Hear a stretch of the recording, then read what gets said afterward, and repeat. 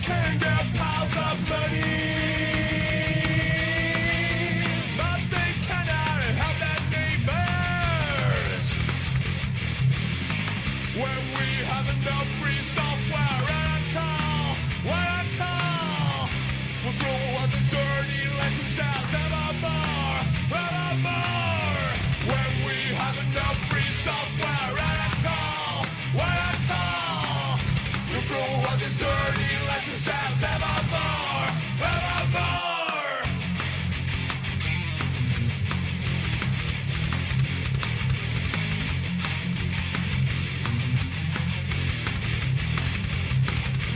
China's now and share the software.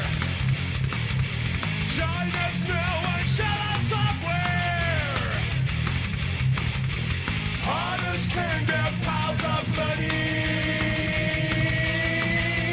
but they cannot help their neighbors. Yes, I did hear about the third CVE. Oh my god. Oh my fucking god. What is going on with the world of Linux right now? We are getting exploit after exploit after exploit after exploit. Things are just not stopping at all. Oh, that is very delayed. Let me fix that one up. There we go.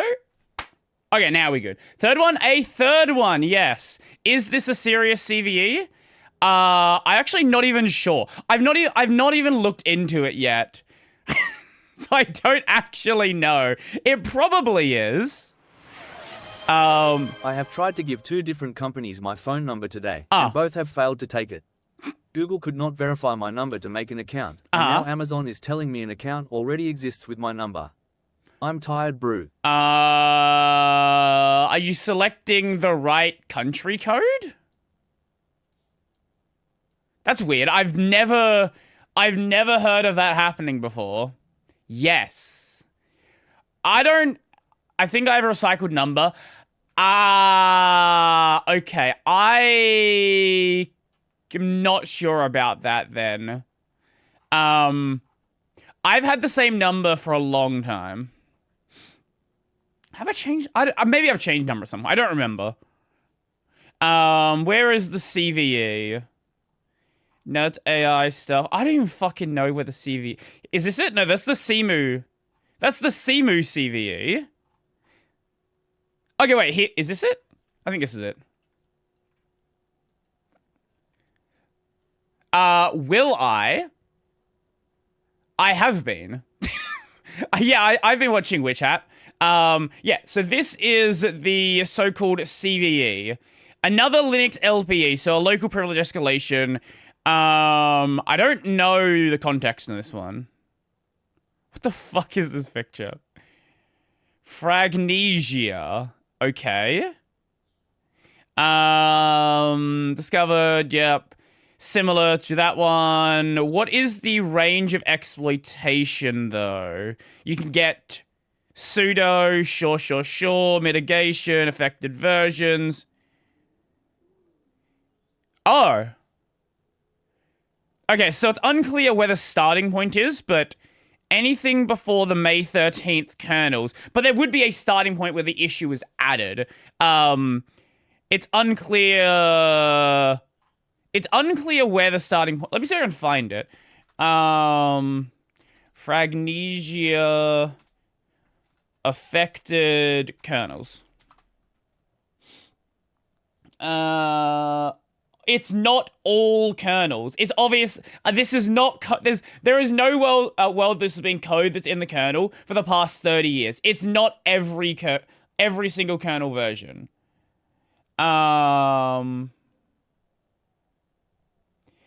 Everyone is just saying all kernels are affected. That like.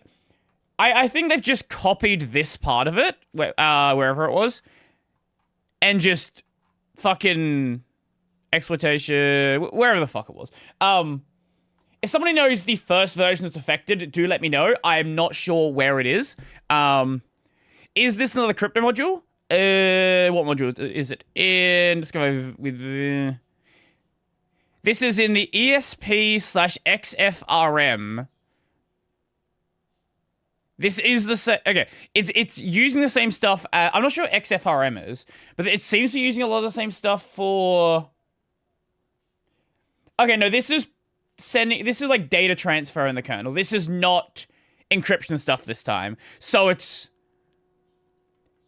probably better. I don't know. It still sucks. Is the answer. Let me open up my... Do I know Steam open? Where's my Steam? There's my Steam. Library. Here we go. Shenmue. Now, I did mess with some stuff last time, and I think my controller should be working now. I think. We'll just... We'll hope and pray. If I recall, I have to let the intro play and not press any buttons, and then if I full screen, it should be fine. Is Shenmue 3 slop or good? It's pretty sloppy. Okay, I think we're good. Yes? Why do we have a bar along the fucking bottom? Are we just gonna have a grey bar along the bottom of the screen this entire time? Oh, thank God. Okay, wait. Yes, full screening the game doesn't full screen the game. It has a grey... It has the bar from the fucking Steam client. No, I didn't ditch Shenmue 3. I finished it. No, I finished Shenmue 2. I didn't ditch Shenmue 2. I finished the game. Yeah, I finished it. It just ended with a 3-hour walking segment.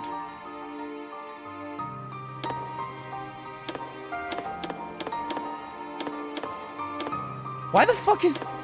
That's not 1080p. There is a bar along the bottom. The fuck do you mean 1080p? Let's take it out of full screen. Let's do like that. Wait, is it... Is the game...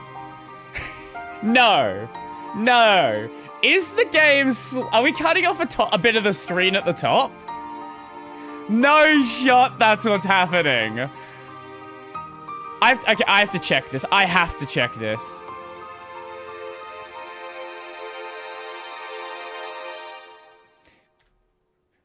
Yes. There is a bit of the window being cut off at the top. Nah, that's crazy. How?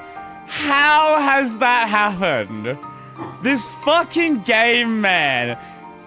I actually don't know. I don't know how you can... Some of the game's cutting off the top, some of it's cutting off the bottom. That is actually kind of impressive. I might have to just place the window with fucking window rules. Wait. Does the controller stop working? No, okay.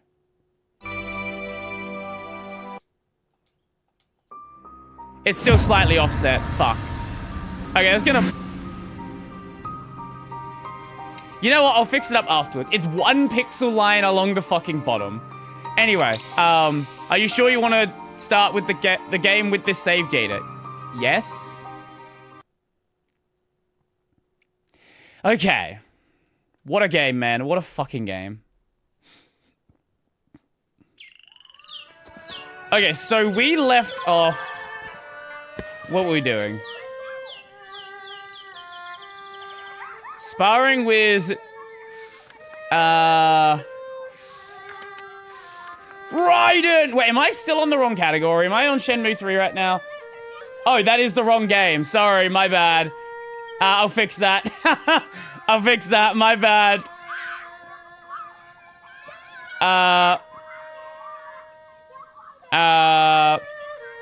Bad game time. There we go, that's the title. My apologies for disappointing you with thinking you're getting Metal Gear Solid 2 or any actual good game. Hi there. Hi there. What is it, Ryo? Hello, Zixiang. Ah, you brought Shenhua with Okay, you. I think we were leaving off talking to this guy. Yeah. Have you seen Wong Wen? There's something I'd like to ask her. I saw her walking that way. That way? Okay. I see. I see. What have we translated this time? That is Yamon, which has been translated to Yamai. Oh, right, we have a health bar as well. NGL, looking at this compared to the old games, this just feels like Shenmue RTX on. You're not wrong, though. That's the worst part. You're actually not wrong. It really does. Like, I'm waiting to see if it rains, because I bet the floor is going to just get really shiny. Hey, bud. Bud. Hi. Over here. You can't play unless you buy some tokens. Okay. Like 20... Buy some When was it? tokens if you wanna 2020? play. 2019?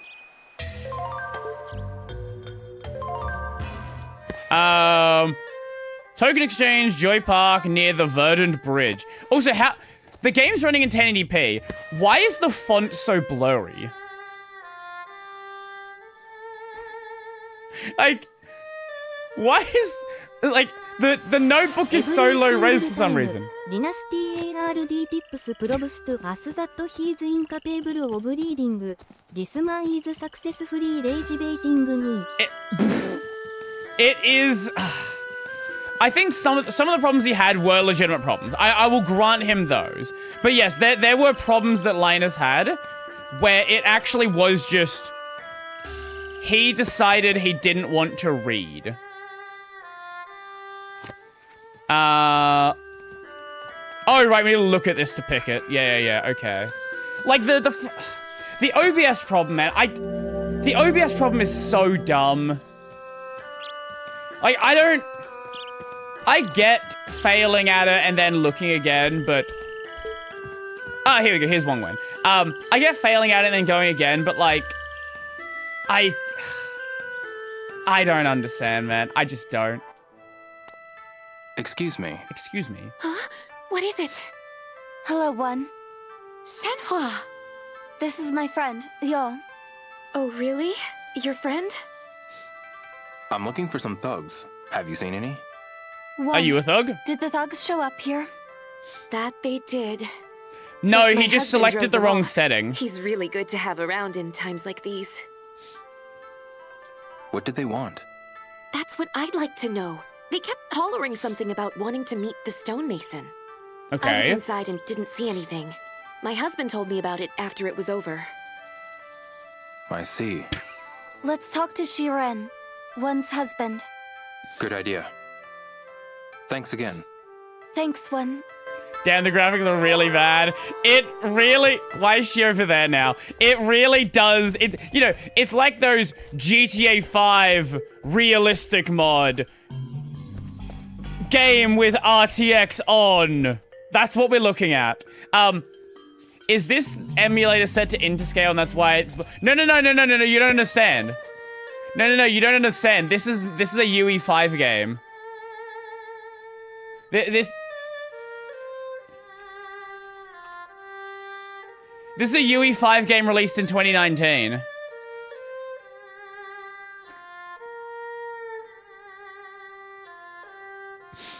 Wait, it actually is coming out? I thought it was a scam. That's crazy.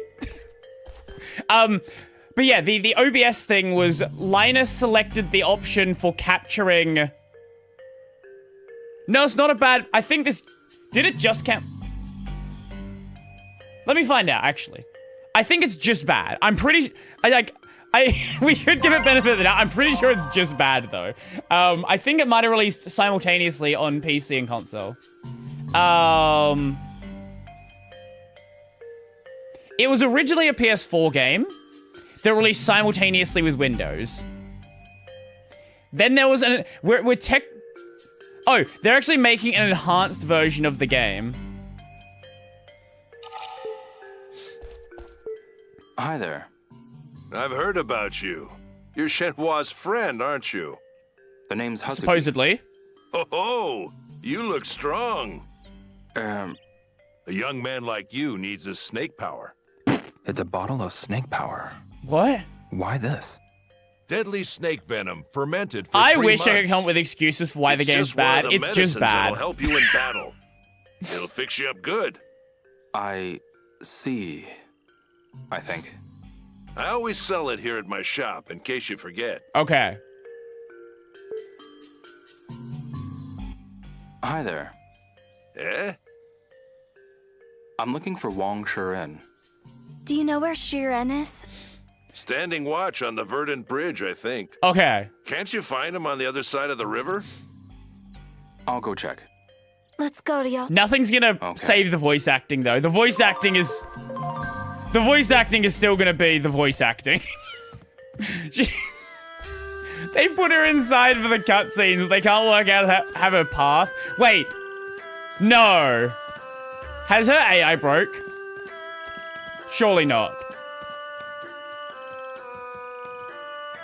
I think her AI...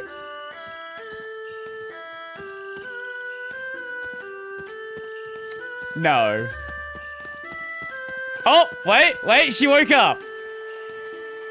Holy shit. What a video game. Also, you might notice my health going down. For some unknown reason, they decided that this game needed a hunger system. So I will have to go around picking flowers so we can make money to buy food. Because, of course. Well, I don't think this game has to do enough to make me drop it. That's a good question, actually. I've gone into this expecting it to be garbage. So I really don't know. Maybe if it gives me another 3-hour walking segment. Which, all things considered, it very well might.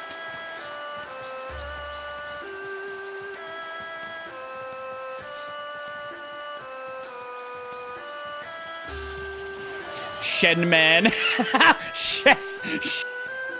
Wait, wrong one. Shenman. That's not his name. The Dreamcast version didn't look much better. The I think the at least the Dreamcast version had passion. Like the Dreamcast version was very impressive for the time. I'll give it that. Now it's still a rough game, but it had passion. It was trying to push boundaries. This is default UE asset run. The fucking wait, no. Okay, that's definitely a whole different. Yeah, that's those. I don't think they even properly blended the animation. That's definitely. Yep, that's 100% two entirely different UE5 asset run cycles.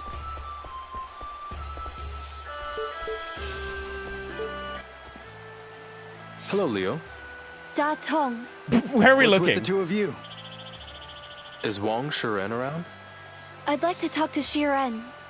He left to patrol Long Weishan. Okay, where's It's that? up ahead. You'll see signs for Thank it. you, appreciate it. I see. His thumb's clipping through the weapon. Oh, now it's not. Wait, were they not? Oh my god. I don't think they were sure if he was going to hold a weapon, so they animated him pointing, still holding the weapon. This game doesn't have, it doesn't I won't be have, with anything if I don't eat. this game doesn't have fixed camera angles. It adapts the angles based on where people are standing. Can we not run now? Oh, no, we can. Okay.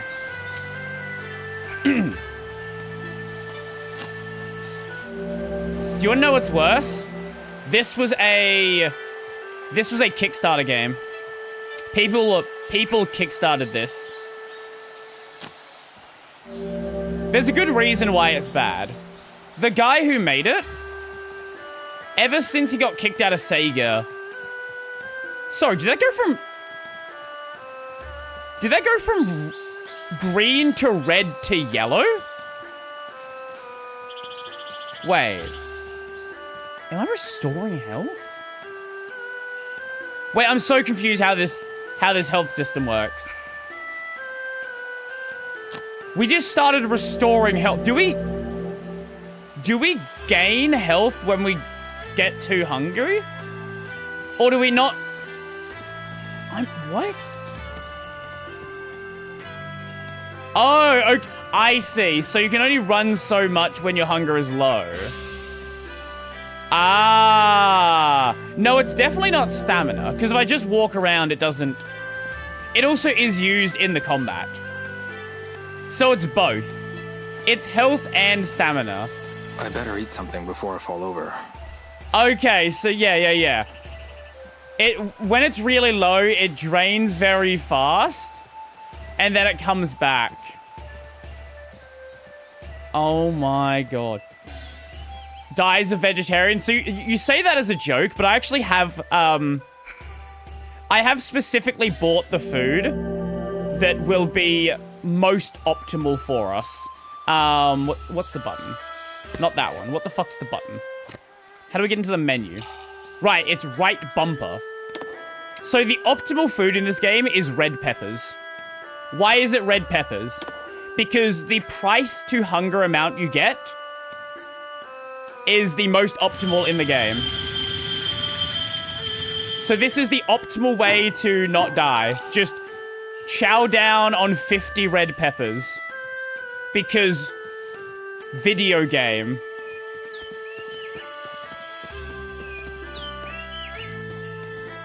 This game, man. This game. Not potatoes. I believe potatoes work out mathematically slightly worse. They have less HP. Looks like I can practice horse stance here. Wait. Yeah. I'll give it a shot. I just walked near it. What the fuck is horse stance? What the fuck is horse stance? Horse stance, huh? Yes, horse stance, huh? Maybe I'll give it a What shot. is horse stance? Sure, let's practice horse stance.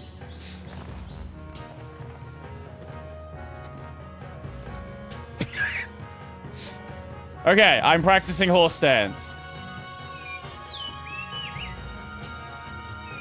What? Oh, you gotta, like, keep him in line. Shenmue. I present to you. Video game.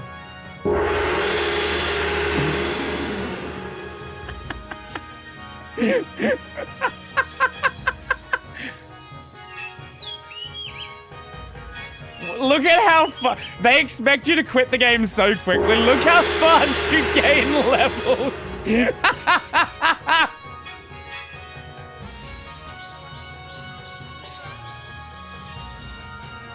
This is shitting pose. Why would he need the wood for it? Maybe the bar keeps you like at the level you need to be at, I guess. We've leveled up our kung fu. Almost. Yup. Should I keep going? Oh my god, we're doing that again. You know what? Fuck it. Let's keep going. What a video game. This is what peak performance looks like. Oh, I got level 5 horse stance. You see, Android is apparently an intelligence system, not an operating system now. Is this some new Google marketing stuff? Oh yeah, they didn't have time to make a loading screen. That sound, man, is gonna fucking piss me off. Yeah, they just used a black screen instead of, anything sensible. This isn't even that hard to do, by the way. Like, it's not even that deep of a squat. Holding this is really easy.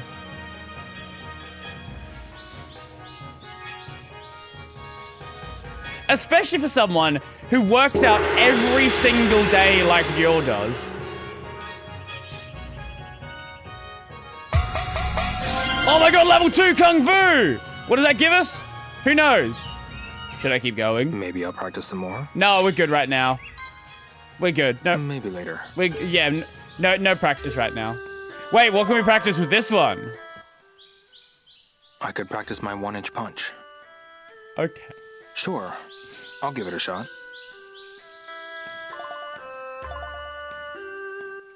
1-inch punch. 1-inch punch. Maybe I'll give it a shot. Sure. Let's show him our 1 inch.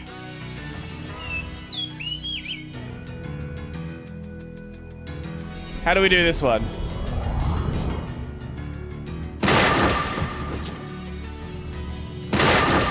That's not an inch. That is very much not a 1-inch punch. That is what we call a normal punch.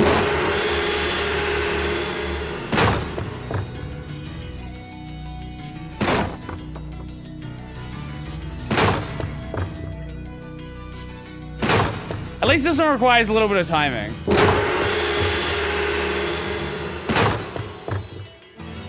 Gio's like, what the fuck is an inch? I'm Japanese.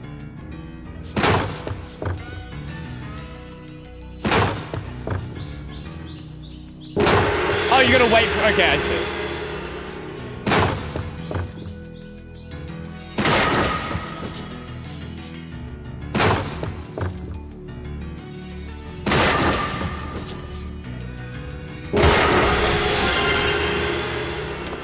None of those were 1-inch punches, but sure. You know what? Let's do one more. I'm sure the stats are gonna be important for something, surely.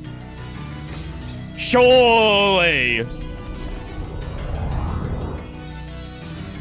This game spends so much time around Chinese people, I forgot you. It's Japanese. Yes, the whole plot of the first game is going to China, or going to Hong Kong specifically.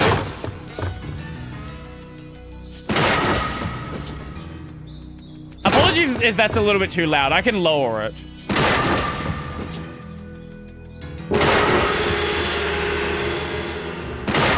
I just realized I don't think the levels get slower as they go higher.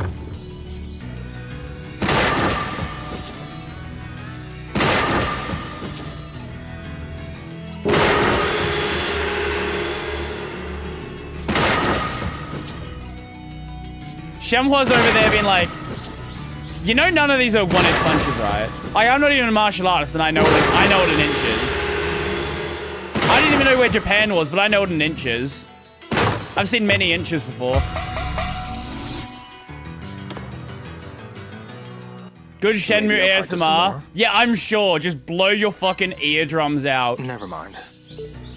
Blow your eardrums out with punching a pole. Okay, leaving that behind. Oh, very low-res sign. Is that... Wait, no, it's not low-res. It's not low-res, it just... I think they pop the sign in, maybe? I don't even know. Anything we can steal here? We can't steal any of the yellow flowers. No, we can steal this random bit of licorice or whatever it is.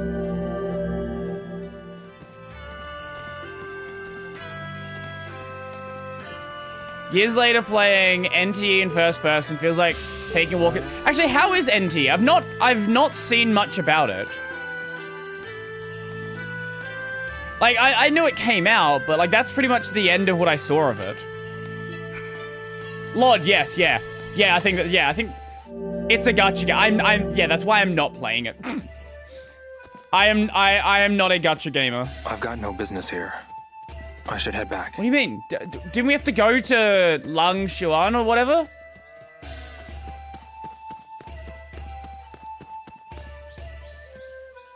Isn't that not where we had to go?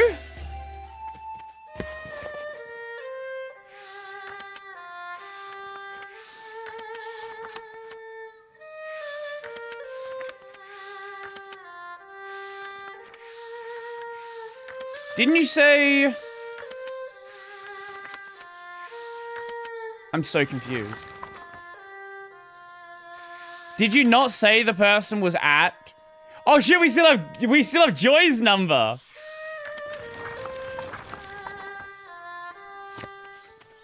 I'm gonna go back to that person because I'm pretty sure they said that Wang Xiren was in fucking Lang Huishan. Let me speak to them again. See if they say anything else. Hello, Leo. I'd like to talk to Shiren. He left to patrol Long Weishan. Yeah. I see. Yeah, that's where you sent us. What do you mean I can't go to Lang Huishan? By the way, I found a use for 16 cores for gaming. It lets you compile fast as fuck. That's true. That is certainly true. Unless that person there... Oh, are you Wang Xiren? The one rubbing the cow, but not actually touching it? Yes, it is. Okay. Excuse me. What do you want? What are you two doing here? There's something I want to ask. Compiling shaders. I'm looking for some thugs. Have you seen any? Did you see 2 of them the other night? Yeah, a big man with long hair, and a man with a shaved head and a spider tattoo. Tell me more. They barged in during the middle of the night when I was sleeping. They kept yelling this and that about a stone basin. Not the GTA people say it is, log on, do the day jobs and grind. Yeah, it's a gacha game. Then I went right back to bed. Yeah, it's a gacha game. Is there anybody else? Do you know where they went after that? That I don't know. But I do know that there were other witnesses. A man I met at the bar was talking about it. He was a bookie with a scar on his face. At the bar, okay. What kind of scar? Kind of bar? Big one. On his cheek. We should talk to him, Leon. Yes. Let's go find him. Is this going to be the... This is going to be the same thing as Shenmue 2, isn't it? It's going to be the same thing of, hey, go to this person, hey, go to this person, hey, go to this person. I'm calling it now. I am absolutely calling it now.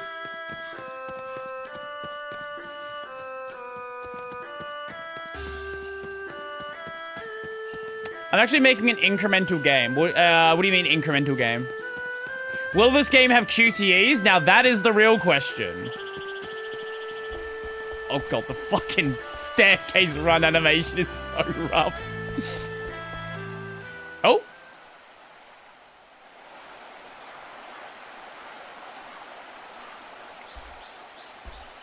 Hey, Shenhua. Yeah? I think we should split up and look for the bookie. I'll search from here to the village square.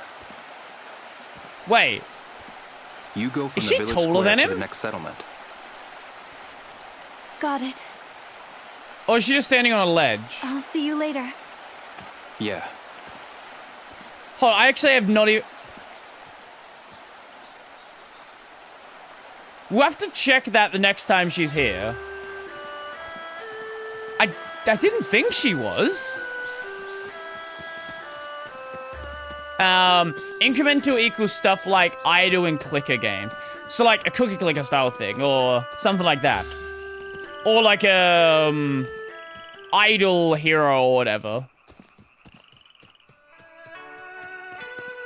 Like cookie clicker? Okay, yeah, okay. I know what you're talking about then, cool.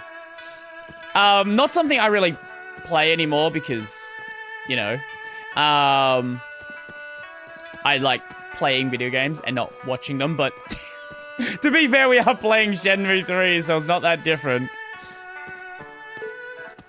Excuse me. What is it? Do you know a bookie with a scar on his face? I don't like that to child associate just with people like died. that. I understand. I was thrilled when my no-good husband finally found work, only to see him blow his earnings on nonsense. If only he were more like Jiang. He lets his wife put his winnings back into the shop. I see. Maybe it wouldn't hurt to talk to him. I'm sure he knows something about this bookie you're after. I got Is PS Alice? Yes, yes, yes. Thanks a lot. ゲームズヘビリーベカイセオブロブロックスロブロックスインクレメンタルゲームズアーサムクラッケットシットリアリロング&クレイジーゲームズドットワンオブザフューグッドパーツオブロブロックス I was thinking that. Like, this game is set in 1985. And this is like... This is... Did he just 6-7?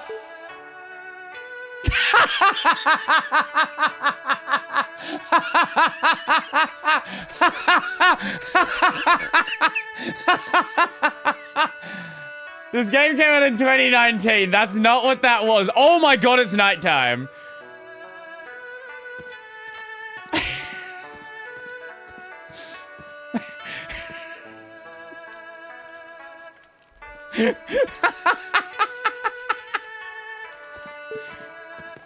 Excuse Okay, me. I don't think we can ever drop this game. Do you know a bookie with a scar on his face? Who's that now? I'm looking for a bookie with a scar on his face. Oh my god. Oh, you mean the man who runs the Pale Talk? Ah! You should never judge a book by its cover. Okay. But that man just looks Doesn't even crooked. show us Be where you're careful actually not to pointing. Get cheated. Got it. Thanks a lot.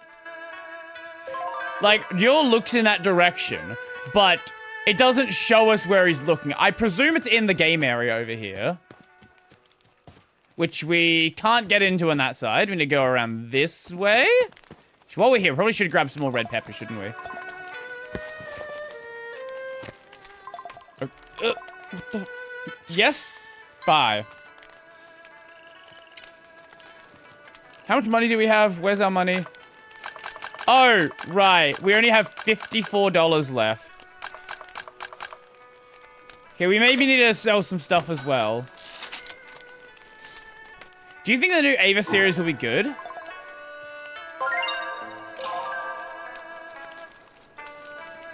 I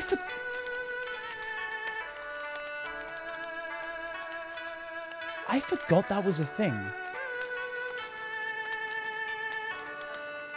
I completely forgot about that.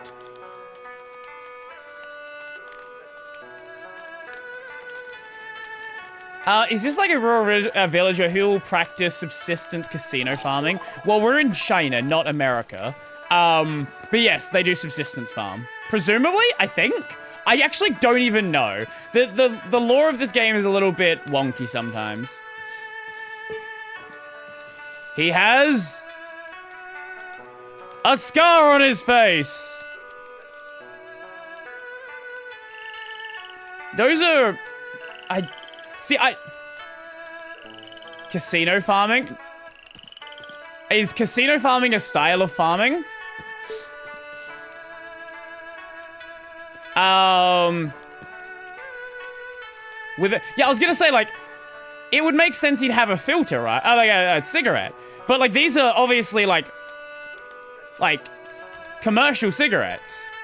But we had to walk 3 hours through the forest to get here. I do not understand some of the setup for this game. Excuse me. Hey there, Generic lad. UE5 How asset? about a Yes. game? Yes. A scarred face. This must be the guy. Huh? You say something? There's something I want to ask. So what? You're not here to play? No. I'm What a looking for someone jawline, who's seen though. those thugs. Oh, yeah. That guy. Like, this dude is, like, bone smashing all day. Where can I find him? Holy I'll tell you shit! after we play. Okay. What the? lately, That's I'm a not as crazy good as I used to jawline. be. Why don't we let our throws do the talking? A challenge, huh? Yeah. Beat me and I'll tell you. How about it?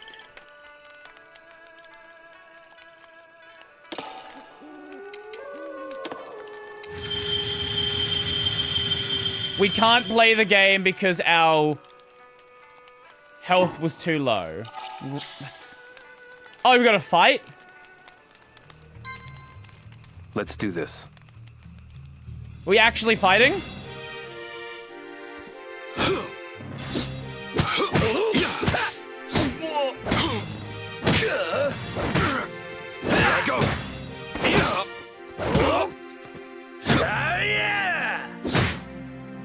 I forgot how to dodge. You don't!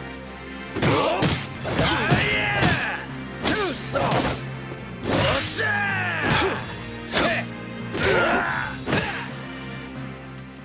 Too bad, kiddo.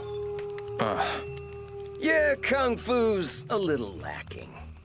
Go train at Marshall Hall and we'll start over. Oh my god, we're actually gonna have... Right.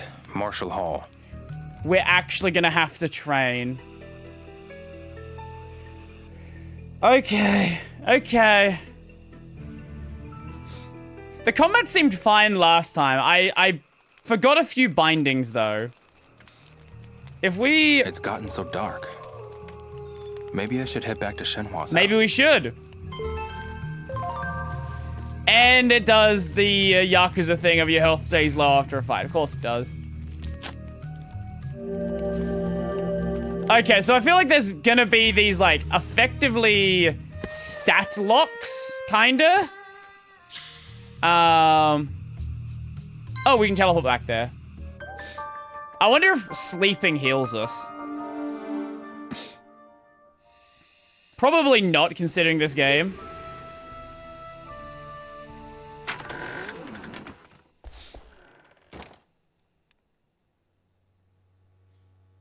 Shenhua.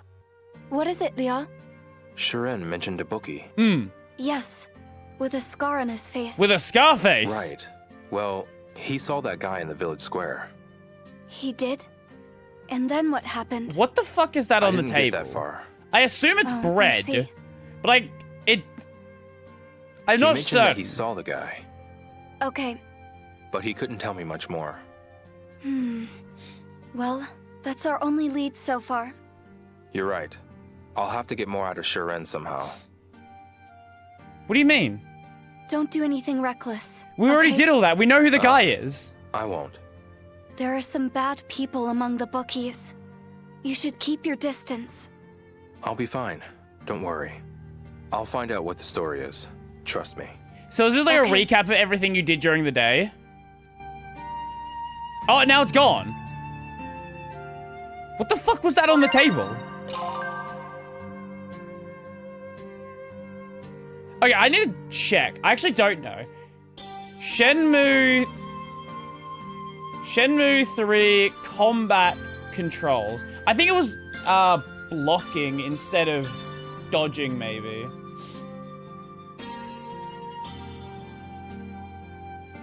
Character controls, lucky hit, fishing.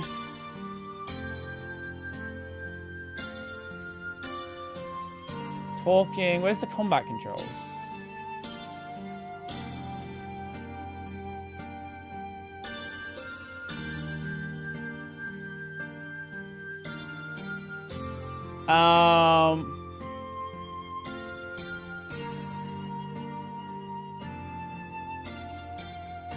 Oh, wait, was it stick dodging? Combat.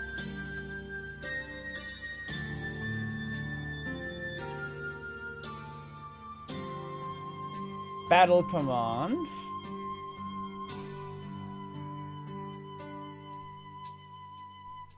Block.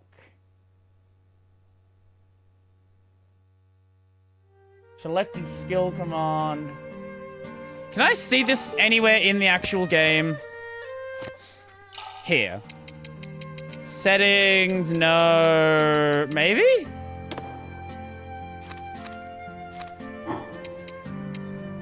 Skill editor.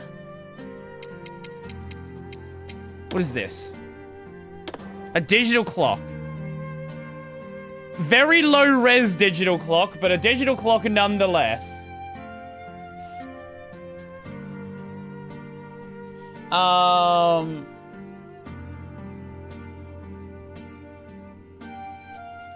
Wait.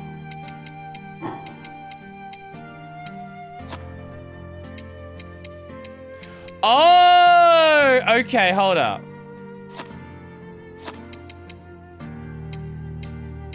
So we can have a certain number of skills equipped at once.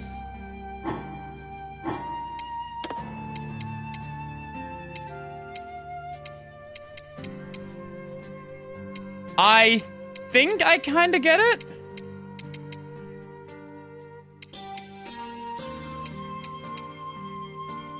Sorta? Assign skills to shortcut commands. Use right trigger button to activate an assigned skill. Use auto to skip assignments. I'm still kind of confused about how this works. Hopefully we can work it out. Save. Looks like a pager. Kind of did, didn't it? We also do need to make some money, though. Holy shit, he can take the jacket off. I forgot he did that.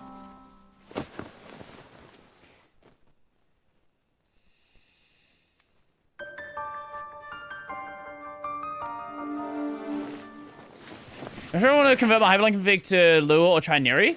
I do want to try Neri, but now Hyperline has scrolling built-in. I don't know, give Neri a shot. I like Neri. You can always just go back, right? Like, if you're not happy with it, just go back. Does he sleep in his shoes? No. He does take his shoes off. Are they off right now? No. When he steps onto this, he does take them off. In a very slow animation.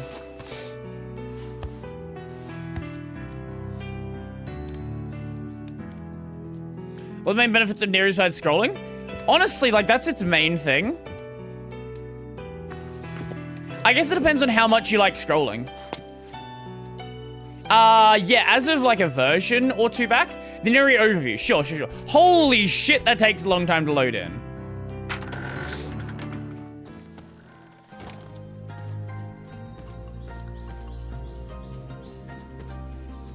Oh?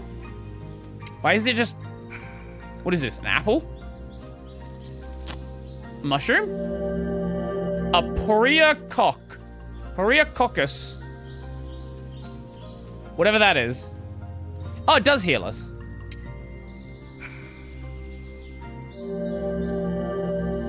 Do you notice how much I hated looking for open tabs on Hyperline till Neri overview? Honestly, I think the overview is really cool. I don't use it as much as I should, because I'm kind of in like a... Jobs? Where does that take us? Talget store. We going to Target? Wait, are the jobs here just going to be collecting herbs? And does everything respawn each day? Or is it just like every couple of days? How does this work?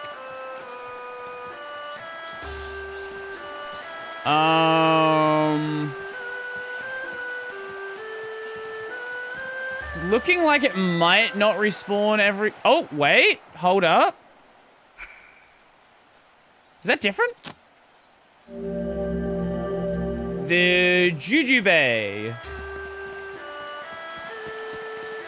I just try and play shit in the same spot. Yeah, that'll certainly save you a lot of time as well. What's the overview? Can you show it to me? What's the binding? That one? Yeah, there it is. So this is monitor. This is workspace 1. This is workspace 2, and I've got stuff on the other ones as well. So if I had something, if I did something like, let's open a bunch of stuff here, so we can cycle through these like this. It basically gives you an overview of everything going on. I think it's pretty cool. And for something scrolling, it kind of is sorta necessary. Unless you have like a very...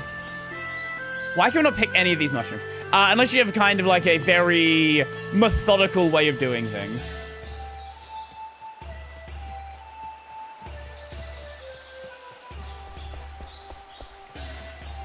Do you know... I only use Lua now as well. Also, scrolling's not the old plugin. Yeah. Neri Overview is so good. Just Neri overall is a really cool project. I think there's something really cool happening in the window manager space. I think a lot of the projects now are kind of pulling each other forward.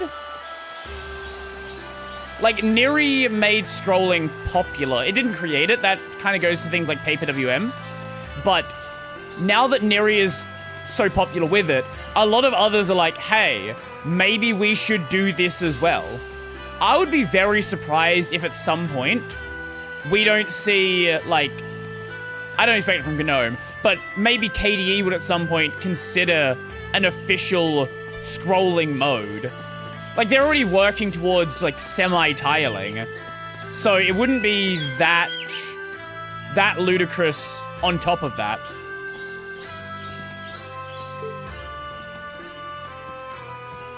We talk to you.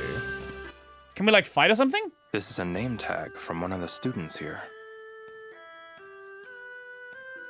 Oh, right, we can. Okay. Shrin Shan Sun. What's a bookie's name doing on one of these cards? They have considered a tiling mode before, so I don't think it's impossible. Shen Sun was another who traveled a great distance to train here. The bookie who runs the Pale Toss game? Indeed. He even earned the rank of Second Dwan at Marshall Hall. I don't know where he went wrong, but he's been reduced to a lowly, ruined bookie now. I had no idea. Sadly, his passion and drive left him. Can we actually, like, fight people out here? Was that not a thing? I don't remember what we could do here. Pardon me. Ah, young Hazuki. Yes. Have you come to train? Yes. Actually, I want to train. A martial artist has no need for small talk. People sleep on Mango? Training. I've been meaning to do Mango for so long. Do you understand? Yes. Even gems require polish. Keep training. I understand. Can we not do combat training here? Excuse me. Here to train? Or do we have to press the other button? Have you come to spar or fight one of the monks? Which will it be? Let us spar for now. I have the perfect sparring partner for you. This is Red Tiger. You may start immediately. Okay, we will fight Red 40. Sit. Shake. Sit.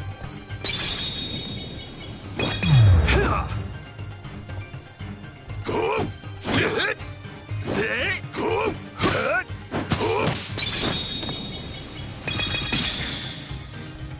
Okay, yeah.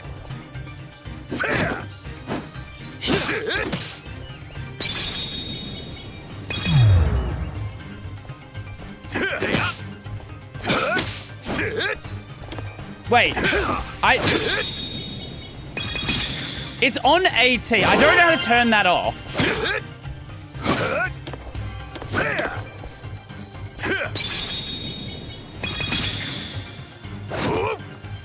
Go.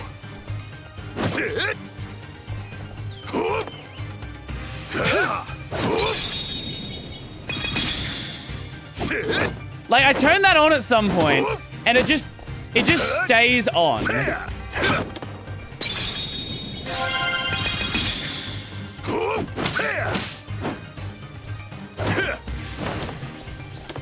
Like, if I think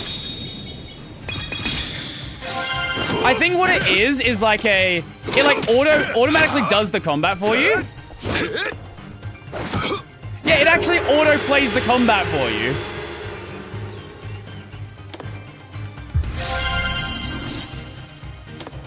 Maybe you can't turn it off in sparring mode. What say you? Will you keep going? Maybe we can turn it off in fighting mode? Anytime. I'll be waiting. I'm so confused about this system. Excuse me. I always have time for training. Yeah, Noctalia is a shell built with cute quick I have shell. A question. Clear your mind and train. Okay. Oh, I keep pressing the wrong fucking button. Let me fucking train. Thank you. Excuse me. Here to train? Yes. Have you come to spar? Can I or just fight one? skip through? Which will it? Okay, that button skips it. Let's fight. Okay, fine. We'll eat some fucking pears. A fight? Very well.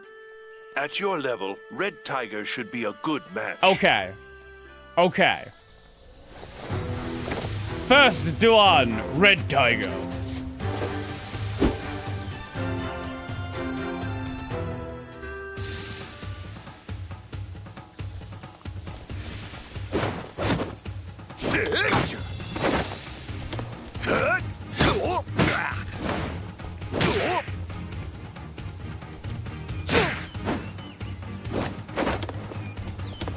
Again, it's still on AT mode. I don't know. Is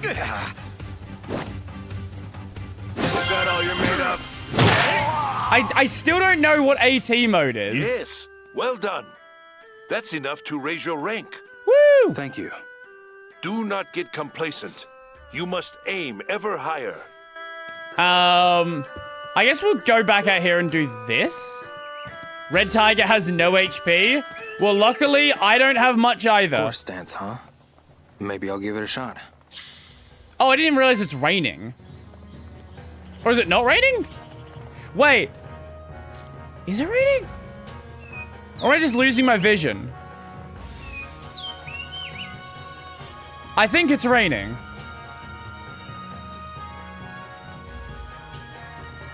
Yeah, the ground is shiny.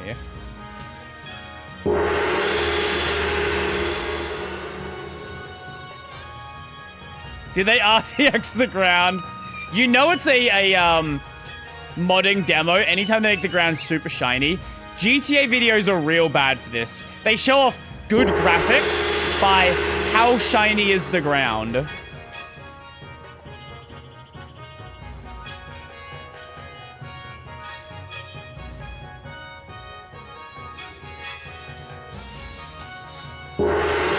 Oh my god, we've mastered Horse Stance 1! Whatever that means.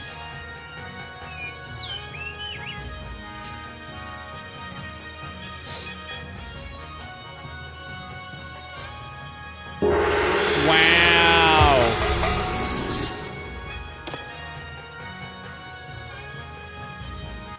Maybe I'll practice some more.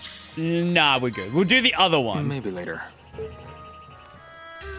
I think we basically want to go and, like, 1-inch punch. Stat up. Maybe I'll give it a shot. So we can get through the combat. I think that's what the game's encouraging us to do.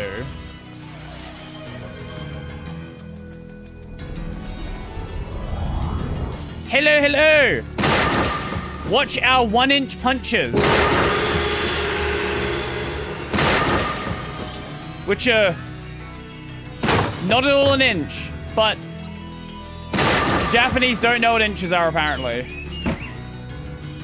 We're playing Shenmue RTS.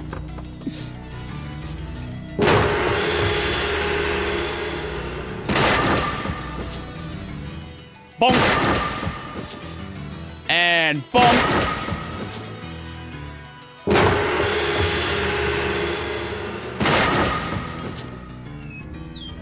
I clearly see that. Bonk. Oh, I blocked it.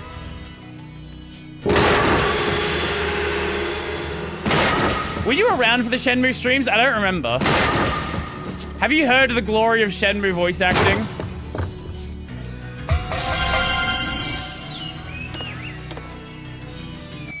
Maybe I'll practice some more. No, I think I'm good. I think we're good. We're good here. I'll save it for later. We're good here. Okay. Let's go back in here and fight, I guess. But we also need to check my DMs. Okay, I can do that. What do we got?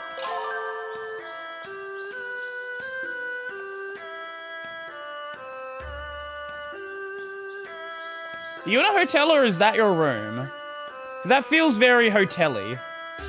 Hotel-y? Haha.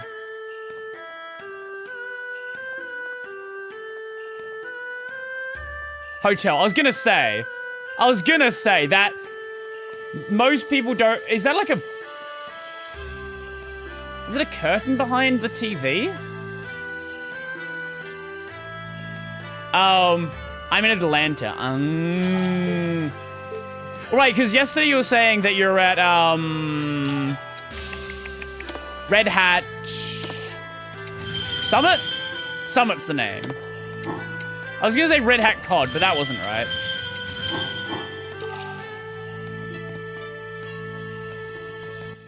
Excuse me. Here to train? Are these equivalent of spamming the same button over and over again? Yes. Which will it be? Yes. So you wish to fight? I do wish to fight. I believe Black Tiger Oh, will now give the Black you an Tiger. appropriate challenge. We beat the Red Tiger. Is next going to be the Yellow Tiger? What about the Blue Tiger? Are they all going to be tigers? That's the better question.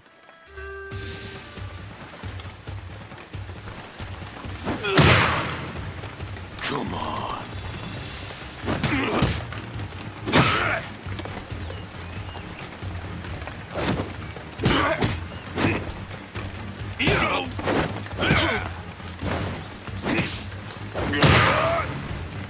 You're getting on my nerves.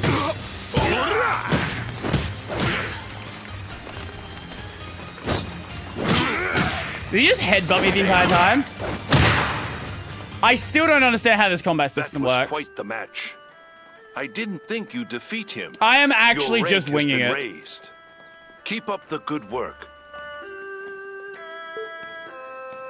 I guess we'll just keep going through the ranks. Here to train? Have you come to spar or fight one of the monks? Let's spar, because I don't Which will think it our be? stats went up from training. I have the perfect sparring partner for you. Why is Red Tiger This the is sparring Red partner Tiger. after he beat his ass already? You may start immediately.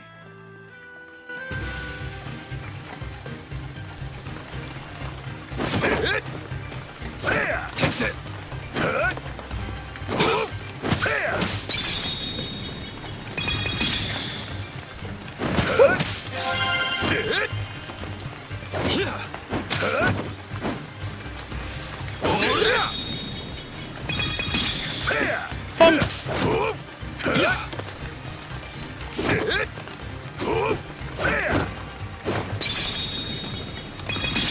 So I think it's like the point of the training is to get you used to the bindings.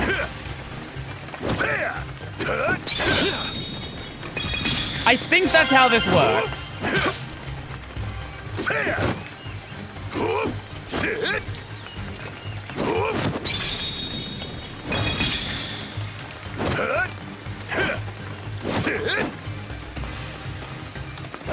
At least I'm pretty sure that's how it works.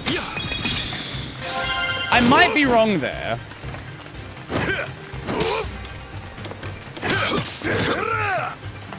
Wrong button.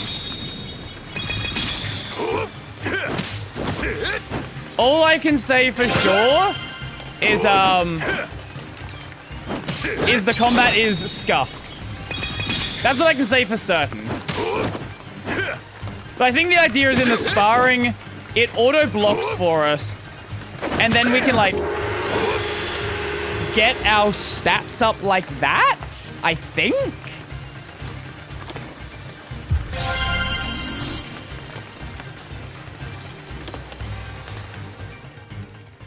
Do you wish to keep going? No. I'm sure you do. Sure, you know what? Let's spar again, actually. Okay, I think I've got the stat system down now. So we can spar on low health. We can't do regular combat on low health, though. Okay, that makes sense. I think.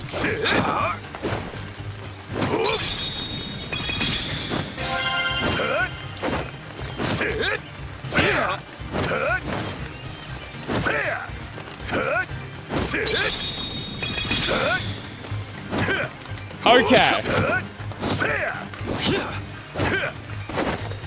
It's still a scuffed system. But it's a scuffed system that I think kinda... It doesn't make sense. But I can make it make sense in my head. Next year will be in Boston. Ooh! That's cool. ton of fun. You get to see a broad spectrum of people who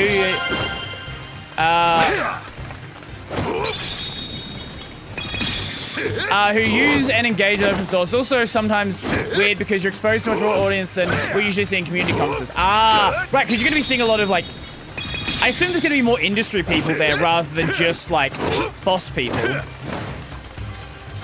Like, if you go to Academy, it's basically just going to be, like, KDE users. And maybe, yeah, it's KDE users and KDE developers.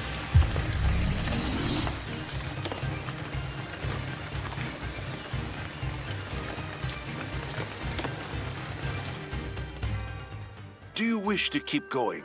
I'm sure you do. Investing, that's... Come back anytime. I'll be waiting. Okay. Just chow down on some garlic. Excuse me. Let's go one more round, and then we'll try the next combat. Here to train? Have you come to spar? I don't know what's happening with one NixOS. of the monks? Which will it be? Oh, speaking of meltdowns, so I had a video on the Fedora AI stuff. I checked back again, and a bunch of the people who voted in, I think it was like 2 people, it's not, maybe not that much, 2 people who voted in favor of the Fedora AI stuff decided to vote against it now. So I don't know where things are gonna go. It seems like at least for now, there's like, sparring partner for you. at least within main This Fedora, is there's Red like a Tiger. probably You may on hold start for a bit. Immediately. Fedora has AI now. We're going in that direction.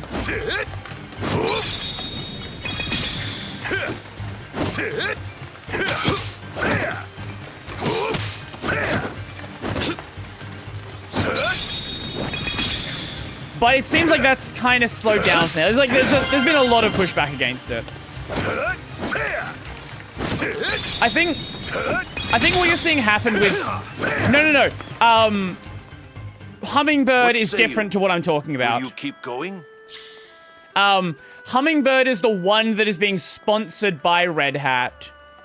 I'm talking about the one that was going to be happening within the Fedora community. Now, it's confusing because some of the people are involved in both. Which makes things very confusing. Guess I'll stop observing if Neil's here too. Wait, I guess I'll stop what do you mean you'll stop observing if Neil's here too? I'm confusing me. What does that mean? Oh yeah, I forgot about the blender stuff.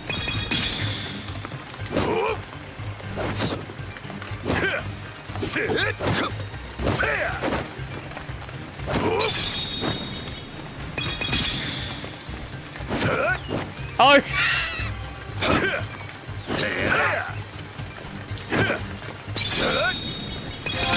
Did we master it? Okay, so that's been fully mastered now.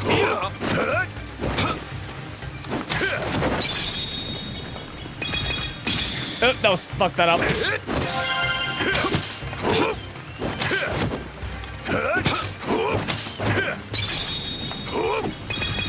I recently cooked chicken. Wait, I'm so confused. Do you even realize what you said, or you just? I'm so confused.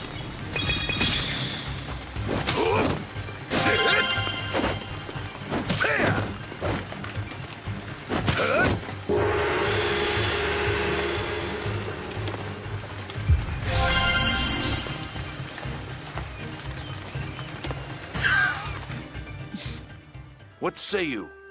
Don't worry, everybody else is confused as well. Come back anytime. I'll be waiting.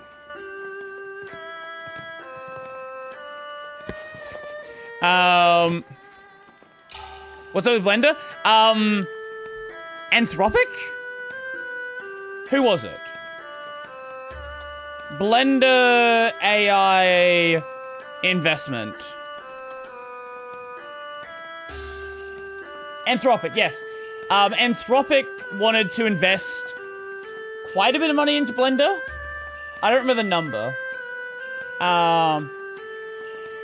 Anthropic Blender investment.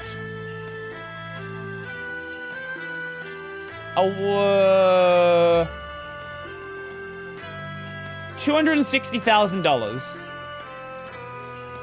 And there was some pushback in the community.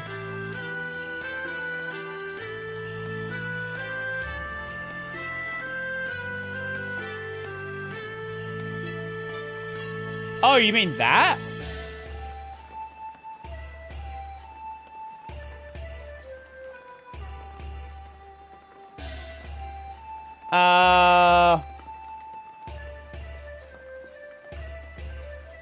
How do we even enable?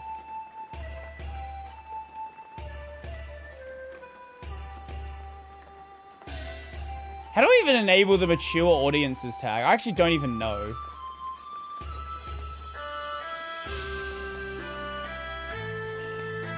I actually can't enable that. That is actually controlled by the game. I can enable the profanity setting.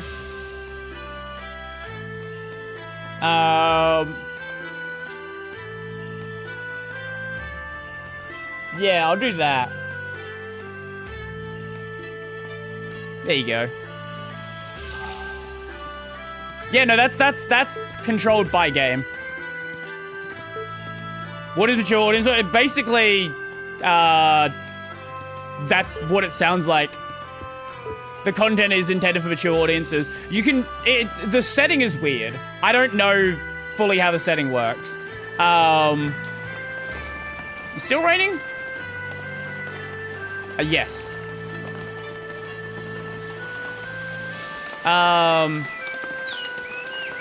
Yeah, so basically, the Blender thing. The Blender thing. Basically, Anthropic wanted to donate a large sum of money to Blender, and there was a big pushback within the Blender community. Effectively is what happened. And that caused... ultimately, nothing happened with it because Anthropic still donated the money, but instead of it being like a recurring donation, now it's like a one-time thing. But the money still ultimately went to Blender. Oh, but speaking of money, related but not the same thing. The KD Sovereign Tech Fund. Big money from the Sovereign Tech Fund. Now that money is earmarked for very specific work. It is specifically for a number of back-end things. You can find a full list of it on the Sovereign Tech Fund website. More money than other... Is the number not the same that GNOME got back in 2023? I thought GNOME also was a mill.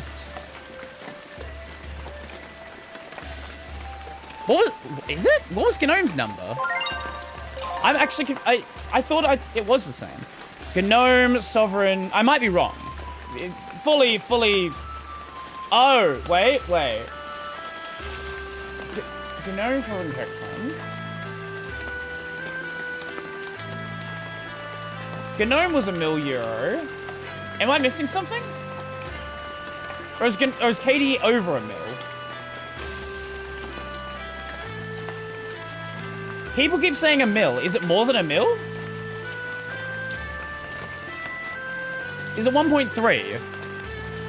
It's 1.3. Why does everyone keep saying $1 million then? Guys, report the right fucking number. It's not that hard. It's 2 extra characters.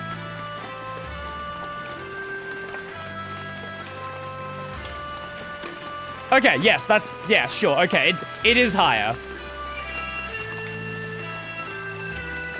No, that is big though. That is real big. 2 less characters save memory. Sure. Okay. Fine. That's true. You're objectively not wrong. But also, report the right fucking number.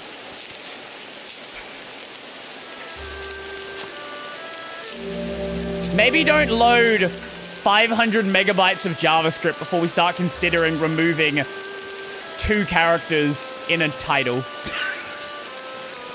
Priorities. Priorities are important here. Oh. Did the audio just cut out for a second?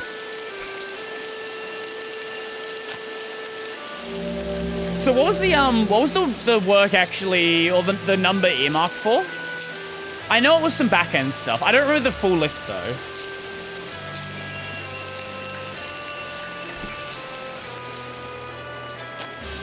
See, I think we can probably find her. Someone send me the link. Let me just double check. The money's for everything?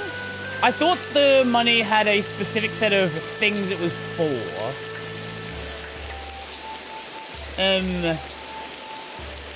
Okay. Oh. Someone made a website for IPv8, and now people are convinced it's real again. I'll show you that as well. That's also very funny. KDU. Hummingbird. Here it is. Also, I love all the reporting from a bunch of outlets. So, like, the Steam Deck desktop was given $1 million.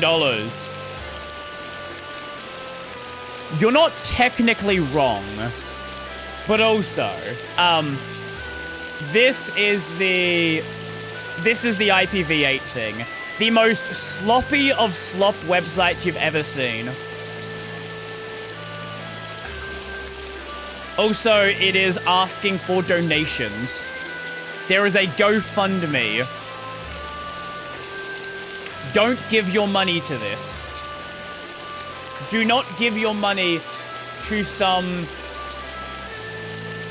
random fucking slop IPv8 bullshit. This is a scam. You are being scammed.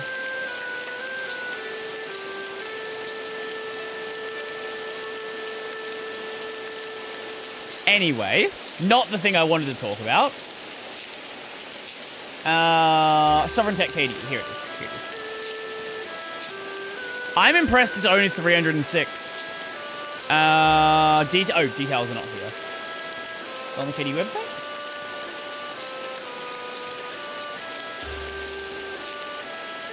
I saw a list somewhere. Oh, it was under the post.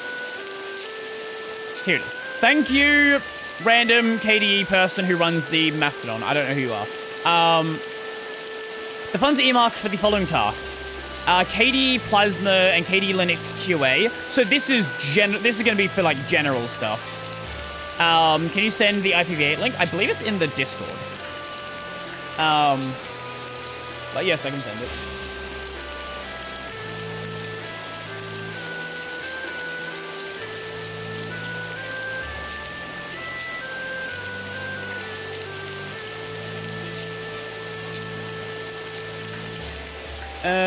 Where are you? Where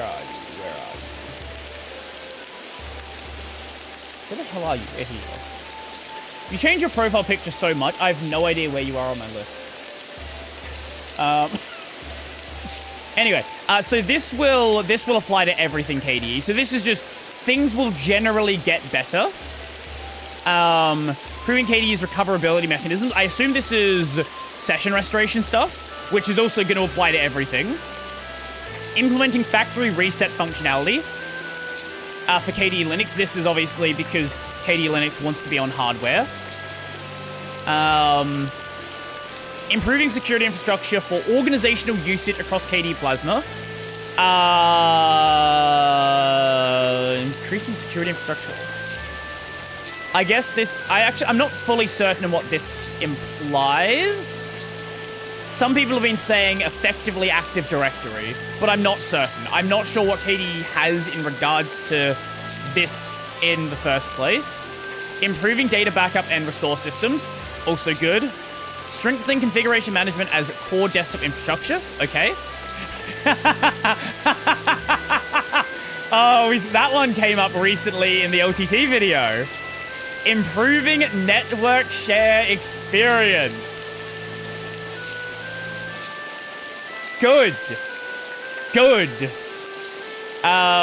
This network shares on KDE have been messy for a long time. Building KDE PIM QA infrastructure and end-to-end testing for IMAP 4 and WebDAV. Supporting IMAP 4 Rev 2. Supporting WebDAV push. These are very, very specific things. I assume this is all something that was desired for enterprise stuff. Standardizing account configuration. Improving KDE PIM suite desktop integration with Flatpak-based delivery. So, what is KDE PIM? What is PIM? No, not PIM from whatever series that is, and not some random mall in Indonesia. PIM Azure. That should give us something. Privileged identity. Okay, more enterprise stuff. More account and enterprise management stuff. Okay. So I think this stuff is all, this is all like enterprisey stuff. This right here is generally good for most people. These ones here, this is well. This is not as much, but yeah. But these two at the start here, this is going to affect everyone, which is good. Which is very good, because this is big money. Big money.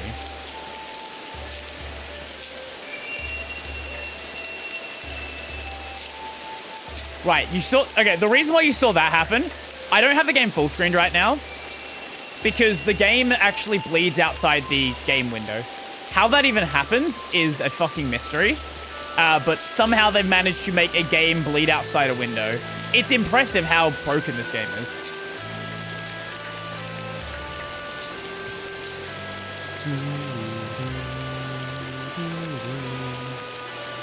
Didn't I already go this way? Yeah, I already went this way. Very happy for KDE. Maybe I didn't. I am as well. I am as well. Things are going really well for KDE. The repo is empty. Yeah, I'm not surprised. I did get an email from someone claiming to be the author, but then I did a whois on their email domain, and the domain didn't exist. So I assume they had faked their email record, which immediately set me off. Like, if you're gonna have a fake email record, I don't believe anything you're trying to sell to me. What's the license?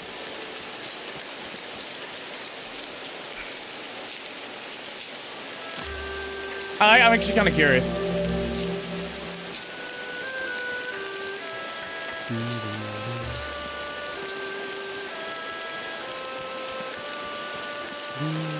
My favorite just works.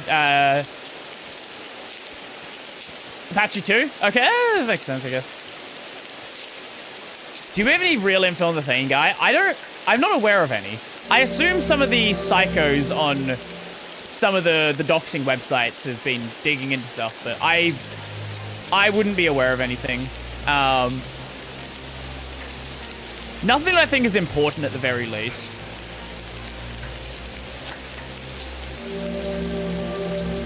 Like, the only notable thing is if you remove 2 letters from the name and then you rearrange the letters, you get Giatan.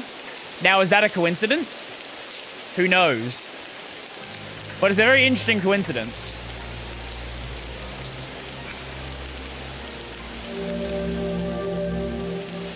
I don't know. It's obviously bullshit, right? Every network engineer who's looked at it, every single network engineer that's looked at it is like, this is bullshit.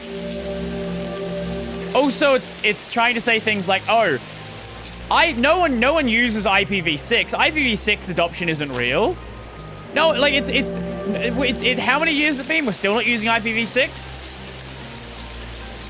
People don't realize that IPv6 is the backbone of the modern internet. I think it's something like 50%.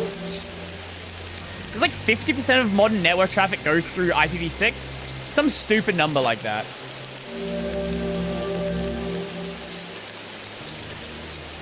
Simon Painter, IPv8 April Fools.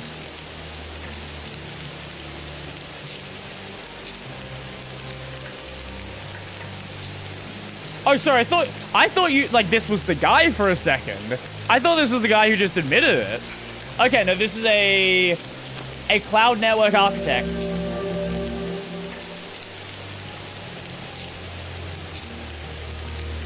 See, the worst part about it is you don't have to be a network guy to know it's bullshit.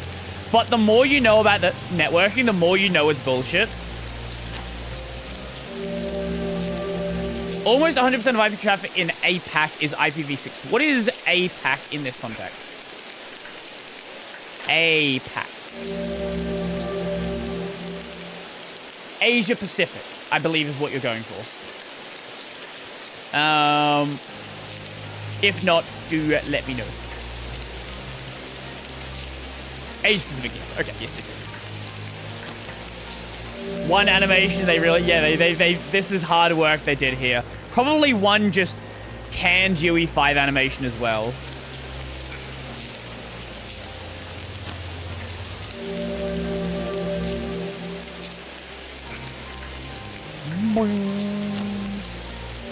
Also, it's one sound with no sound modulation.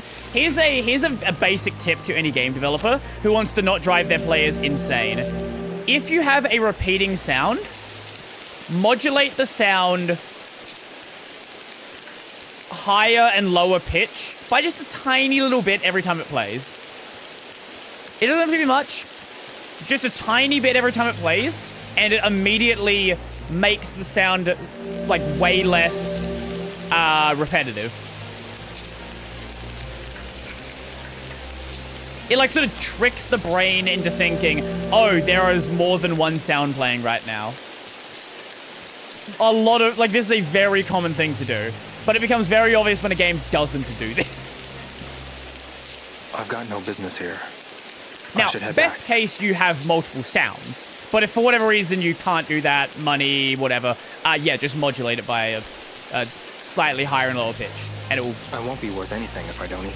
Oh, I need food. Fuck. Okay. I guess we probably have enough plants to go and make enough money to not have to worry about food for a bit. Surely.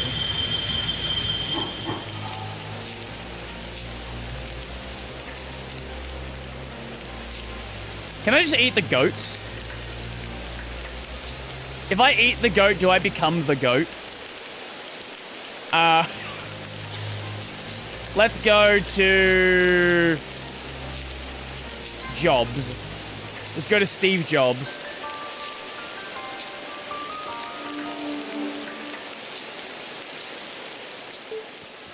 Now. Excuse me. Excuse me. What is it? I hear I can earn some money here. Wait, can we just earn money if working? You're chopping, I'm paying. Do we earn money chopping wood as well? Yeah. Will you do it? Okay, sure. Is this better money than collecting herbs? Probably not. It's probably going to be $2 every log.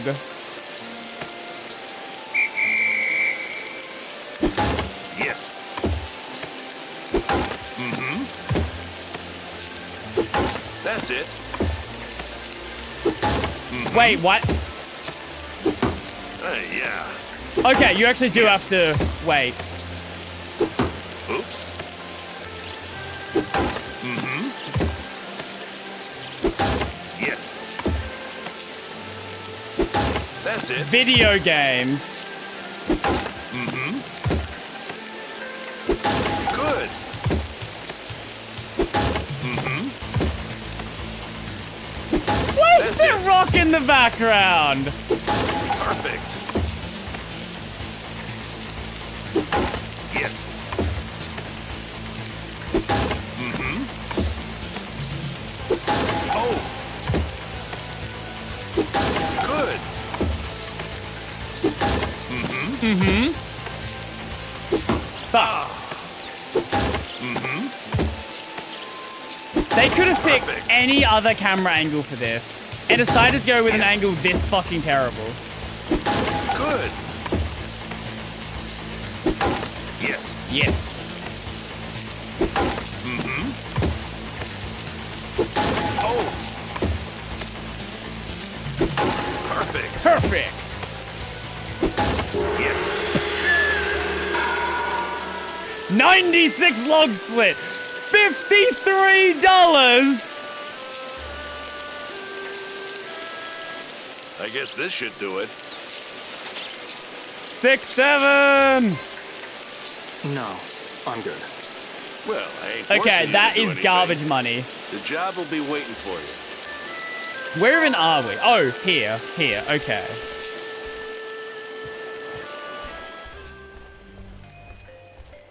Wait. He's out there. Oh, so he goes outside waiting for you. Or we can sell him our potions. What currency are they using? We should still be in Hong Kong, so I assume Hong Kong dollars.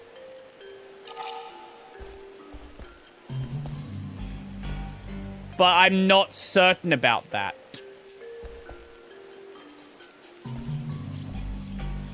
How much is a burger in this currency? Mr. Tao.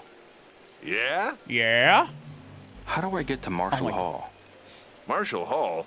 You're the youngest trainee I've seen head that way in a while. Considering an entire bell pepper is $1 entire dollar. Thank you. Or is it 2? So, no, it's 2. Where is it? Probably quite a lot. Right. It's across the Verdant Bridge. There's only one road that way, so you'll be sure to see it. Okay. Got it. Thank you. Excuse me. Excuse me. What is it? Sell. I'll buy a set of herbs from you if you've got them. Okay. What is our most expensive? What is best bet here? So these are obviously not priced accordingly. But I think we just go from top to bottom. I think that's the strat.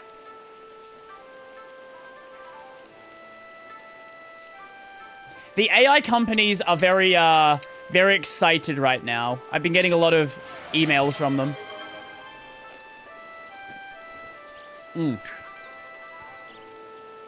Is that not a set? Oh, to select it, we need to go over to this side. Oh my god.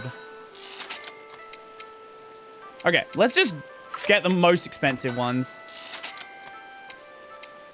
Gonna sell them one by one. Oh my god. Okay. Can't sell anything there. We can sell... I guess let's sell this one. Okay, now things shouldn't be as terrible for a bit. The GitHub account was made 4 days ago as well. Oh yeah, I'm sure it's super legit Come then. back whenever you've gathered another set. I'm sure there's nothing... I'm sure there is nothing sussy about it at all. Oh my god, let me fucking move. Is there a fire? No, it's just raining and there's fog.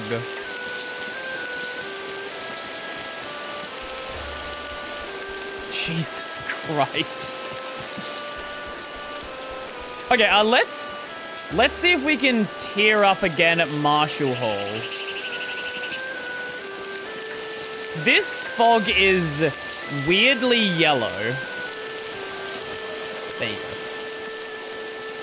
The last time I saw fog like this was the giant bushfire that happened a few years back in Australia on Christmas.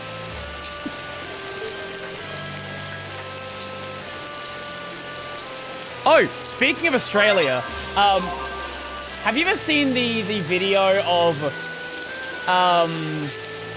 Western Australia looking blood red?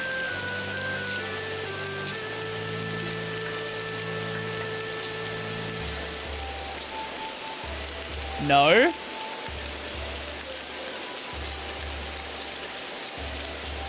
Let's get the more pars video because I like more pars. No!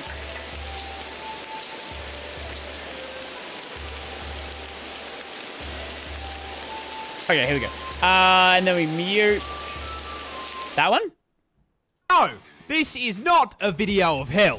This is completely unedited, no filters footage from Western Australia. And you may be wondering, how the fuck does it look like a Terraria blood moon? Well, the answer to that question is sand.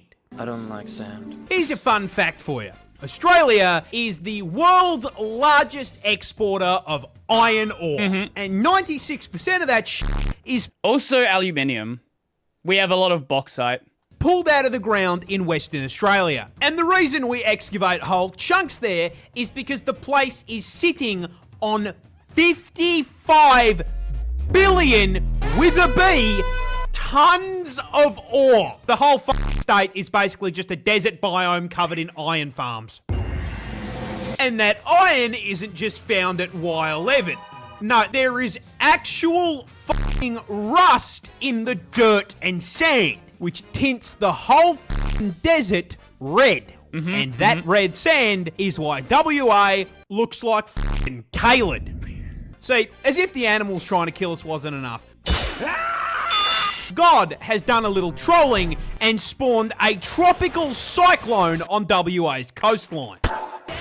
And the wind from that bad boy kicks all that red sand into the air, blocks out the sun, and turns whatever light creeps through blood f***ing red.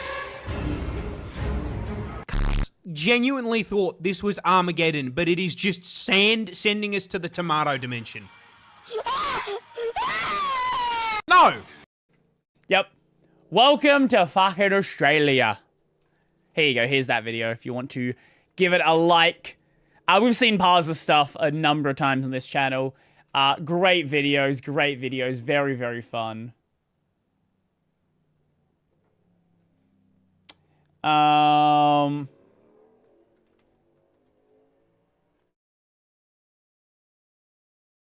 Yeah, give me a second.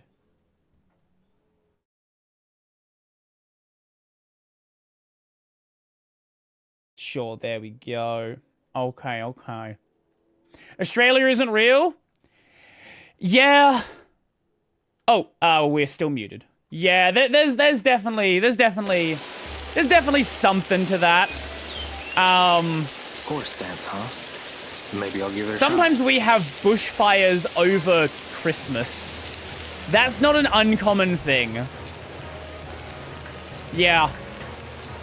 Because it gets upwards of, like, you know, sometimes 40 degrees. You know, just chill 40-degree day. Nothing too crazy.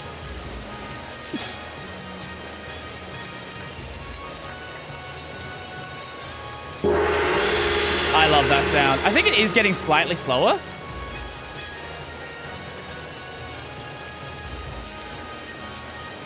I don't know, Australia is kind of like... It seems crazy to anyone outside of it. My stream just got interrupted by a content warning. Yeah, I applied that to the stream myself. Usually we don't talk about anything, but sometimes, you know, sometimes.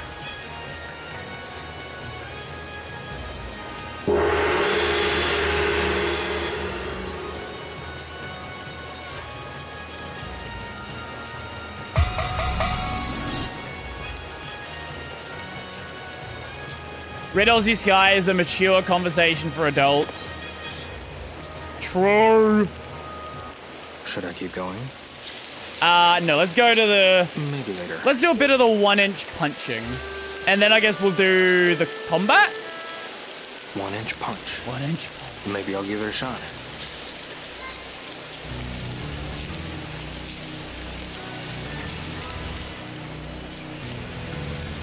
Wait, there were... It looked like there were combat manuals we could purchase. I wonder if we can go grab those. Actually, I wonder how much they charge in this game. Probably some ludicrous amount of money.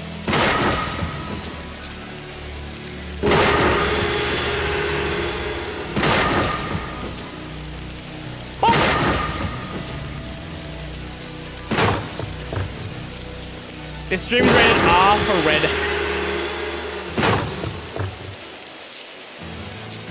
Do you know what's real funny? People can't decide if I am if I love or I hate Red Hat. Like there are people out there who are convinced I am like a Red Hat shill. But then I'll put out a video critical of Red Hat and they just like entirely miss it. Or like people think that I'm completely uncritical of Wayland. Like, what? Have I ever showed you the Red Hat wallpaper I made? No. Should I keep going? I have not seen that. Maybe later. More like Wayland Shill. If you want to give me anything, I'll take Cosmic Shill. I have been the biggest Cosmic defender this entire fucking time. Even during Cosmic being in some relatively rough state, I have been the biggest fucking Cosmic shill. Excuse me. Here to train? Have you come to spar or fight one of the monks? Which will it be? I will beat the head off of one of the monks. Who are we fighting this time? Blue Tiger. I think you will find Blue Tiger that was a most joke. Formidable opponent.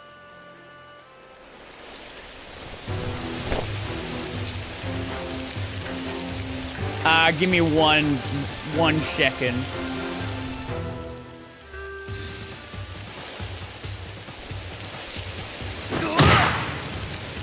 I'm impressed. Gotcha. Is that all you're made of? Too bad. Okay.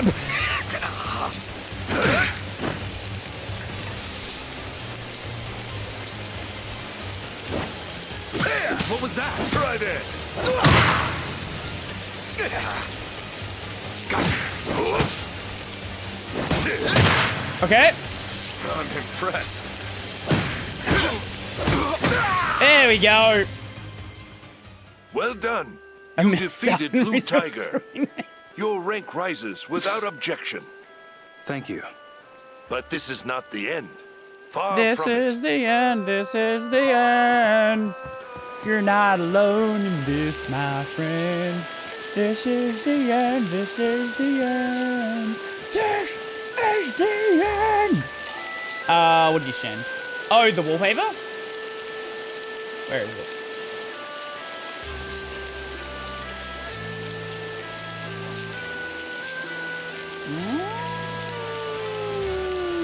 I see. I've been really enjoying this season of ReZero. It's been very fun.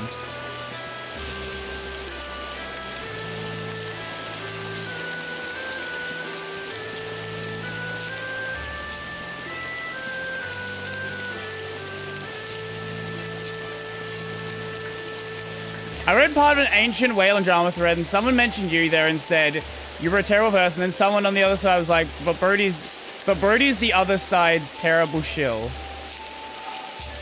Wait, am I a shill of... what am I... I'm confused what I'm a shill of. I can't keep up with it sometimes.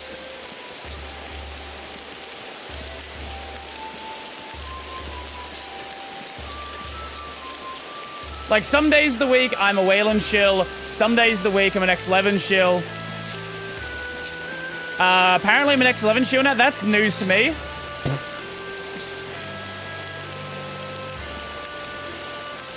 That one is definitely news to me. Eat something before I fall over.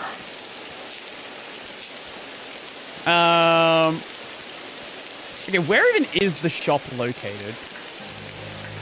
If I go here and then I leave again, that should let me teleport?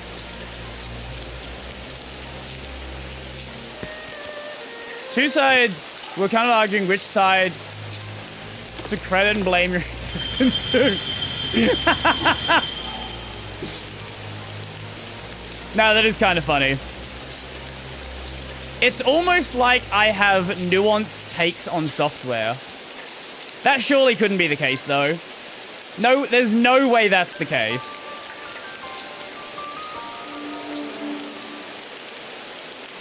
There's no way that my opinion is more than just, oh, X thing bad, X thing good.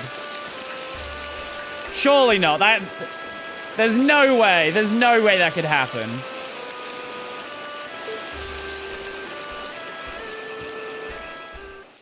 The only thing that's possible is that I love or I hate it. How could you ever have a different opinion?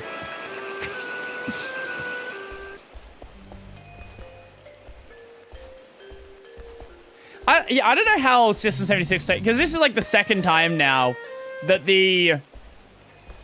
things have been like very negative from LT. I guess third time really. What is it? I'm here to shop. What do you need? Ah, here we go. Oh, Orenge. Hold up. Price $3.90. We can buy pairs.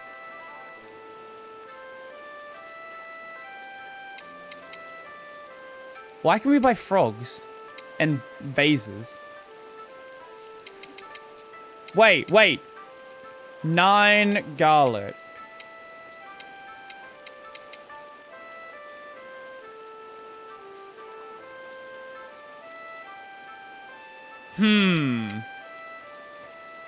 Snake power.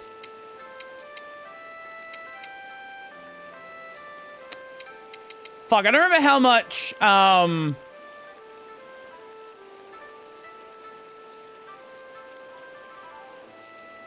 don't remember how much the bell peppers gave me. I'm just gonna buy these two, just so we have them. I feel like that might be better HP gain for the price than...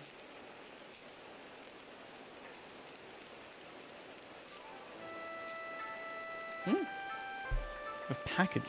What is the package? What did I order? I don't remember what the fuck I ordered. This is my pebble? Might be my pebble.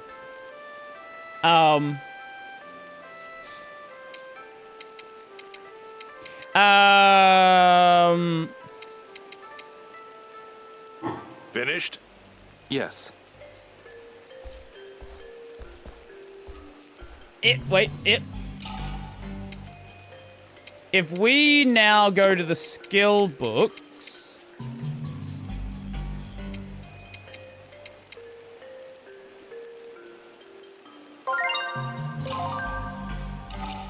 So if I go to skill editor... Can I now equip these? Oh, they're all automatically equipped.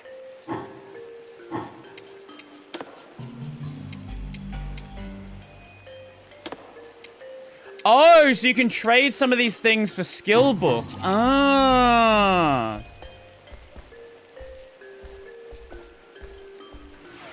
Add time? Fine. There you go. So we are here. I guess let's go into town now. We should be able to... Theoretically, we should be able to deal with the guy now. I would hope. We have more stats, more damage, more HP. I kind of know how the combat works now, which is better than nothing. Cured from using alpha in production. That never goes... I just went the wrong way. I was supposed to go over the bridge. Wait, I did go... Oh, I went back... I went over... Right, okay, my bad. I thought I was on the other side of the bridge.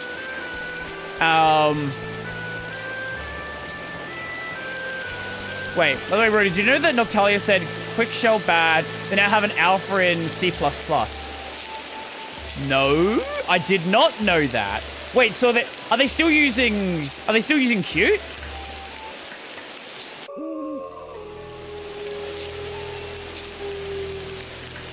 No. Oh, so they're just doing their own thing now. Okay. It's gotten so dark. Maybe I should head back to Shenhua's Oh, house. yes, the day's over. Fine. Let's go back to the house for now.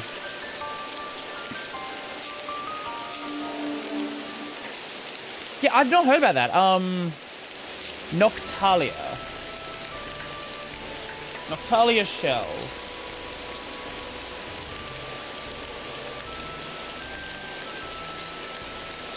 Noctalia V5, a full rewrite that will be entering alpha soon. Huh. Okay, let me check this.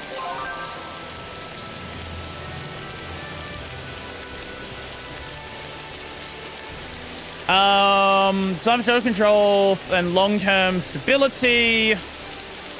Transitions are rarely easy, often necessary after about a year. Shoot base stack or reach a crossroad. While the... Okay. Eventually hit a wall where he took his distraction again, a conflict with our vision for a lean, high-performance Wayland shell.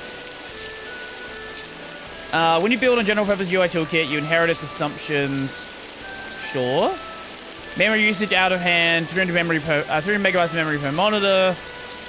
Heavy tax on what you want to set up in old hardware. Packaging was a nightmare. Every cute update meant recompiling the old shell build. JavaScript overhead, launchers, widgets, and logic fragments stacked up over time. Okay. One of the core goals has what's deterministic behavior, replace magic. Sure. Cleaner foundation, code base for long-term maintenance. So are they building their own custom stack? That's what it sounds like. Because they're not talking about migrating to anything else. I mean, technically, GNOME Shell uses its own code separate from GTK and GTK, and it still has all these problems. I don't know. I'm curious. Like, I don't run Noctalia myself, so it's not really a big deal to me. But I'll be curious to see what they do with it.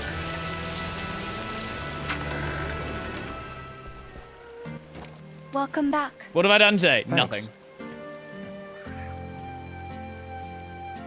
Sure, and yeah, exactly. A rewrite doesn't imply that it actually fixes anything. You can just invent new problems.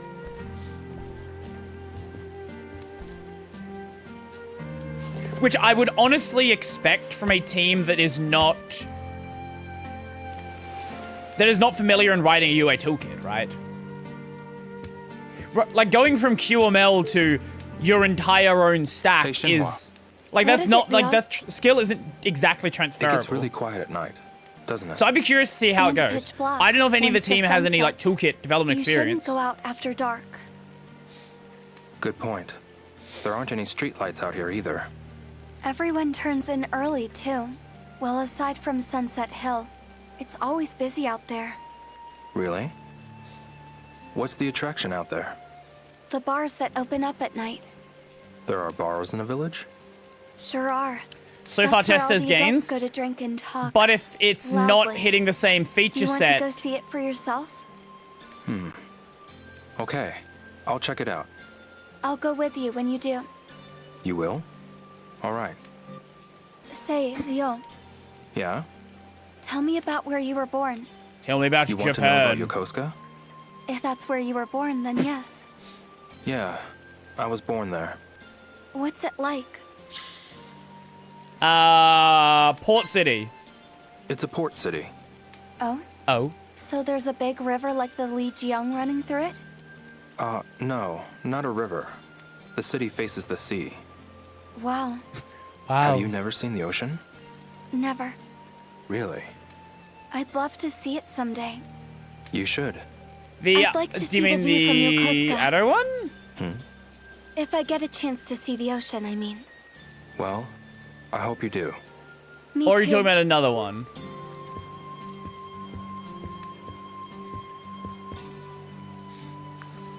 It's almost in feature parity, mostly plugins are not ready. Okay. Look, if it goes well for them, hey, I hope it goes well for them.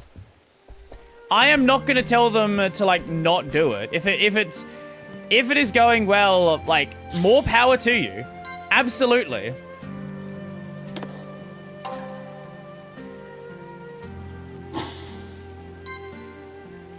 It's a video of a dude dancing to the East soundtrack. Did you send me that? I do not remember this.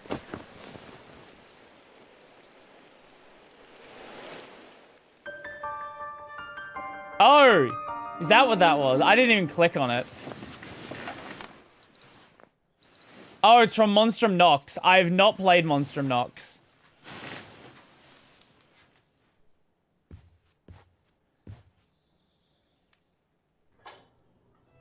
Okay, I want to see what this video is though.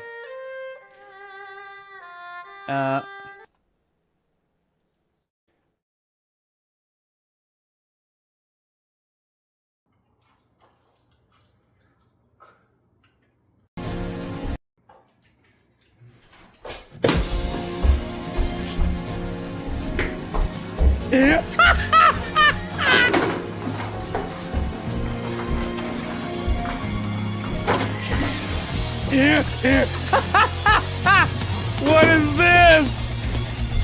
To be fair, this is me after I've had like 12 drinks.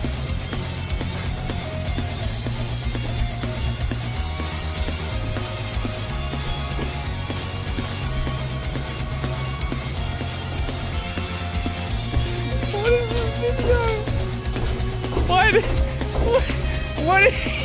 What are you doing? Just cut his hair off? What the fuck?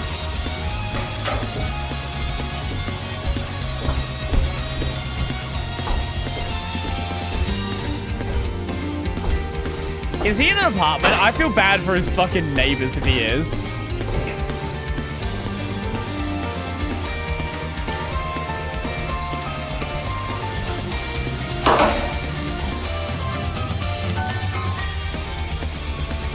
What is this fucking video? Is that bad apple on the screen over there? That is exactly what it is.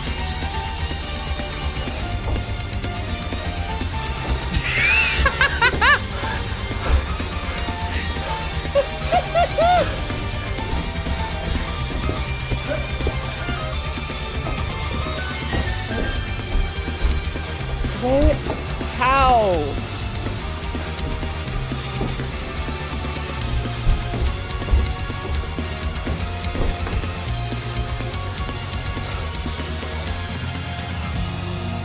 Right. Okay, sure. That's certainly some fucking energy, man. Live representation of drunk Brody? Pretty much. Last time I got real drunk was New Year's. I have not had much to drink since then.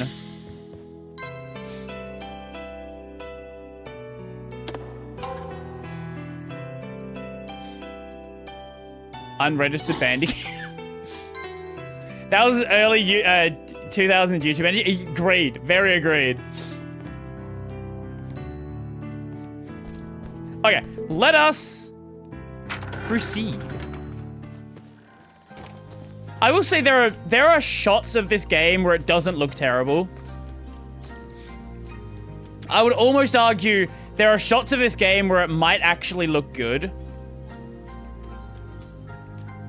And then you play the game, and then immediately change your mind.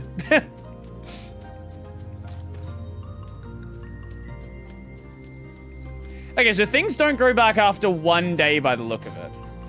Maybe it's 2 days they grow back? They definitely grow back at some point.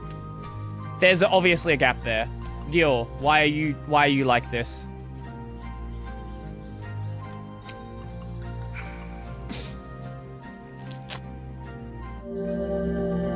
Considering we have enough money to buy a couple hundred red peppers, we should be mostly fine money-wise for a bit. But if I know where there are spots we can get stuff, then we'll get it for now.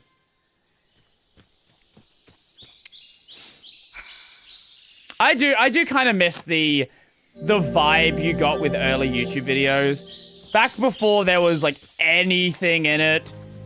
There wasn't, like, there was no MCNs. There was no ads. Like, it was just pure chaos.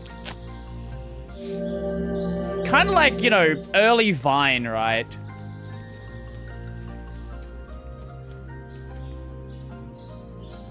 Sorry.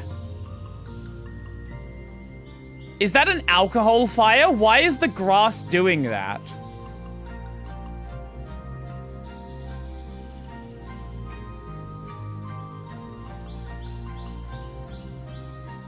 Why am I even thinking about the effects this game has?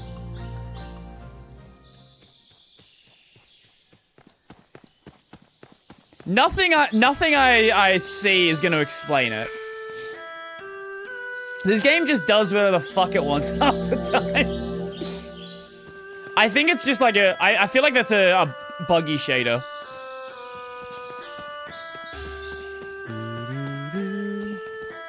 Is that the sun? That's what I think it was trying to be. It didn't do it very well, but it certainly tried.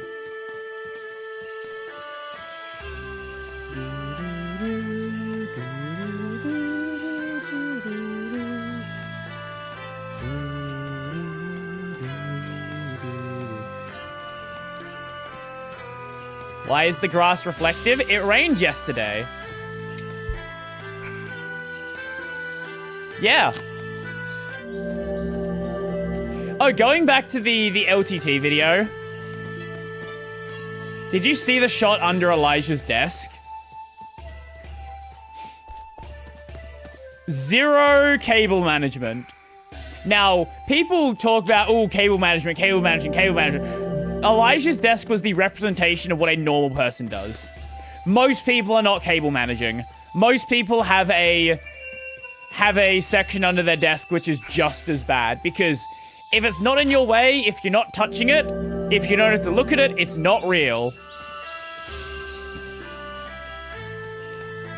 That is the way that 99% of people look at cable management. Oh, cable manage your PC. Yeah. No, just make sure the cables aren't in the way of the fans. As long as they're not in the way of the fans, you're probably Gucci.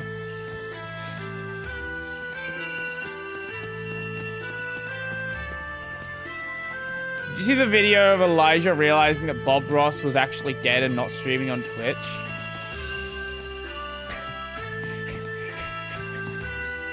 No, I've not seen that. I have not seen that. To be fair, I feel like a lot of people thought that originally as well.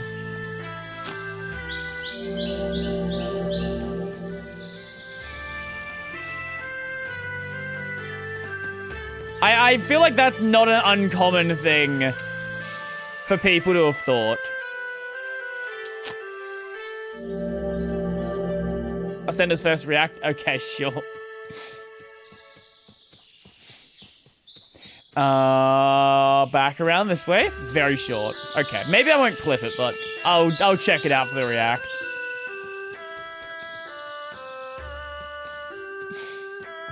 I kind of get it though, right? People were talking about... Okay, here's a question. When was, when did, like, when were the Bob Ross, like, videos actually done? I don't know what year they're from.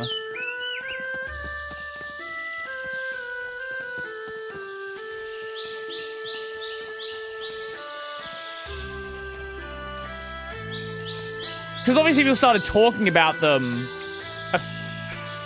When did people start talking? You know what? My center time is so fucking gone. I don't even remember when it was. I want to say it's pre-COVID, but it very well might have been during COVID.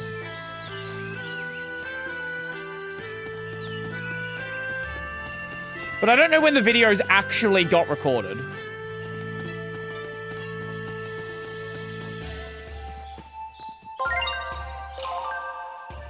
Okay, here it is if you want to watch it immediately. Okay.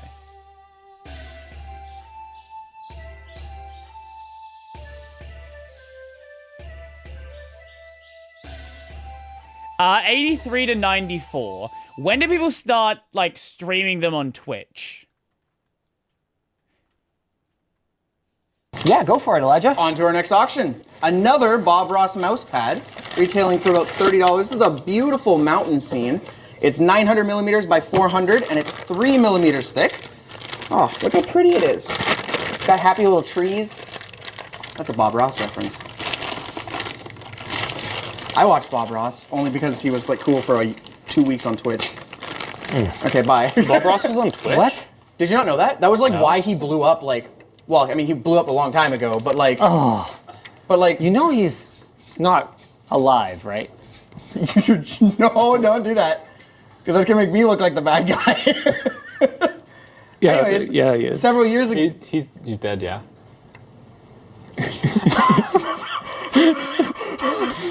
Oh boy. Oh boy. Yeah, Elijah, even when they did basically. Oh, he died a year after that. All the Bob Ross videos went to Twitch and they just streamed it on repeat for like a couple of weeks. Like but this was years ago. They just streamed every Bob Ross. But he died? Those were from like the 80s or the 90s at that time already. Ago. Yeah. Oh, rest in peace. I mean, yeah. When did Bob Ross die? Yeah, I definitely. But his art lives on. Mousepad! Woo! Oh man, I'm sad now. Yeah, he died. He died about a year after The Joy of Painting. 1995. He died before I was born. Jeez. $201. He died at 52. Wow, look at this Bob guy on Twitch. Funny he should start a YouTube channel. The way you've been talking about him today, I got kind of a feeling that maybe you didn't know. He was alive. Oh. He's alive in all of us.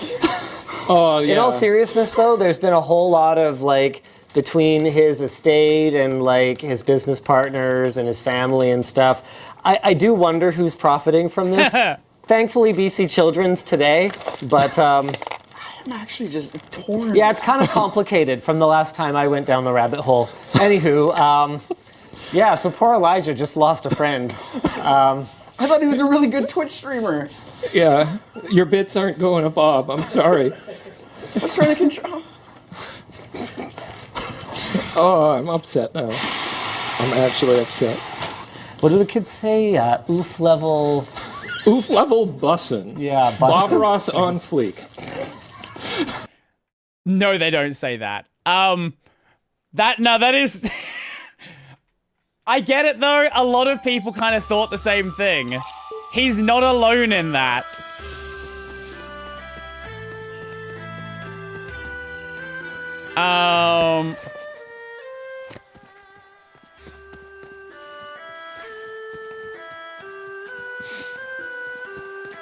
Elijah last looked that sad when he had to look at his boss's chair. The jet thing, I kind of get people being annoyed by. It's like, here's the thing, right, Linus? If you want to buy a fucking jet, buy a jet. Don't try to, like, justify it to your audience. Oh, it's a content. We're buying it for content. We're going to do this to it and that. Just say you're buying a private jet. You're allowed. You're a fucking millionaire. Just say you're buying a private jet and be the end of it. You don't need to justify it. Oh, we're gonna make so many videos with the jet. Yeah, you're gonna make like 3 of them. As was done with every one of these other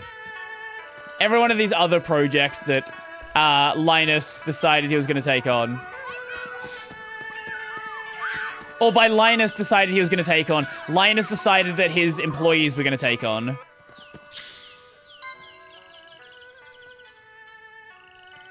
Okay, so that's 12. Wait. Hold up. Was the garlic cheaper at the other store? Wasn't the garlic only 6 over here?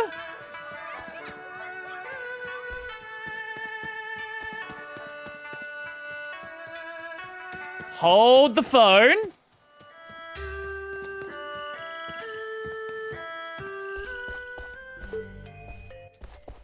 Excuse me. I think we might have found the new meta. Bye. There's something I want. What's that? 9. The garlic is 9.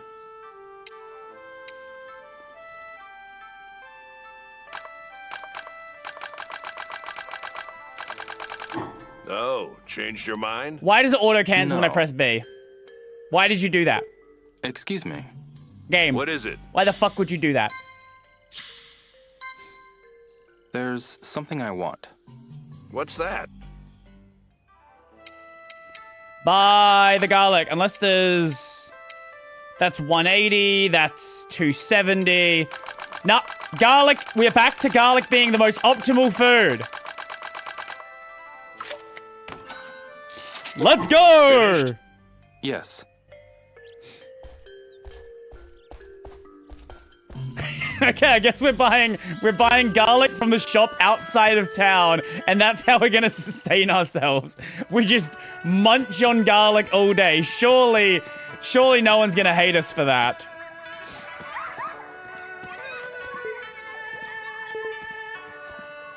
Can we? Oh, we can train with him. Ooh.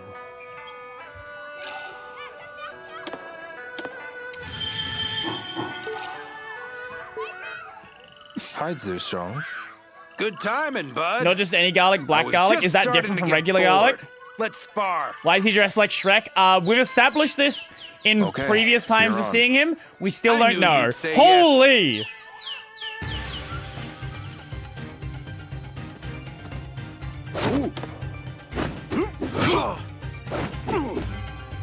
Oh wait, we can train here as well. Okay, this is actual. This is actual training as well.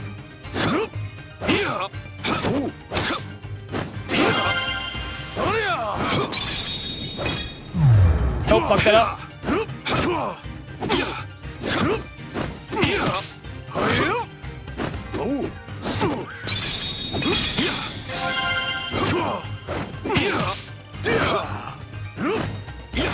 Okay, so there's multiple places we can train in this game. That's good.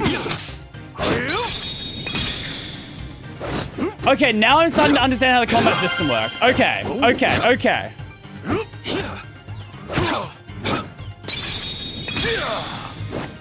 So AT is basically for training mode. This will automatically use block for you. And will also give you the buttons to press for your different attacks.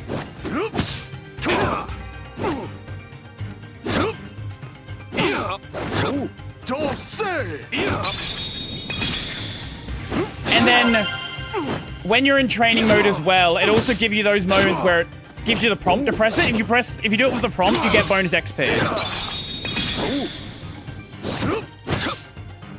Okay. Now the combat's still rough as hell.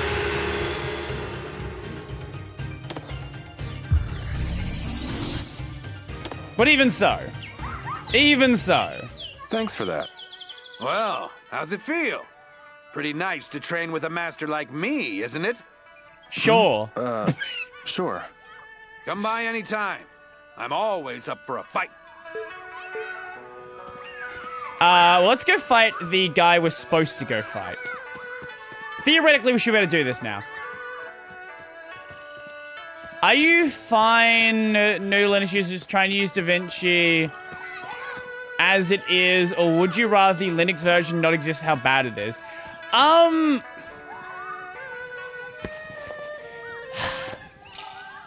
It's not necessarily bad. It's just really sensitive to versions. Like the dependency versions. If it didn't exist, there just wouldn't be an option. That's the thing, right? It's like, Kden Live, as it stands, is just not a replacement for a lot of people. So if there's no DaVinci, then there's no hope, basically. What has been happening with the Affinity stuff? Pardon me. Hey there! I'm looking for someone who's seen those thugs. Beat me, and I'll tell you. Sure, I'll beat you. You're on. I'll beat... No, not gonna do that. Oh, yeah, okay, I think we're...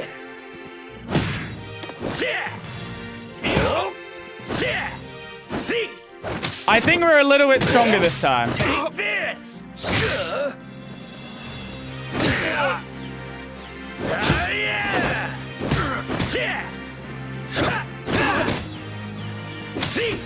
What was that?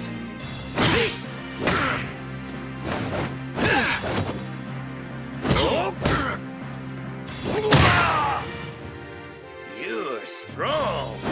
You're weaker than I thought. You still got a long ways. See? Yeah! Are you... Aw, too bad, Fuck. kiddo. Okay. No. Your kung fu. No, I'm just not sure because I didn't they go like train at 3 or Marshall something? Hall, and we'll start over. Marshall Hall, huh? Fine, we'll do more. Fine, we'll do more training there. Fine. I won't be worth anything if I don't eat.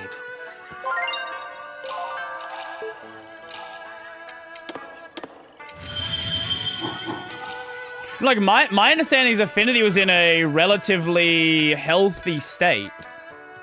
I don't really know much else about what's going on.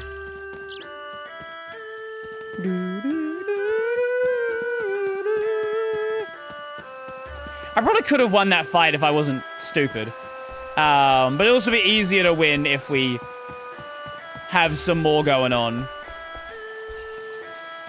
Also, if I fully level up some of those other abilities I have.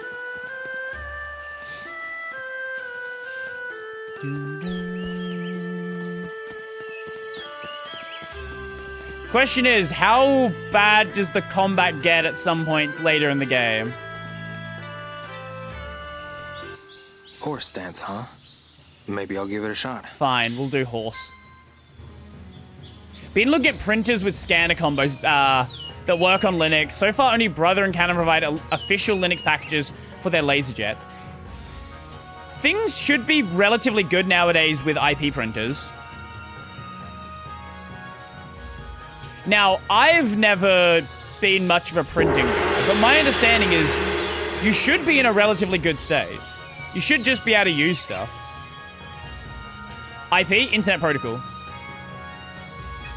IPP, Internet Printing Protocol. Internet Protocol.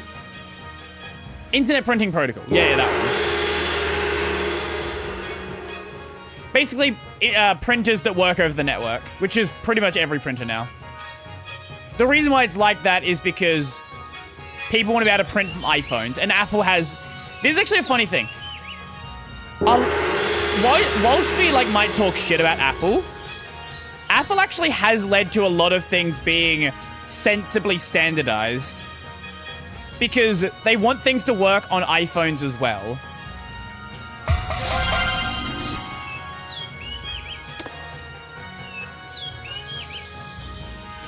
Should I keep going? Fine. Let's get it to the end of this. The next mastery. Yeah, or UVC, right? I'm so happy that most webcams are still UVC webcams. There's a few exceptions, like Intel tried to do a thing where they moved the firmware out of the webcam onto the device, and that created problems. I think there was a few Intel laptops with this problem. They still have a problem.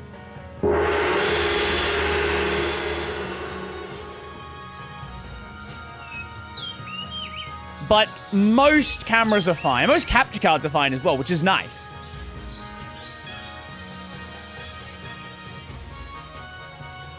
Woo! One thing that I really hope comes out of the Steam machine is we start seeing more capture cards supporting Linux. Because it's pretty good nowadays, but there's still quite a few where it's like... you still got to think about it.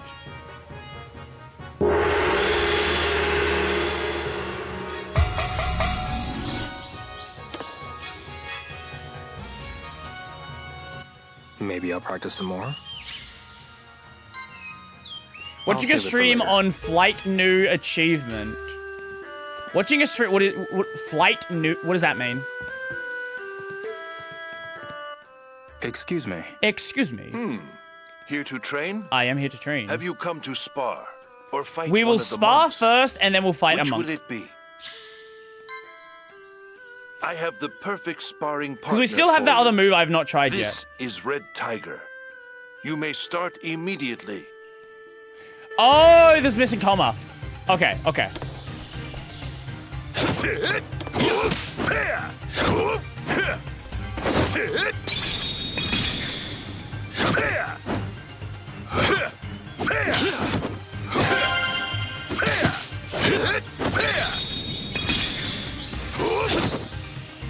to land. Ah! Was it a long flight?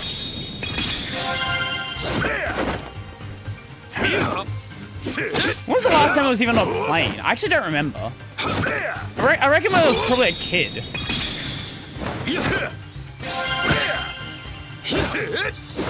Only 3 hours? Okay.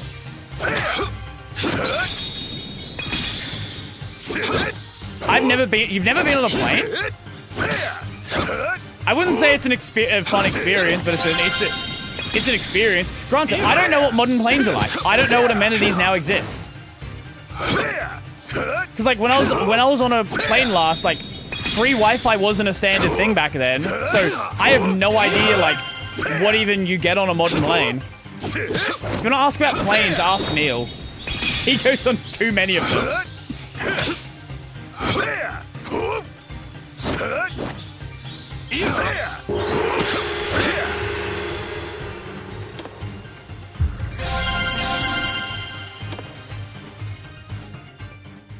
What say you?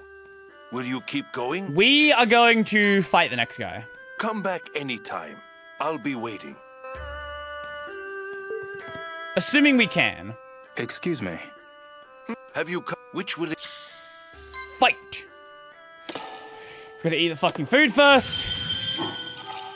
You certainly like to fight. I do like to fight. Then you shall face our best warrior. Ooh. His name is White Tiger. Ooh. Now then, wait, victory. your best warrior?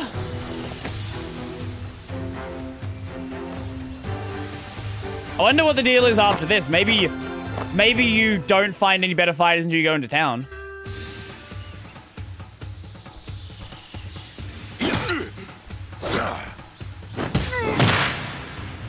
I'm impressed. Too bad.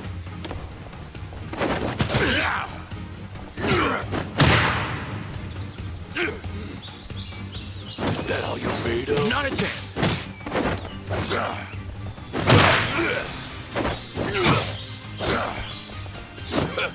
What was that?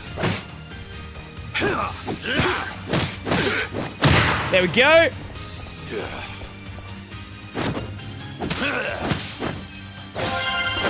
What was that? Got you. Okay, nope, he definitely beat us up. You're not strong enough. Polish your techniques on the wooden dummy. Tastes the same as a gas station meal. Here's a question. I don't know if this is common outside of Australia. I would assume in places like Texas, because I am aware of what Texas has. But is it common to have, like, established fast food chains at a gas station? Because that's a really common thing here.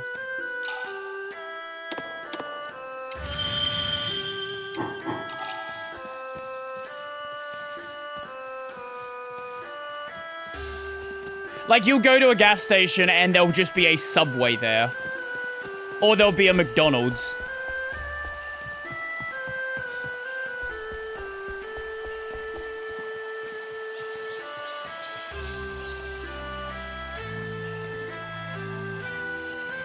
The gas station by my office has a Subway in the same building, Texan. But you guys have, like, Buc-ee's. So, Texas is, like, a... I specifically noted Texas because you guys have those fucking giant places.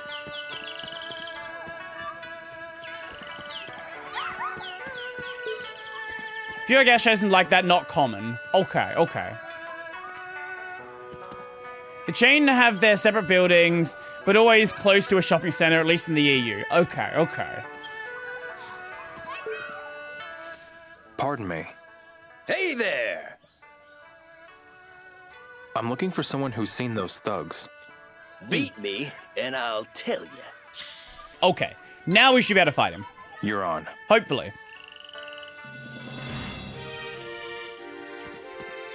Yeah! Not bad, I guess. Ha! Take this! See?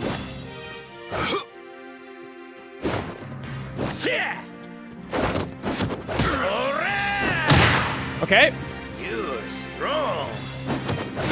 weaker than I thought. What was that? Go.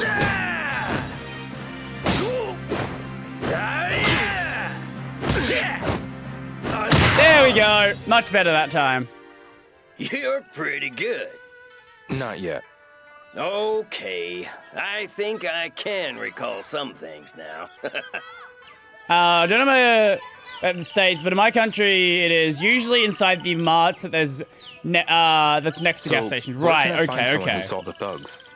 Oh, we right. often have them in like the same building. Not every single one of them, but bookie running the flower a lot of the bird, ones along wind, main and roads moon do. games some trouble.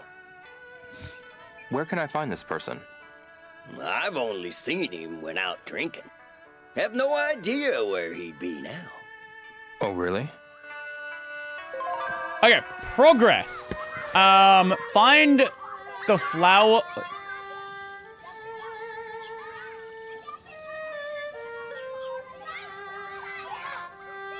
Vanjuan's note at Marshall Hall set.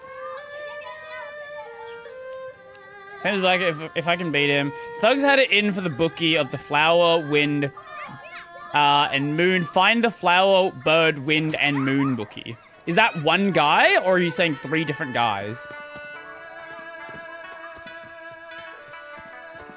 Sunflower Grove, Panda Market. Panda Market? What? That way? I should talk to more people around here. Okay, apparently we can't leave here. Older man, do you know Excuse the me. bookie? Do you know the flower, bird, wind, and moon bookie? Who's that now? I'd like to talk to the flower, bird, wind, and moon bookie. If you want to speak with him, then go see him. Any idea where I might find him? There's a venture area called Joy Park Okay. near the Verdant Bridge. Okay. Got it. Thanks a lot. Some of the fucking dialogue here, man.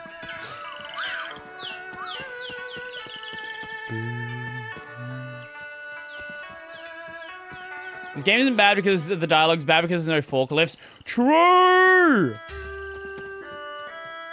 Very true. I know. I am somewhat vibing with it, at the very least, because we're not in fucking Kowloon anymore. At the barest of minimum, we're not in fucking Kowloon.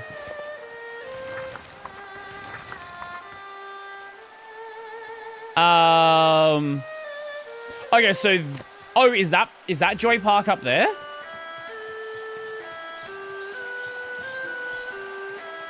Yeah, I'm gonna guess it is.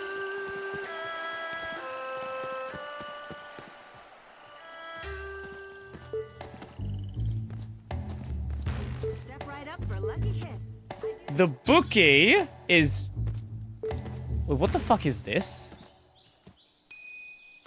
Excuse me. Is it turtle racing? Hey, bro, come to play? I recommend Bailu Village's own turtle racing. I'd like to talk to the flower, bird, wind, and moon bookie. Sorry, but he won't be back till the evening. Right. He says that UV rays are bad for your skin, and he doesn't want to get sunburned. Okay. Where can I find him? He should be back around 7 in the evening. I see. Since you've got time to kill, why not try turtle racing? Sure, let's try I'll come turtle racing. Turtle races, huh? Hey, here to play? I recommend Bailu Village's own turtle racing. Sure. Huh? You don't have enough money. Oh, we need... Okay, let's go get the tokens. How much are the tokens? Hi there. Buy some tokens if you want to play. Okay. Buy the tokens. It's 10 you're on for 100 tokens. How many do you want? Fuck it, let's just get 50.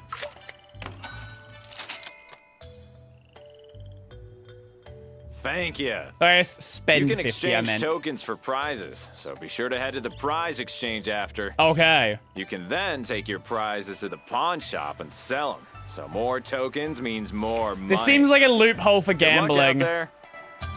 This is so something really common you'll see in with pachinko parlors in Japan is whilst you can't gamble. So pachinko parlors are not gambling because you're not gonna win money.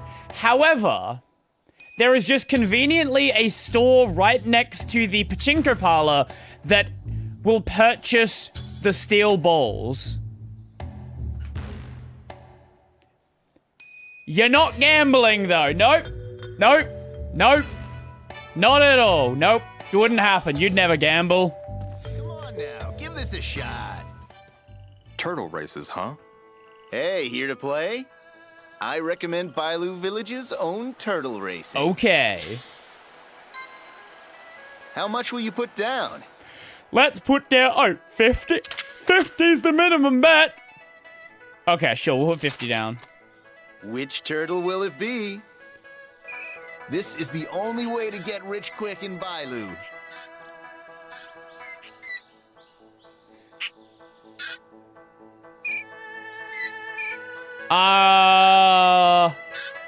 Let's go blue turtle.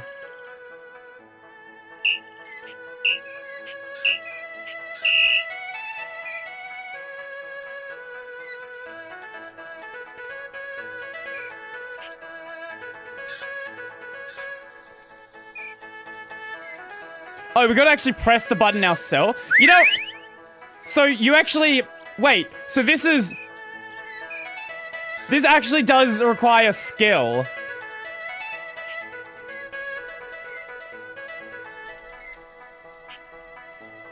I thought this was just gonna be purely luck. Oh, so you actually can't lose this.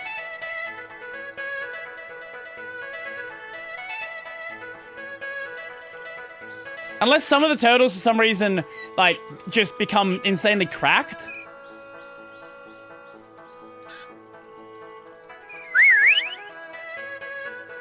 This is such... Okay, they did not... Either they wanted an easy way to do this, or they did not think this through very well. Nice, bro. Go again? I'm gonna put down... How much will you like put down? 300. You know, let's go 500. Which turtle will it be? This is the only way to get rich quick in Bailu.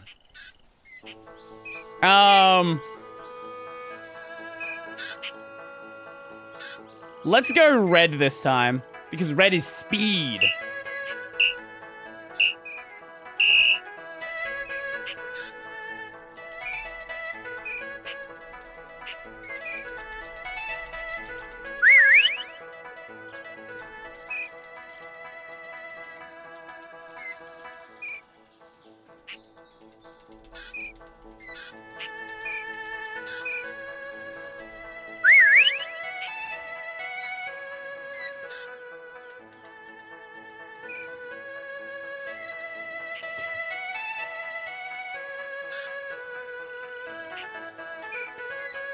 I don't think you can... it's a lot of button mashing, so we can't do it for too long.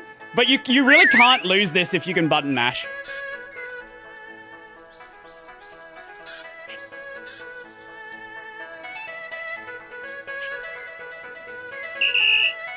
Easy! Easy! Hey, don't give up yet. Don't you have to make a living? You'll go again, won't you? I think we're good right now.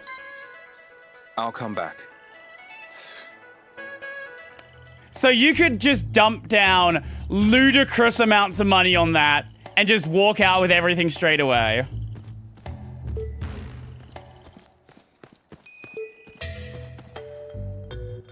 Excuse Are you the me. prize exchange or someone else the prize exchange? Need some tokens? Oh, you're just tokens. Actually, I need some help.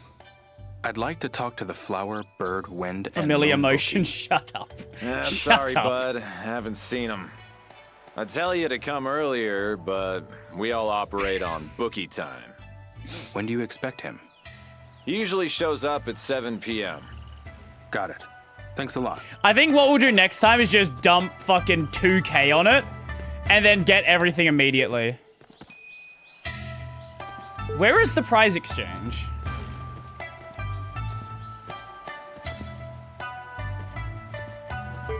Cause you're Gamba. Where the fuck is the prize exchange?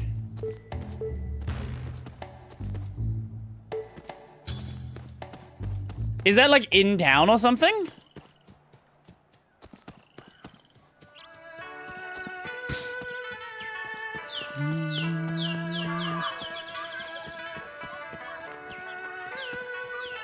You got that one, you got that. Okay, where the hell is this prize exchange? Shenmue 3. Prize exchange.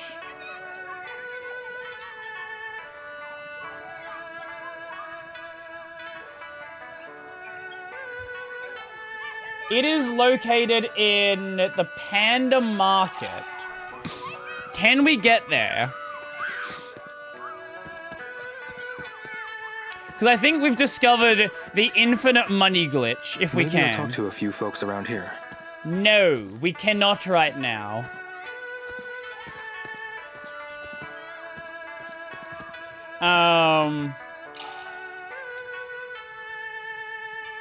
There's items in here that are 8,000.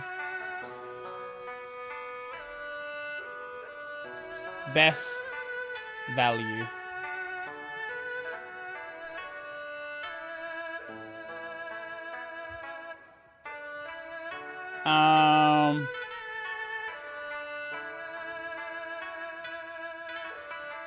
Okay, so there's a bunch. There's a ton of money exploits this game has. Like, they all involve actually playing the game. But there is a bunch of money exploits the game has for just getting infinite money. Hi, Zerstrong. Good timing, bud. I was just starting to get bored. Let's spar. Sure thing. Okay, you're on. I knew you'd say yes.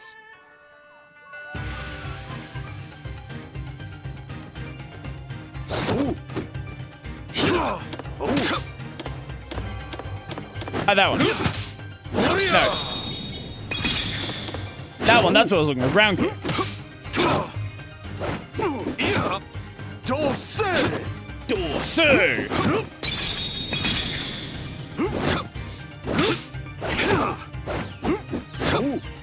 Pretty much we're just do combat training until it gets to nighttime. Because I don't think we can wait like we could in the first game. And if it means less combat training for later, that's probably a good thing. Because I don't know how painful the combat's gonna get later in the game.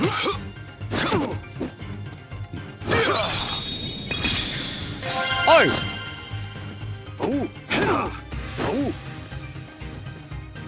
I thought, okay, maybe, can you not dodge in this? Is it just blocking?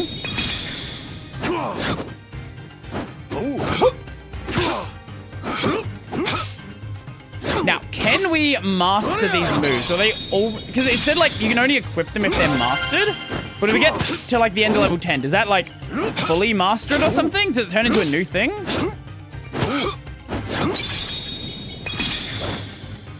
Oh, it seems like the stat gain is way lower at level 10 though, so maybe there is something here.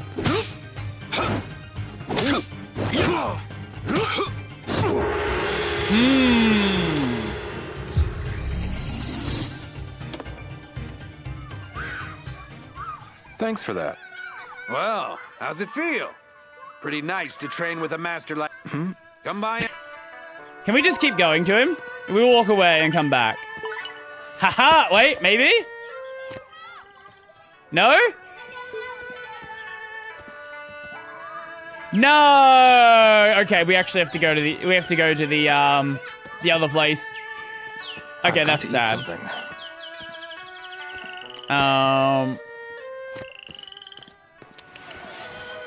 Aussie mode. There you go. We are slowly burning down our garlic. Slowly. We need to be able to get a money exploit quickly. How much do we have on us? Oh, we still have 700. Okay, we'll probably be fine for a bit longer. But I would like to be able to do that money exploit as early as possible. If I can just, like, get a ludicrous amount of tokens, that would be great. Stock XSCE? What about XSCE? It's a cool desktop. I haven't actually used it properly. Like, I've used it a little bit in, like, a VM because it was just what was installed. But I've never actually, like, actively used XFCE.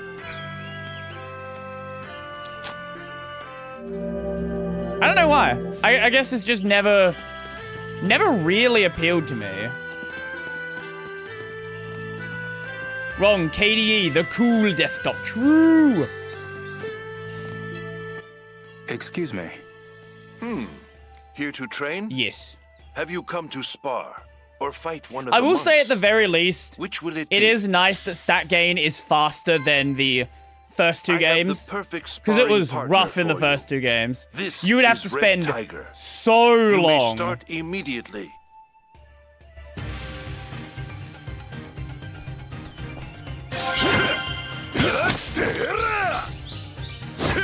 Now, what happens when we get this at the end of level 10? Does it, like, become ground kick 2, ground kick mastered? Oh, it literally just becomes mastered. Okay.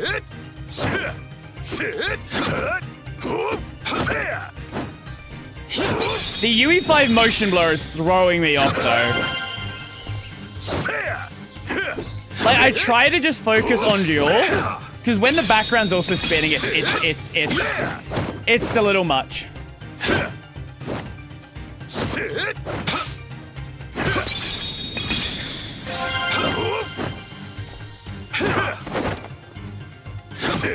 It can be stock, but it's very 90s looking. That's not necessarily a bad thing, right?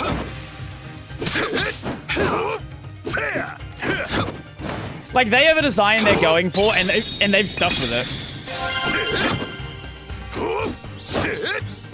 Oh, right, yeah, you can use the Wayland version with other compositors, right. Forgot about that.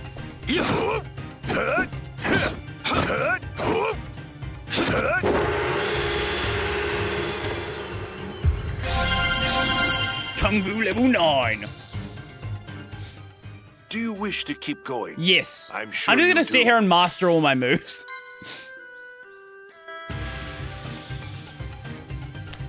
Because it's not, we're pretty close to having them all mastered anyway. Fuck that up.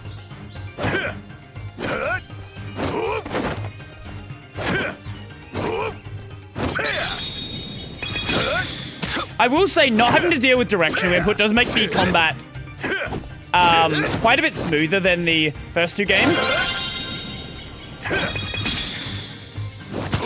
Even though it does simplify it a lot.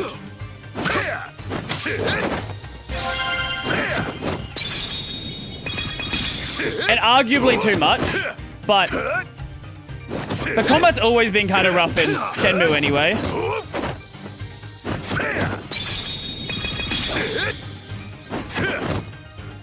So for my sanity, this is probably better anyway. Is it raining? Yes. Got you. One thing I've considered doing. So, do you guys? Did any of you watch Josh Tripay's the worst MMO ever series? Or at least you're aware of it. If you don't watch it, you're at least aware of it. A lot of people started doing similar sorts of things for like other genres. Like I've seen someone doing like a worst racing game ever series and worst action game ever series. I've considered doing like a similar thing for like Linux desktop. Because the way a lot of people do desktop reviews, I think kind of sucks. Like, you know, a lot of desktop reviews end up basically just being wallpaper reviews. I think an interesting way to handle it would be to talk about the functionality of the desktop, but then also talk about like some of the history, how it came along, problems it tried to solve, things like that. I think it would be it sounds like an interesting idea. I don't know. I've been bouncing around the idea in my head recently. It would still be like a long-term distro tryout sort of deal.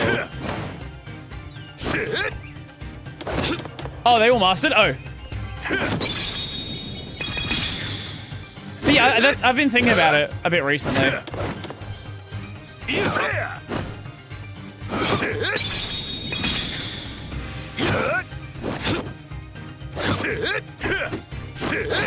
There's a few ideas I've got in my mind. I've got I also want to do like some more history videos, because I really enjoyed the history videos in the past. One thing I've been considering looking at is like the so you know how we say like Linux racing? So I assume you're probably aware that like racing is a term that came from the car community. Like racing is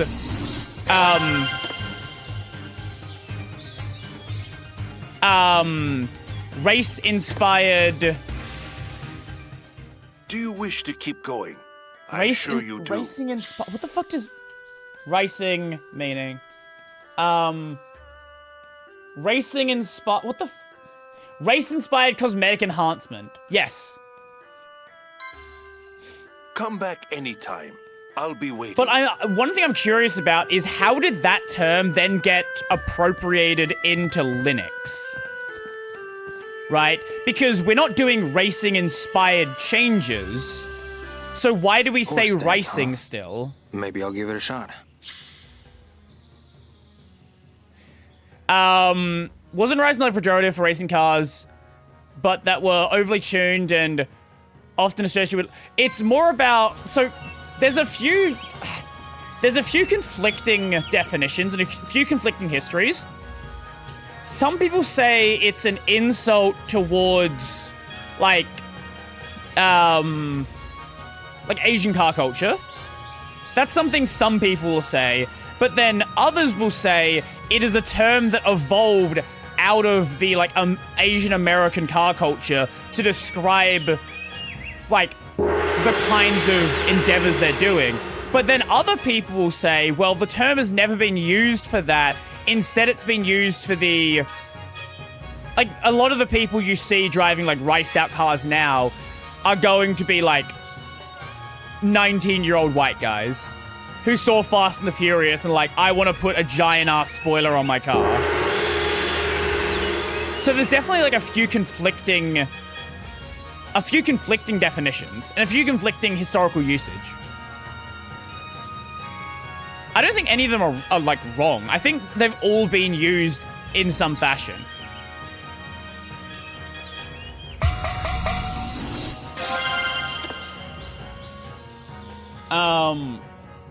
Maybe I'll practice some more. Also, apparently it's a term in cooking as well, for a whole different thing.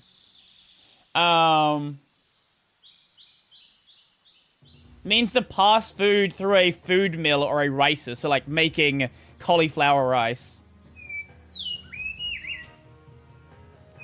But yeah, the idea generally with cars is you take some cheap car, you know, you take like a fucking, and it was cheap, not cheap anymore. You take like a fucking Honda Civic, like just some regular commuter car, and then you put a giant spoiler on it, you stick a turbo on, often I'm not even a turbo. You like just make a lot of cosmetic stuff to it, or if you do make performance-based stuff, it's done in a way which is entirely lopsided, which will blow up the engine. So it's like you put a spoiler on it, put some fucking stupid rims on it, you give it crazy tint, you give it underglow, stuff like that.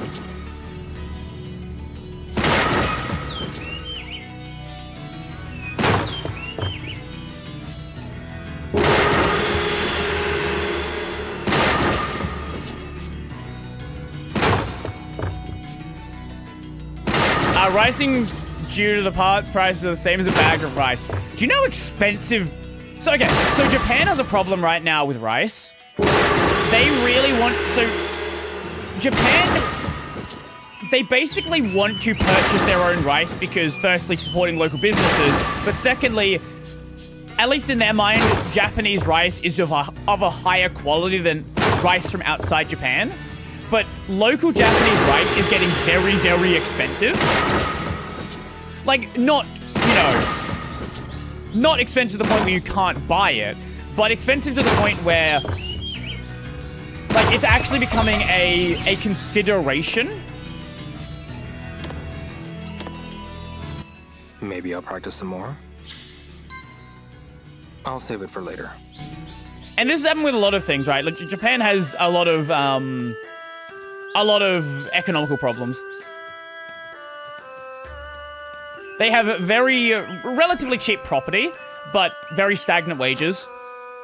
And, like, a lot of other things are going up in price as well. You're seeing the same, like, rise with food prices and various other things.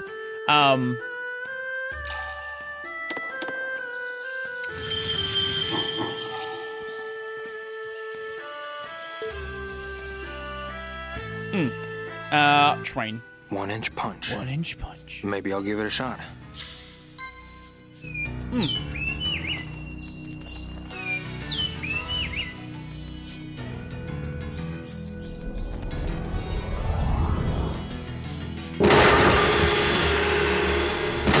I will say at the very least, this game kind of feels more like Shenmue 1 than Shenmue 2. Like, Shenmue 2 was pretty much nothing but running from location to location. At least with Shenmue 3, like, you do have these in-between stuff. My brother-in-law moved from Australia back to Japan. Is he from... I assume he's from Japan. Or he had lived there before?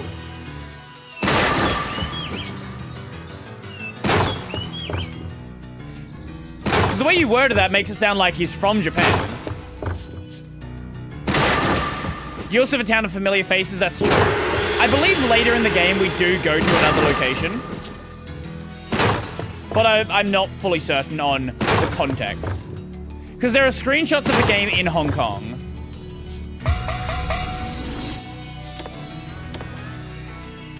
Should I keep going? I'll save it for later. We should be able to beat the last guy now. Surely. Excuse me. He's American with a Japanese wife. Ah, okay, spar okay. Or fight one of the monks. Which will it be? God, the fucking camera jump. You certainly like to fight. Very well. I shall call on White Tiger.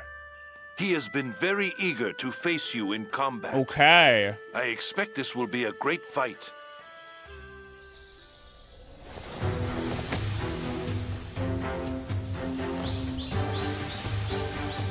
We all... I wouldn't say almost. We screwed up earlier fighting him.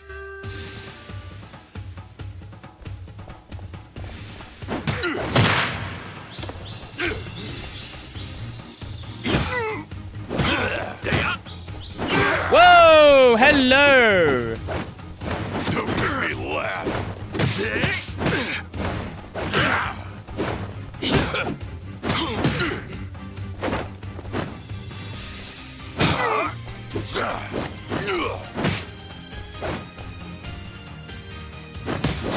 Nope. Nope. We got cooked again. You're not strong enough. Polish your techniques. Only went to buy a on the Game Boy wooden dummy. Micro. Oh, okay. I've said before, my first handheld was a Game Boy Micro. It is an unpleasant device to play games on now.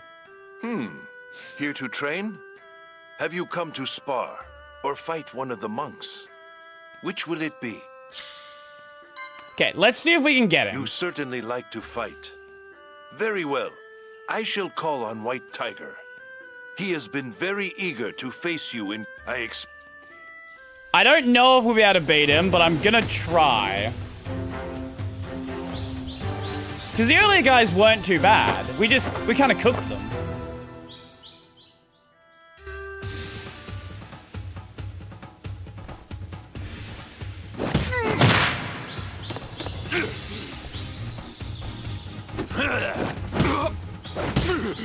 Here.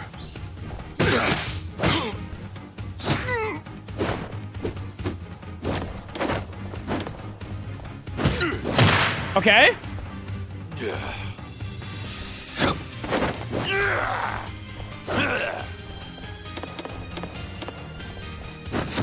can't be serious. Okay. Try this. Okay. That won't work.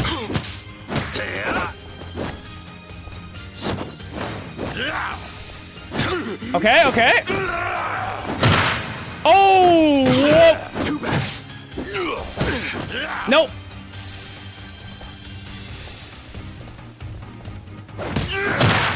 Okay. I'm impressed.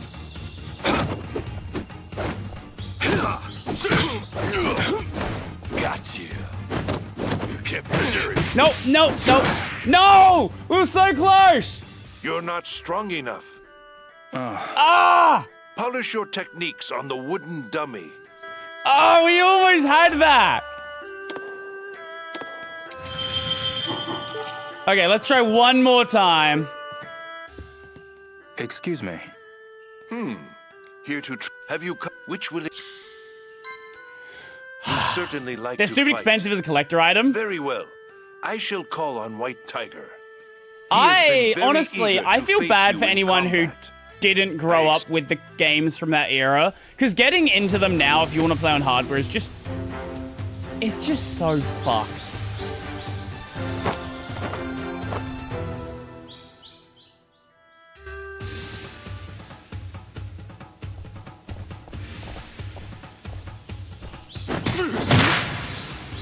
I'm impressed. Don't make me laugh.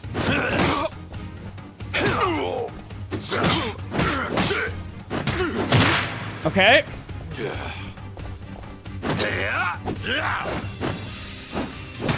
Okay, okay, okay. Is that all you're made of? Okay. Yep. You're no simple opponent. You can't be serious. Don't make me laugh. Yes! Okay, I think I kind of get the combat now. I think I get the combat. It has been some time since We actually I've had need such to a worry about fine positioning trainee. more than the first game. That means just one more opponent stands in your way. Who? Me. Yellow Tiger.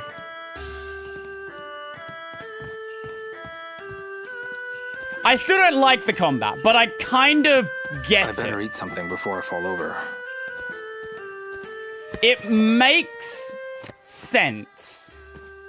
What is it? Almost 5 p.m.? Okay. Onion time? No, we got garlic this time. There was a store selling garlic cheaper than in town, so garlic is now the optimal meta food. Yes.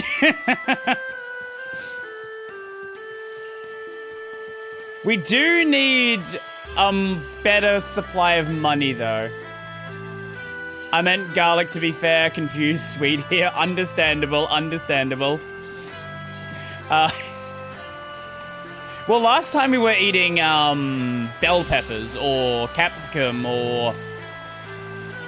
I don't know. You know, I do not know the Swedish word. I've never even considered this. What is the Swedish word for a bell pepper? Or a capsicum? I always go garlic. Yeah, I didn't realize that garlic was much cheaper outside of town. I will be doing Big Gamba as well to try to make as much money as possible as well. I assume fishing might. Gambling seems to be the strat in these games. Wait, I always go garlic. Does that mean you've played the game more than once? Sorry. Always, unless we're just confusing words here. Always implies that you've played the game more than once.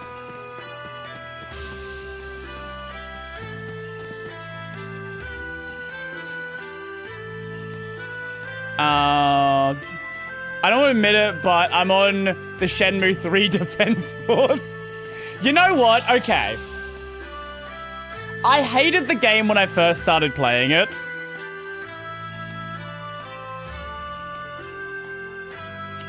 It's kinda growing on me. I don't like that it's growing on me, but it's kind of growing on me.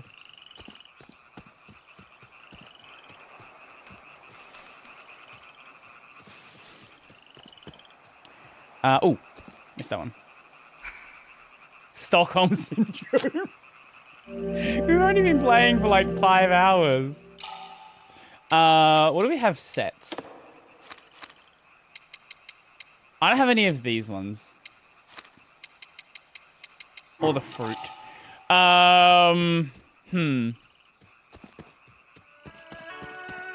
We can't wait time in this game, can we? We could in the second game, or at least with this event. We've got to go down to the... There's like the park over there. We're waiting for the guy to show up at like 7 p.m.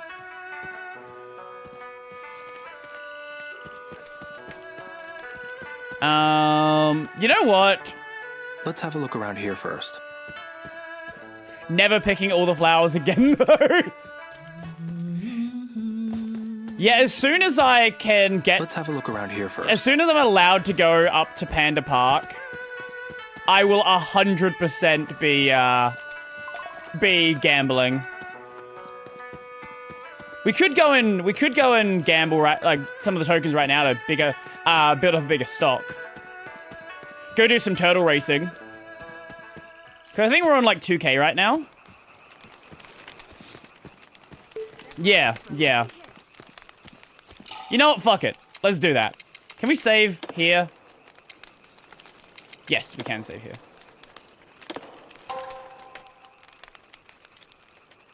The wood chopping. I did the wood chopping once.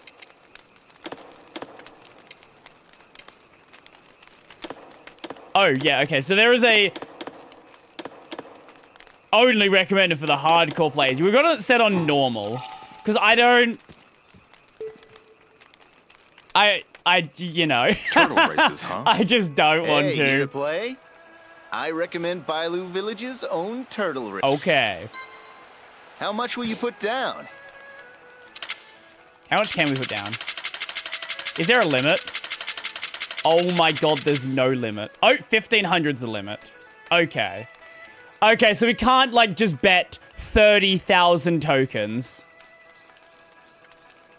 Oh, it affects difficulty. Oh. Wait, I have to try it then. Which turtle Okay, will we'll it be? 100% try that. This is the only way to get rich quick in Bailu. Let's go...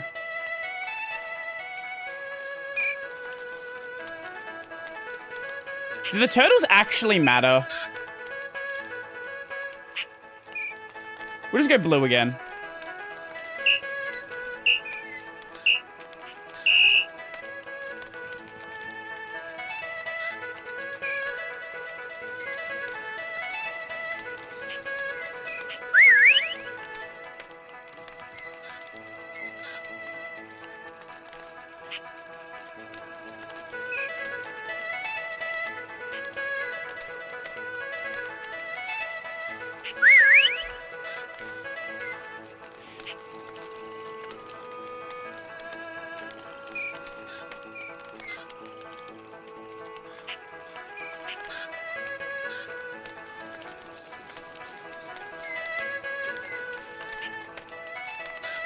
Okay, this one's actually... We actually gotta try this time.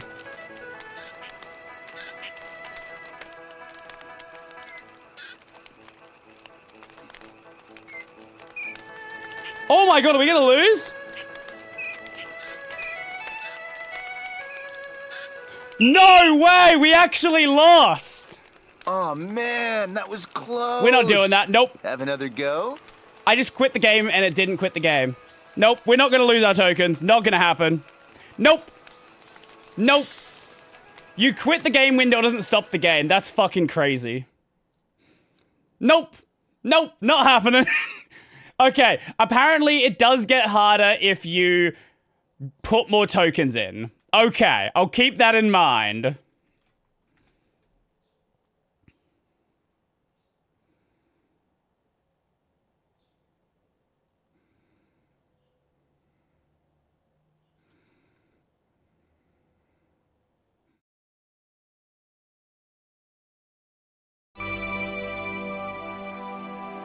There we go. Windows manually aligned now.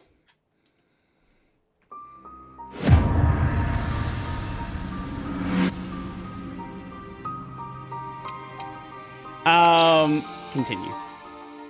Look through some shops in Akihabara. Got one at Surugaya. I do want to go to Japan at some point. Eventually. Eventually it'll have to happen. One day. Fuck it. I guess we just run around for a little bit.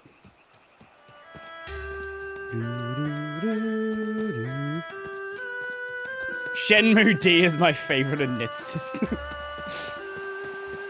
Considering the game pops out of the game window, who the hell knows what it's doing in the background? I'm impressed that it somehow managed to do that.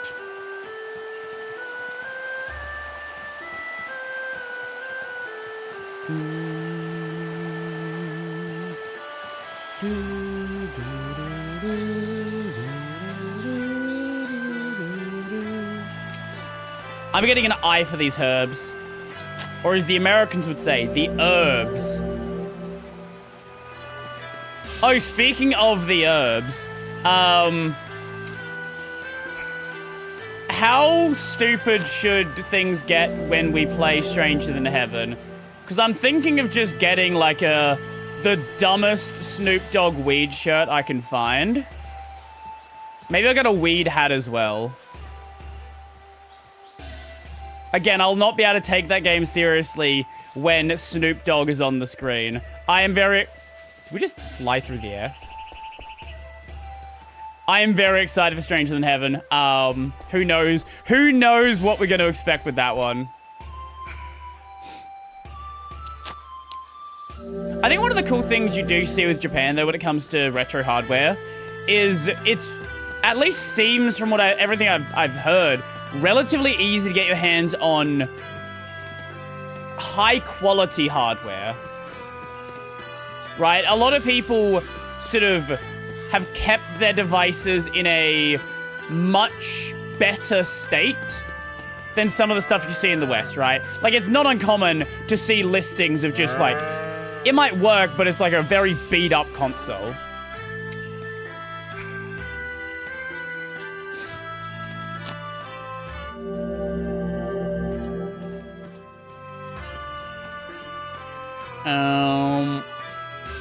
Oh, is there gonna be stuff? Oh, there might be stuff in here as well. Fuck. Didn't even consider that. There's nothing for me to do this way. Is it just me or are those cattle pony-sized?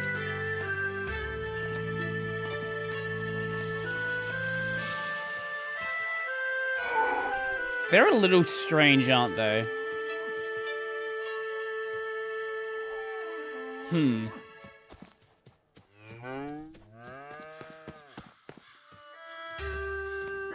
Oh, we can... Yeah, okay. Oh, why does it seem like we can go in here before? Ryo's just really tall? Is he, though?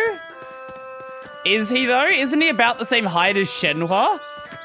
Or is Shenhua also really tall?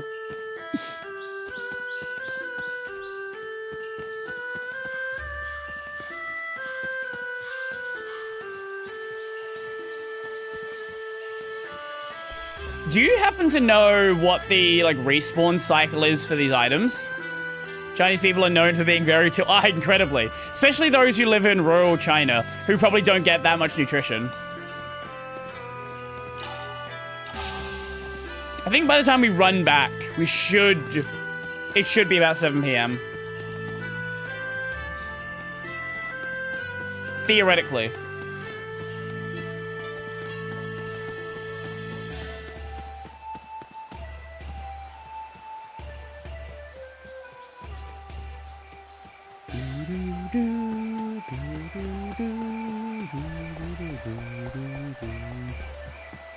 If you're a Shenmue 3 defender, do you... So I know Suzuki has talked about wanting to do a Shenmue 4. Would you support a Shenmue 4? That is the ultimate question. The respawn thing is weird. So I've noticed.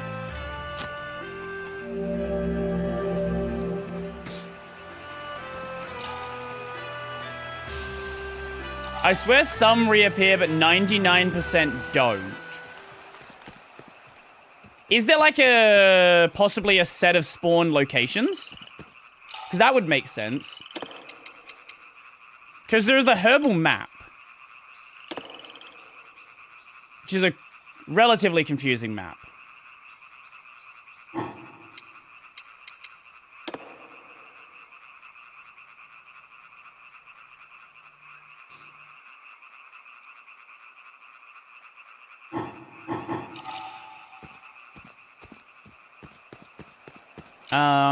Still not 7. I was looking for the last herb for a good 10 hours, oh my god.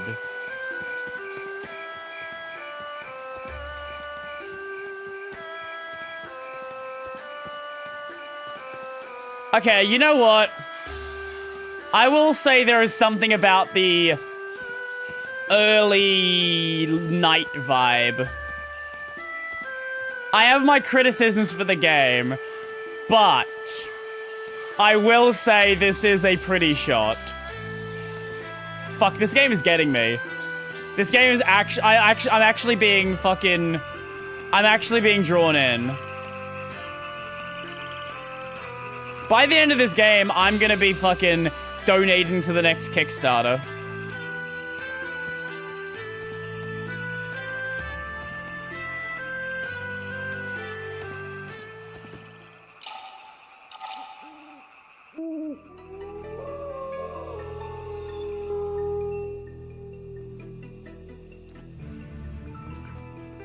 Damn. Okay, now we should better do this. I will say default UE5 fire, though, could need some work.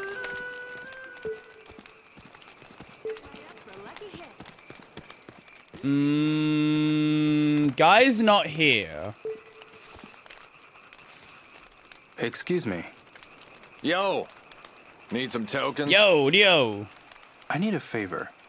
I'd like to talk to the Flower, Bird, Wind, and Moon bookie. You're in luck. He's back there. Am I blind? Got it. Thanks a lot. Oh, this guy. You the bookie? Excuse me. Hey there! Try your hand at Flower, Bird, Wind, and Moon. Care to try it, handsome? I just have a question. Aw, why so serious? Your eyes are incredibly brown. Like, insanely brown. I hear those thugs cause some trouble. You're telling me? It was awful. Also, this you sound like you're like a 40-year... Like, you sound like you've been smoking for like 40 years. What happened? I'll tell you I don't think you're even about 40. it if you play around. You gotta win, naturally. I'll have to collect your bet in advance. Sure. Minimum bet. All right. Which do you bet on? Flower, Bird, Wind, or Moon? Let's go... Wind. This one. Coming in.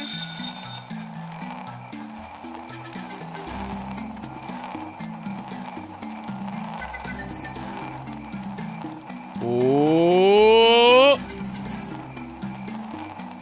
Oh!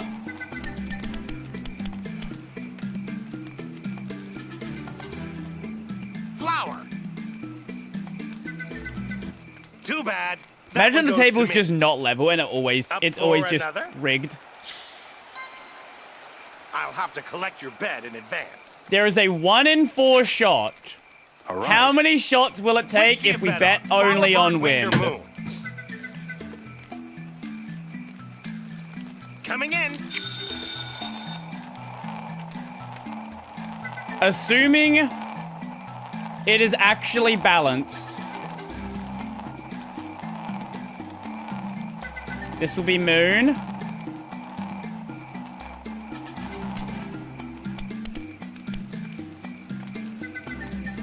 I thought you were actually onto something there for a second. If that was moon, if that was moon. Oh, it looks like you've beaten me. Things are just heating up. What happened with the thugs?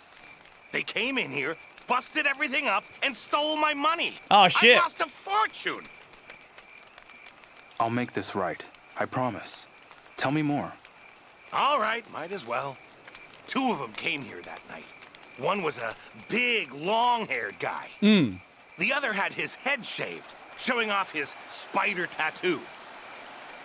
A big, long-haired guy and a bald man with a spider You kind of sound like you're from like a 90s Disney movie. Threatening me, asking where the stone Like you could be lives. voicing... I tried to act tough. Told them to have a look around the village square so they'd buzz off. What would you be voicing? What sort of what animal would this voice fit with in a Pixar movie, a Disney movie? So that's how they found Joe and Wong's houses. Then they came back to yell at me because they didn't find who they wanted. I handed over some money and they let me go, saying something about the Sunflower Grove. The Sunflower Maybe some. Grove. I'm feeling like some sort of bird, like a crow. It's gotten so dark. Maybe I should head back to Shenhua's house. Yeah, you're giving me crow vibes. Oh my god, it is dark. Fuck.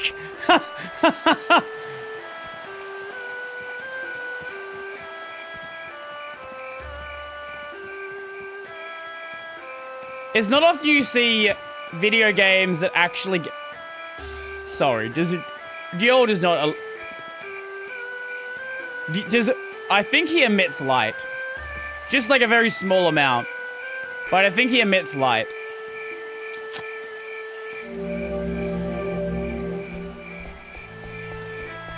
Because obviously there's light coming from the moon there, but like, there's no light in front of him.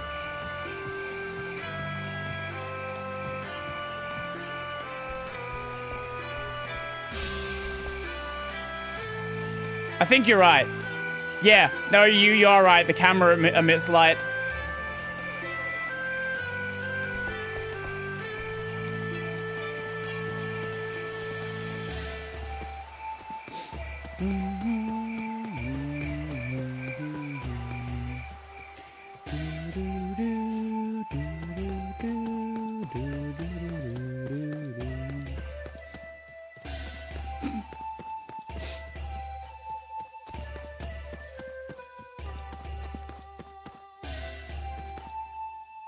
Yeah, my apologies. I do this often.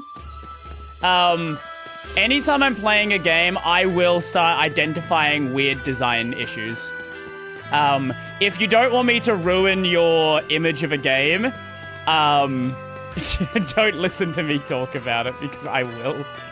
Even like perfect 10 out of 10 games, I will start identifying game design decisions with them.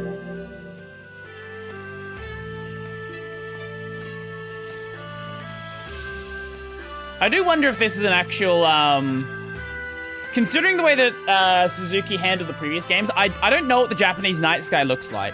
I would not be surprised if this is actually the Japanese night sky. I don't know my constellations though, so I'm not too sure. Well, I especially don't know the constellations you can see from Japan. The moon seems a little big. Yeah, probably. But I'm more talking about the general star placement. I don't know if these are... I don't know if this is just a texture, or if this is actually a real Japanese nice guy. Because I assume you know with, like, Shenmue 1 and 2, like, he got them to literally map out the weather patterns during the year the game takes place.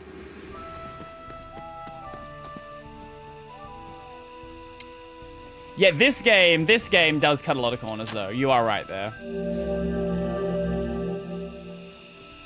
Do you know what, we've looked at this recently. Do you know what, Suzuki is doing, like, outside of every so often being allowed to make another game?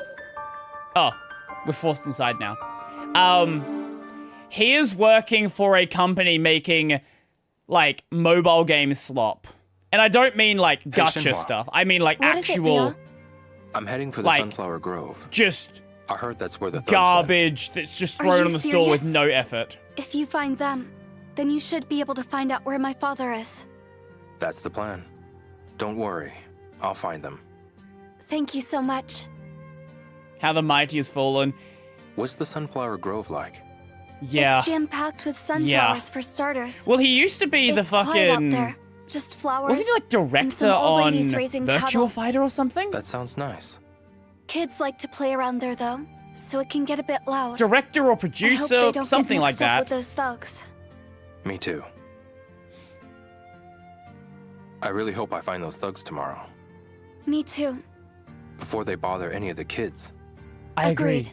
Please be careful, okay?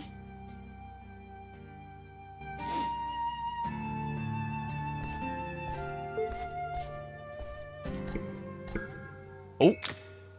It smells good. It's a 2D texture.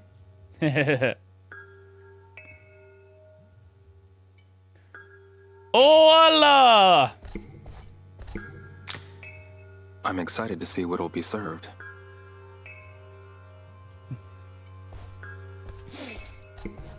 We are not going to reopen all of these again. Apple. Looks good. Guess I'll take it. Apple. A banana. Do they grow them in the village? Guess I'll take it. Have the half-rotten banana. It's fine. Don't worry about it.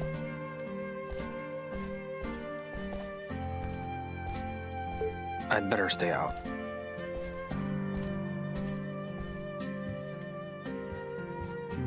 That's the non-Katie. Wait. Nah, that's okay. That shouldn't be that funny.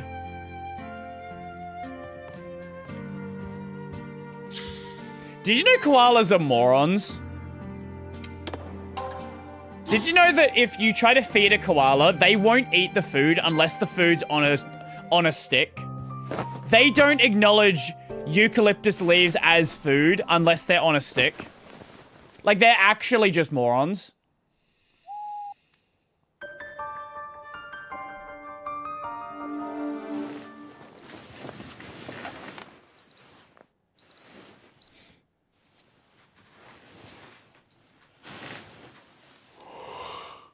I wish I could wake up that nicely in the morning at 7 a.m.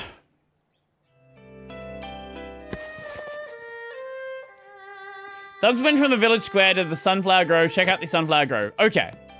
Yeah, in my leather jacket, in my jeans.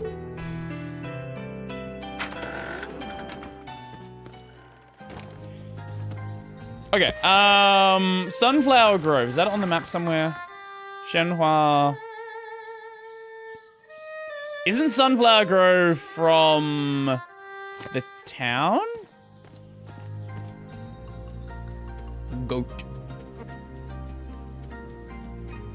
The goat. They are the goat. They are the goat. Can't go this way though, can we? Or can we? Can we? I've got no business here. No, we can't. Okay. I should head back. The koalas, not the goats. Wait. Wait, if the koalas are oalas, what about the oats? We can't forget the gnome side. Oh, that reminds me. It wasn't even a Linux person. I heard like a regular person calling a garden gnome a gnome.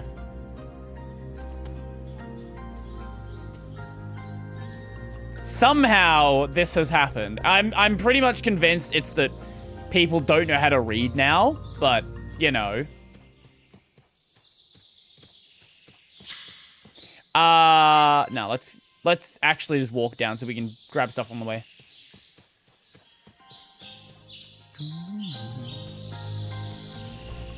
Because GNOME has had a bit of that same naming convention as well. Not to the same extent KDE's had. We can see that Linus doesn't know how to read. I don't want to be too harsh on Linus for the things which I think are legitimate documentation issues. But when something is in bright red text, or you click the option which literally... Like, there's an option like 2 things above it that says screen capture and you pick the wrong thing. Like, I'm going to be critical of you.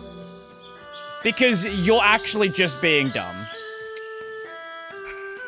I will grant him the Pop! OS desktop deletion thing. Because that was white text in a wall of white text. I'll give you that. But if you see a red warning and you just ignore the warning, that's not the fault of the project. That is actively your fault at that point.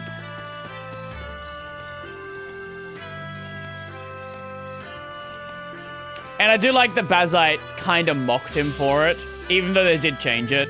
And the reason they changed it is because I guarantee Linus is not the only person who has done that. He isn't colorblind, is he? I don't think he is. But even if he is, you'd still be able to tell the difference between a black background and a colored text. Like, the text wouldn't be white. There are people that actually do have, like, actual color blindness where they actually cannot see color. But typically color blindness is just, you're unable to distinguish between color types.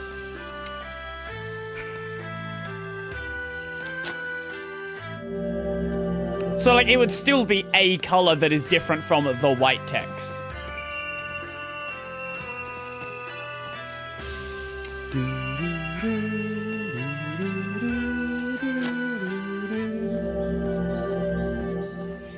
I also do kind of wish Valve got game mode working with NVIDIA stuff. I don't know what the problem they have is. Like, there's probably some technical issue for why it still doesn't work.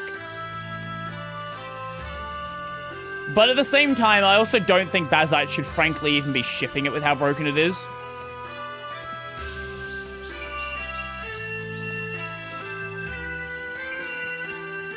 Like, I can fault Linus for it, but at the end of the day, right, Bazite is still shipping something which they know is broken. And they know their devs can't fix. With the NVIDIA version, having it there as a download's fine, but it probably shouldn't be on the homepage. You'd have to go into, like, the dev releases to get it.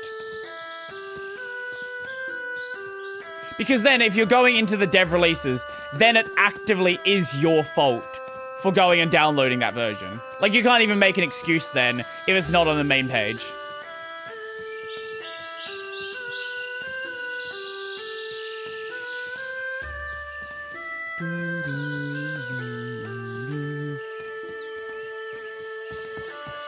I always thought that GTK meant GNOME or GNU Toolkit. Well, it did used to mean... Well, GNOME used to be the GNU Network Object Model Environment. So, some of that's true. And frankly, today, I would call GTK the GNOME Toolkit anyway. Technically, it just stands for GTK. But, look, changes are made in GTK for GNOME. The fact that they benefit anything else is just a coincidence. GTK is a toolkit for GNOME and GNOME developers. It's not really a general purpose toolkit at this point.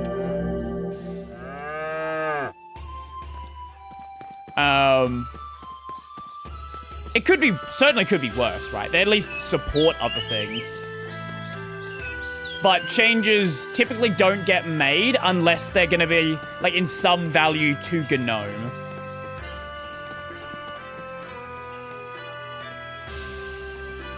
Whereas cute is the most generic thing you could possibly fucking imagine.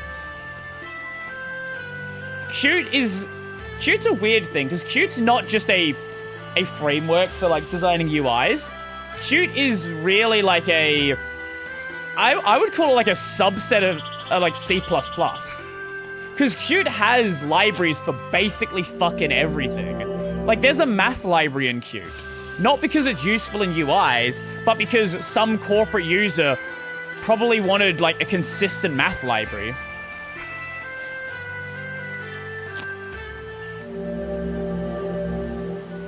In some ways, Qt's more like Node than it is just a GUI toolkit.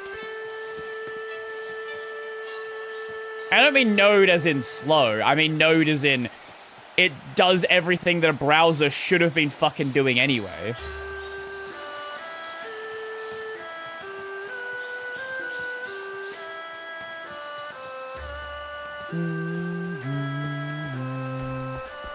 But also, as in, like, Qt's not that bad.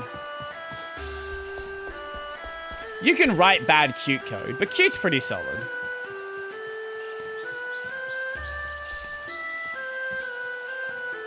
But also, it's really hard to one-to-one compare toolkits. Just because there's so much stuff happening in the background. Should be in a separate area under experimental. That's fair. If it's done like that, that would be fine. The Bazine video, yeah, no, I get what you're talking about, yeah. I think that would be fine.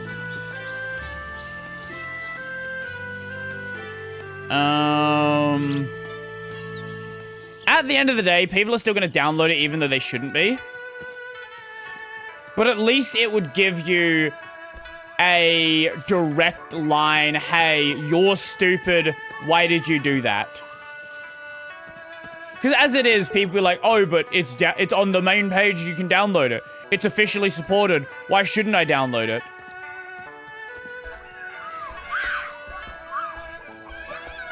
And at the same time, I get that perspective as well, right? Like, it is on the main page.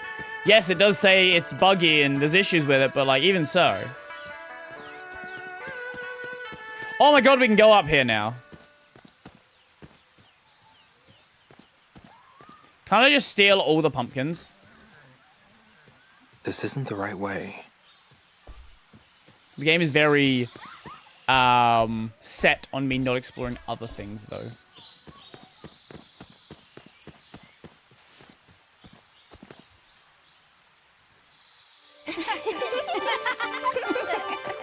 Kick him in the head! Come on, mister. Let's play. Yeah, play with us. No. Sorry, I'm pretty Piss busy. off. Be busy later. Your head is Play giant. hide and seek with us. There's someone else I have to find right now. Play hide and seek. Their head and sizes we'll are so tell anything weirdly you want. inconsistent. Can you tell me, have you seen any thugs around here? What do you mean? Have you seen anyone you don't know? You. Oh, yeah. A bald guy with a big spider John on his head. Really? I'll tell you more if you play with us. What do we need to do?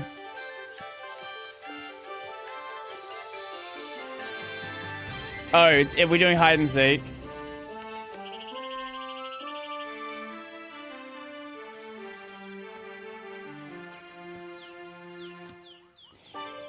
Oh god, okay. Remember that your father was murdered. Oh, I do remember.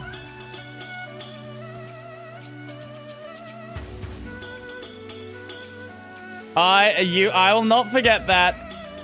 Now, the game might, but... Okay, so where is the child?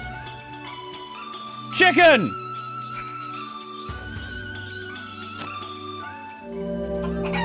Can we trade the child for the chicken? That is a scuffed as fuck chicken model.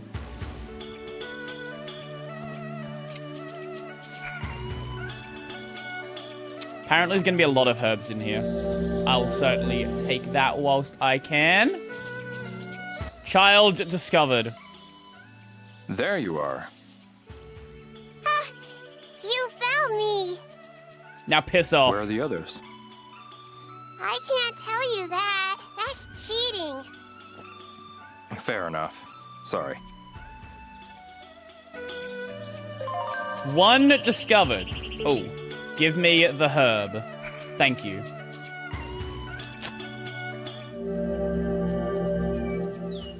Remember your father was murdered, Brody. It should have been I know they're not in here, but I know there's a bunch of herbs in here as well. So I'm kind of also here for money making.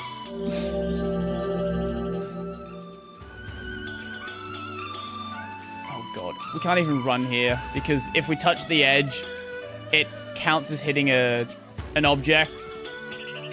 And that stops our movement. Okay, we're back to the chicken now. So, this way? Oh, hello. There's no one here. Apparently we fucking go that way.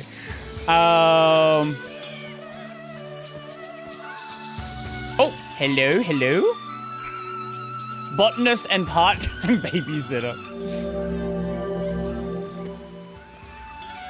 Hey, at least they don't sound like Yakuza children who just actually sound like 40-year-old dudes. I will never forget the one kid in, I think it was Yakuza 6, who they just gave, not even like an adult doing a kid's voice, it was just an adult's voice.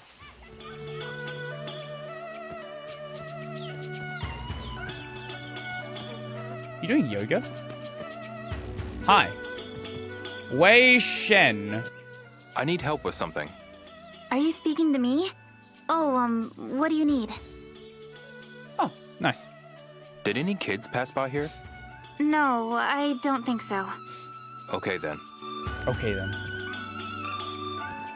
I think one of them... One of the Shenmue has significantly more animations than any Yakuza game. I haven't been to the village square. I should head back.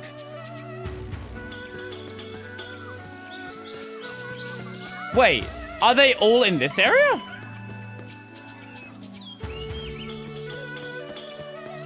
They wouldn't come this far. So are they in this little zone here? Is that what's being said?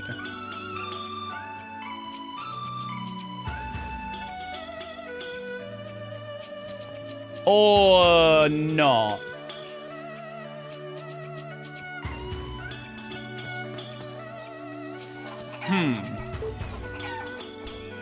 Will they break into people's houses? Is anyone there? No. Looks like no one's home.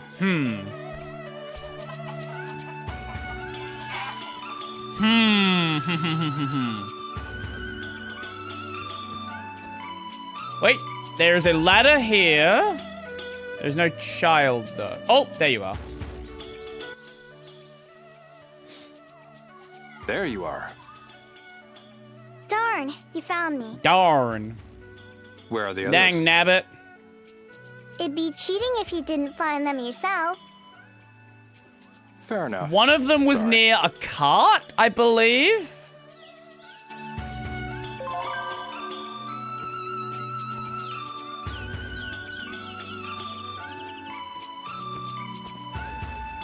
I haven't been to the village square.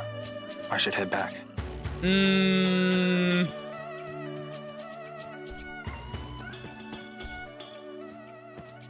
Where is the other one?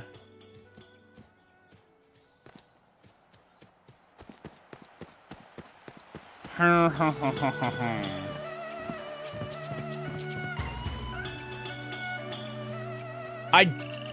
feel like it was near a cart, but I might be misremembering. Wait, if we go this way... Have we broken out of the... No, they've got a fence around. I thought we broke out of the event trigger.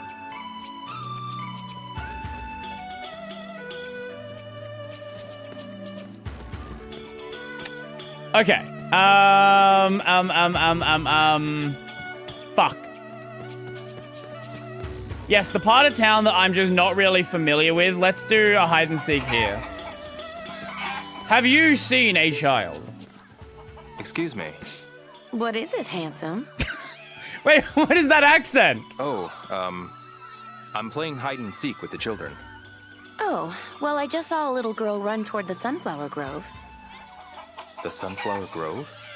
You know something? You really are handsome. Why don't you forget about the children and come over for some tea? Oh, no. That's okay. Thanks.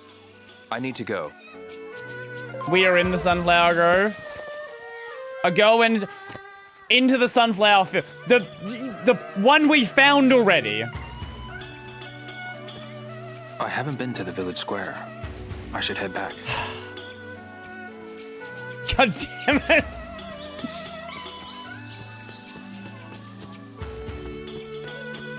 Wait, carts? Here you are. There you are. You found me. They didn't animate any other facial state except for smile. Fuck. I do not remember where the last guy was. Or did it only show us 3? And then it's like, find the other one. Good luck.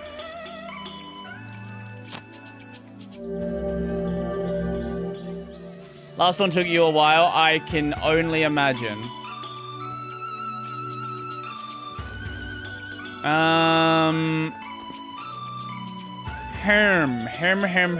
Hem. I doubt they're gonna be out this far.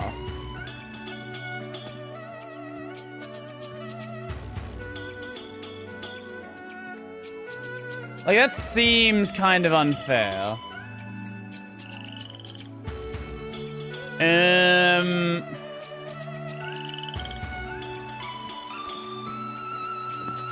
Wait, you are different children, yes? Yes, you are different children.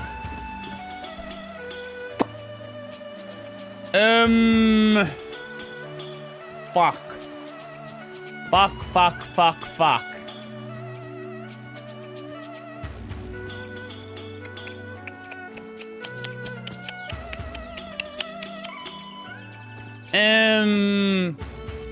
If I was a child, where would I be? Well, I certainly wouldn't be on the fucking roof, so that's already throwing me for one. I guess we could try asking people, see if they have any answers.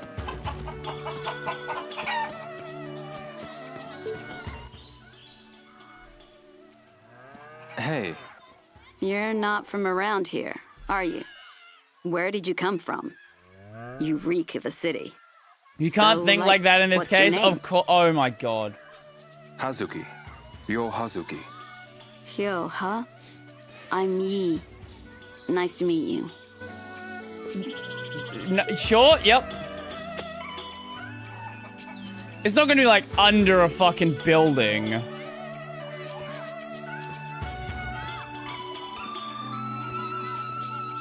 Under a cow.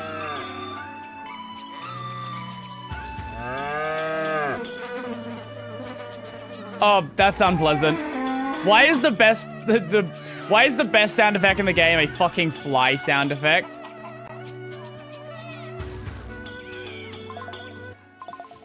The price is the same here as they are in town. Yes, appears to be.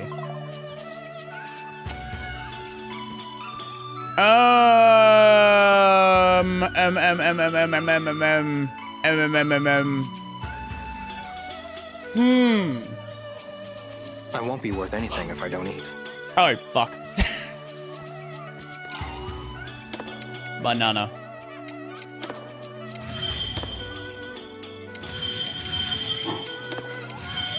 Huh. I actually am kind of lost right now.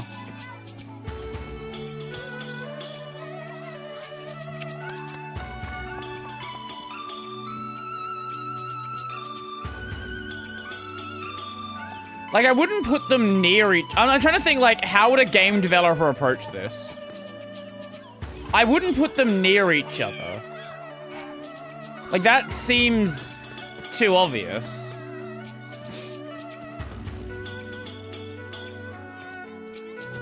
Think like a Think like a sociopath.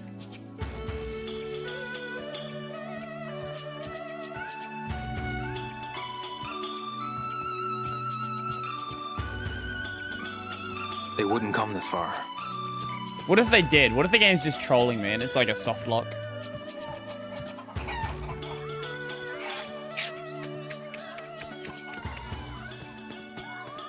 If you have a hint, I will certainly take it right now.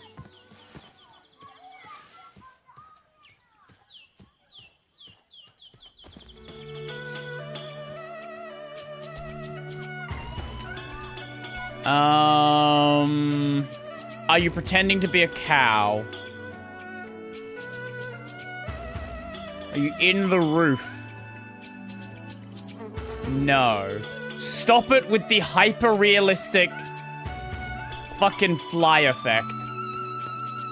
Look for statues. Statues?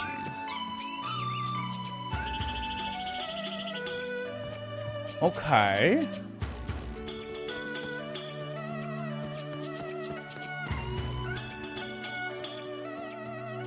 Oh, item.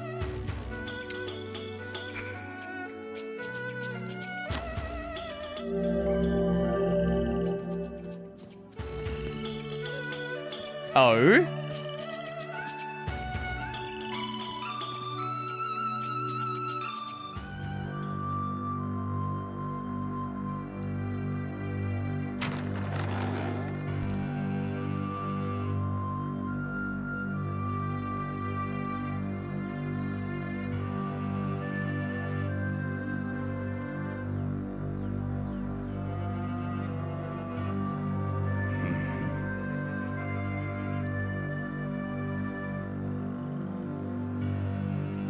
What?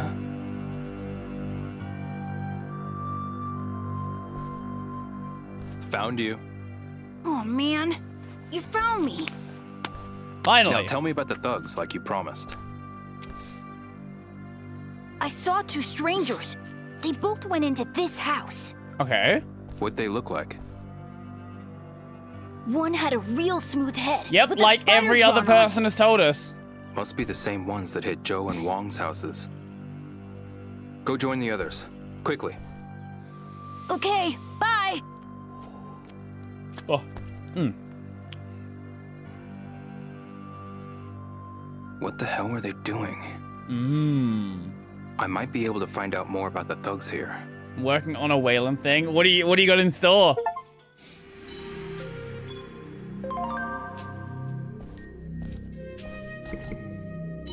Hammer. I wonder if there are any clues here. Well, that's what I'm looking at. Is that not a clue? Oh, my favorite. Opening drawers and cabinets. Rock. What's this? That would be a rock.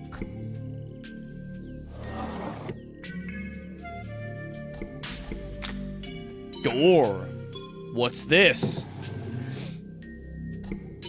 Ooh, wait, that's actually a clue. It's a photo. I wonder who's in the photo. This might be a clue. Guy. Bring Proven for Roffy, maybe. Bring its Wayland window picker closer to feature parity with X11. Ooh! I've never really been much of a Roffy guy. I've always been on like the D menu side. Looks good. It's a clue. It's mine now. No, it's just we can't steal the apples.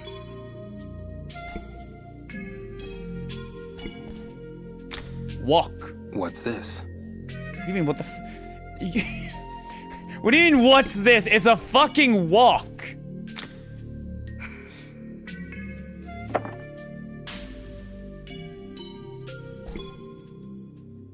Japanese man does not know what a wok is.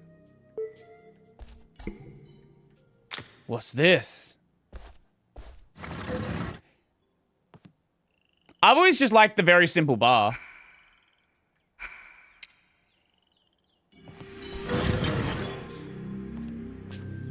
I like to sort of build up my own functionality with my launcher rather than just relying on any like the built-in stuff. Right now I'm technically not on D menu, I'm on Toffee, but same idea. I should look somewhere else. How do you know? What if there's something under the basket?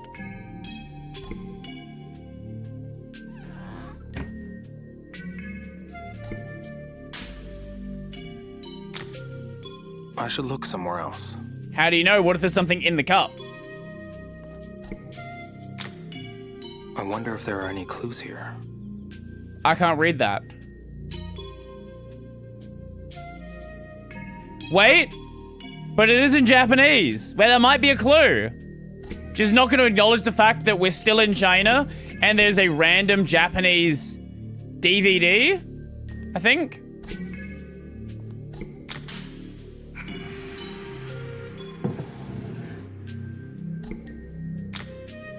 I should look somewhere else.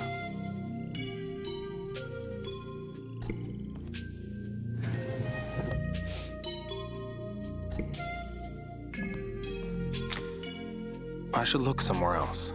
Did they just record one voice line for this?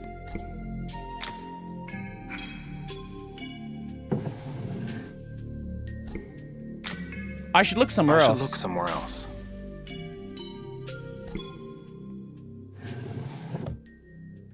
In the first two games, they would have had dialogue for every item he picked up. Or most of them. Else. Here it's just like, oh, there's an item there? I should look somewhere else.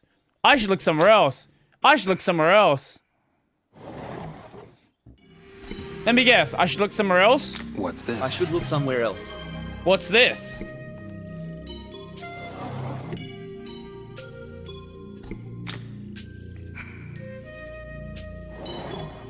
What's this? I wonder if there are any clues here. Could it be in the box? Maybe. Let's open the box. Nope.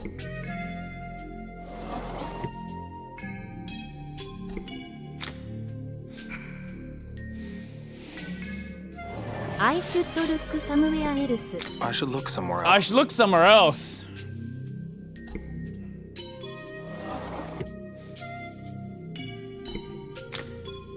Let me guess.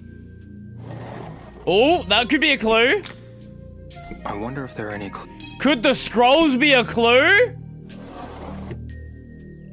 I like how he just gives up on everything without even bothering to check if it's a clue. I should look somewhere else.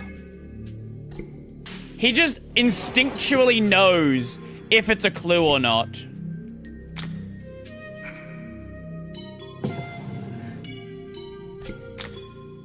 I should look somewhere else. If there's nothing in there, at least just don't have a dialogue option for it.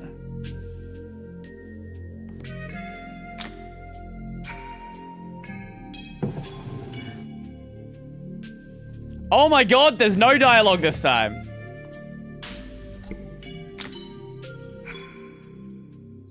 What's this? Guess I'll hold on to it for now. And now he's gonna steal his shit.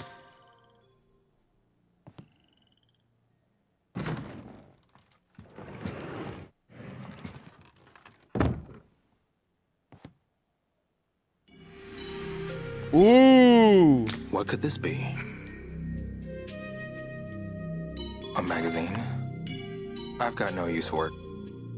It's in Japanese!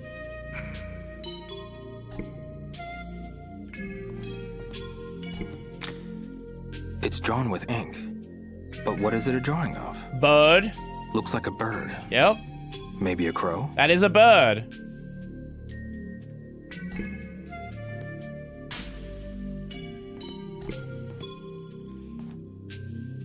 Okay. I feel like that's nothing else here.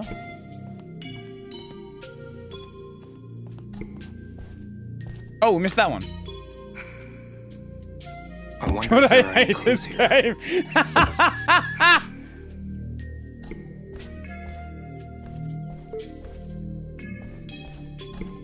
Okay, got that, got that.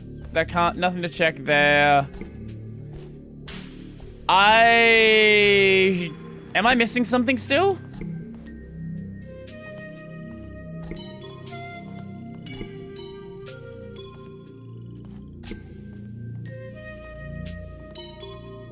It hasn't given me an event trigger, so I assume I've got to be missing something.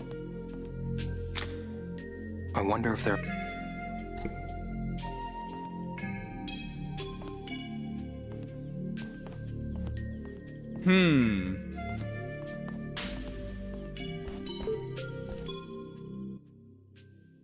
Oh, there we go. I think there's more than meets the eye.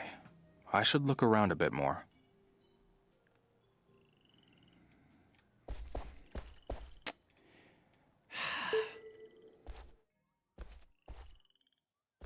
What could I be missing? What have I not checked? Oh,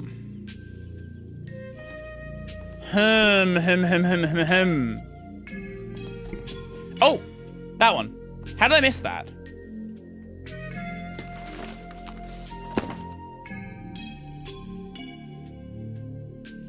Oh?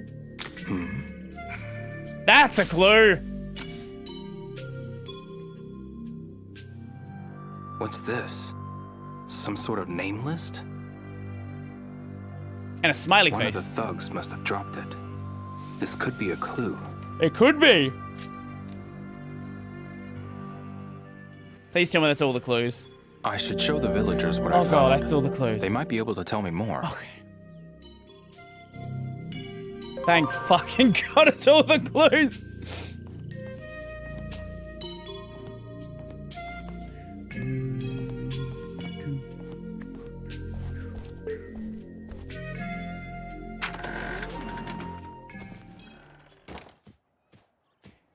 I think it doesn't use any hunger when you're inside a building. That's nice. That is definitely nice.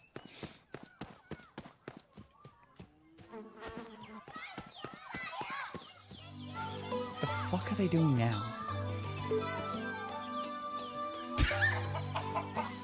Sure. Okay. I think that's going to be a solid point to end it on. I'm going to go buy some more garlic first. But I think that's where we'll stop the game for today. Solid. Raiden!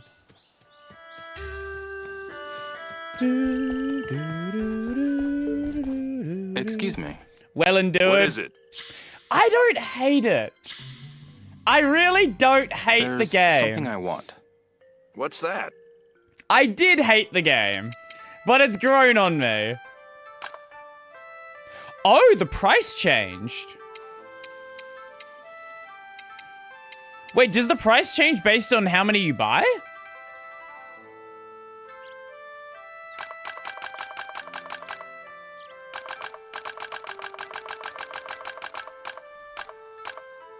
Price changes per store, but it was 9 before. Now it's 10.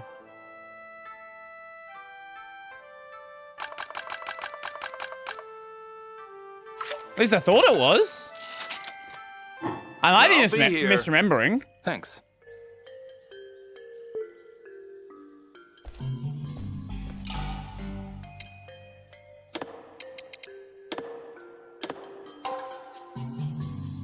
Anyway, that is where the game is done for today. Let's go to the title screen and quit out of it, because it probably won't fucking quit otherwise. Yeah, I remember saying 9 before as well. Maybe I just can't read, which would be nothing new. This title screen, though, is so fucking lazy. Does that quit the game? Hey, it does. Let's go.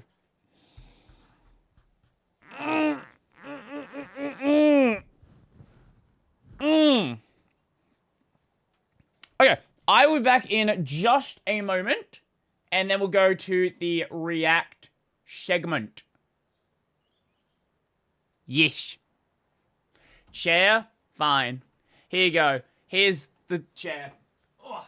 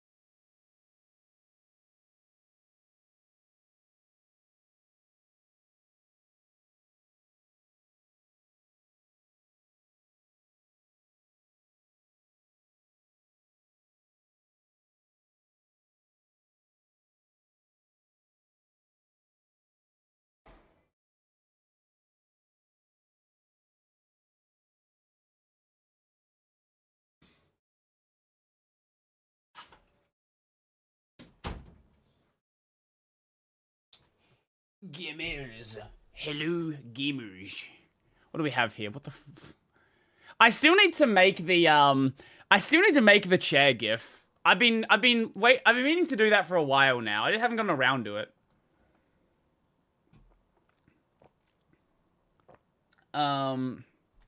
Just chatting. So then. Ugh. What do you got? There's a couple I got in my React list, but I'm happy to take suggestions. Ugh. This one is a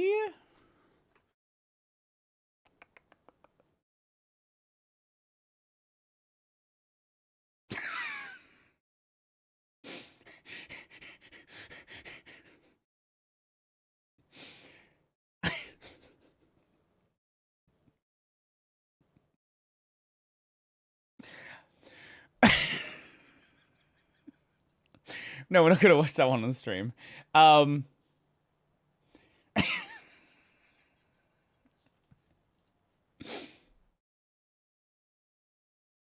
The algorithm giveth. Oh, here's one I actually did want to watch. I'll trade you. I have watched Rice Doritos stuff before though. Like Rice Doritos make good videos. But no, I'm not gonna watch that one on the stream. I'll trade you this one. The Henya and Sora the Troll video. I haven't watched that one in my own time yet. I'm surprised this wasn't the one that you'd sent. This is why Japan treated this half American Japanese VTuber this way. I was gonna send that next. Okay. I thought it was gonna be on the list somewhere. I like Sora. I like Henya. This is a hilarious combination to make. So we of course have to watch the video. Let us see. パンチするんすか？知り合ってすぐぐらいの人はやっぱ、日本においてこのハーフアメリカン VTuber が実際に受けた仕打ちとは。 So my understanding with Henya is she is half American, but most of her life she lived in Japan. I'm pretty sure how that went. その1、レストラン。おいヘニャ、お前、お腹空いてないか？ Like her dad. That's very insulting. しょうがない。じゃあすぐそこのレストランに行くか。いいよ、じゃあ行こう。彼女の名前はヘニャザ・ジーニアス。日本育ちのアメリカのハーフである。よし、じゃあついてこい。こっちだ。オッケーだよ。いらっしゃいませ。何名様ですか？2人だ。何このレストラン、面白い。What the fuck? If I remember correctly, who was it in Hololive that speaks fluent Japanese that this was done with?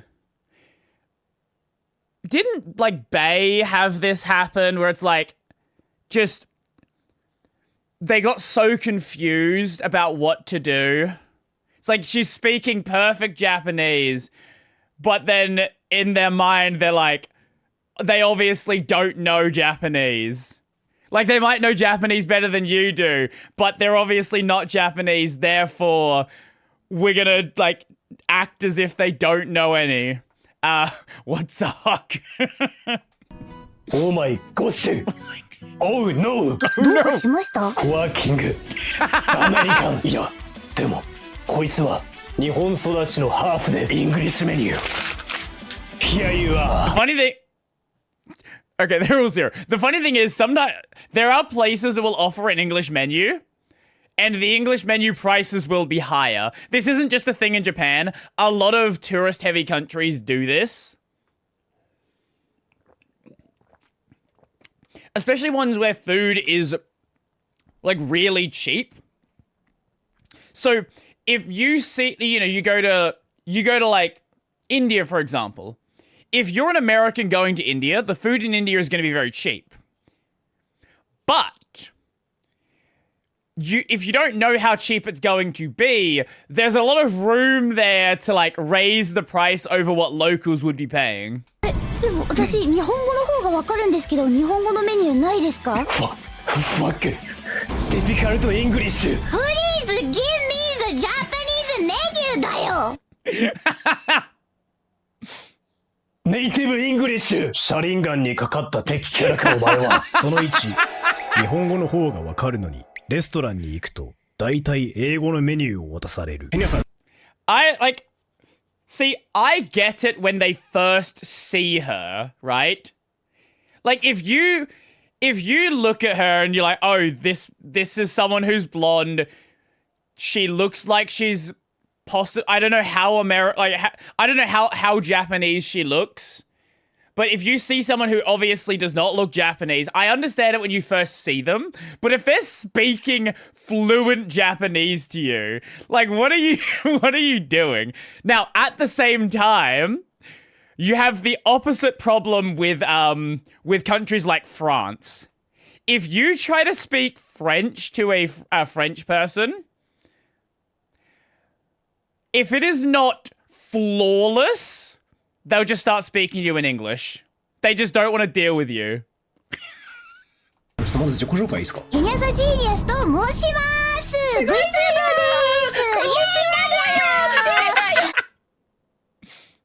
日本語の方がわかるのにレストランに行くと英語のメニュー渡されるって実際あるんですか？日本語を話しながら友達と入店したのに、友達は日本語のメニューで。ヘニャだけ英語のメニュー渡されるとか結構あるので、そういう時結構困るのが、店員さんとか気使ってくれてるのに、このヘニャが日本語を無慈悲に話すことによって逆になんか失礼なんじゃないか、だからこのまま外国人をフリードし続けるのか日本語を喋れるって言った方がいいのかすんごい悩みますね。どうするんですか実際それ？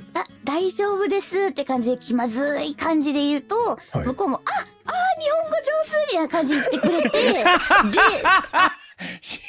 I do wonder how often she gets Nihongo Jozu. It probably happens. I'm gonna guess. I don't know how often she goes out, but I would assume every time she goes out, it happens at least bare minimum once. Bare minimum once every single time. 結局でも Unless it's a place where she's a regular at.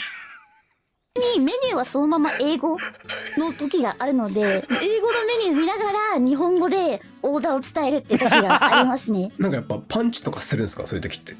しないですよ。なんでするのかなみたいな。いや善意でやってくれたわけですからね。まあじゃあパンチはしないんですね。パンチは良くないですね。パンチしないんだヘニャさん。なるほど。パンチするんですか？自分ですか？英語のメニュー渡されたことないんでパンチする経験はまだ今のところないですね。じゃあ渡されたらするかもしれない。いやされる側なんで。Probably. その2、言語の神。私もそろそろちゃんと英語勉強しないとな。おいヘニャ、お前そういえば Oh no, what's this one? ゲームが好きなんだろう。ゲーム？もちろん毎日やってる。俺の友達がな、ゲームだと絶対誰にも負けないって言っているんだ。お前のスキルで奴をボコしてくれないか？いいよ、余裕。誰？お前こんなとこに呼び出して今日は一体何なんだ？外人？お前外人と知り合いなのか？こんにちは、ヘニャです。よろしくお願いします。 What? Very good Japanese.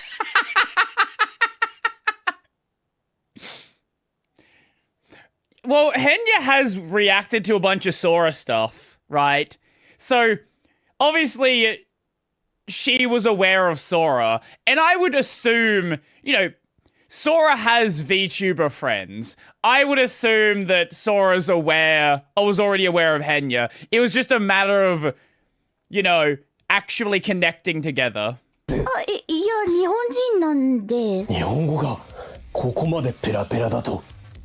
お前、何年間日本語を勉強してやがる。いや、生まれてからずっと日本語喋ってますね。クワク、Teach me English. Lesson 1. This is a pen. This is a pen. Very good. Thank you. 詐欺の現場ってこんな感じなのか。 So this is his first time. Well, being introduced to her, sure. But I would be surprised if maybe he'd just never like come across her. But I'd be surprised if that had never happened at all. Like obviously like introduced as in knowing each other is different. He knew nothing about her until this month. Okay, I guess so, sure. その2、日本語うまって言われるけど、英語うまって言われた方がしっくりくる。これあるあるですか？あるあるです。めっちゃあります。日本語うまいって最後に言われたのいつですか、ちなみに。以前事務所に入ってて、その時に言われました。I used to be with an agency.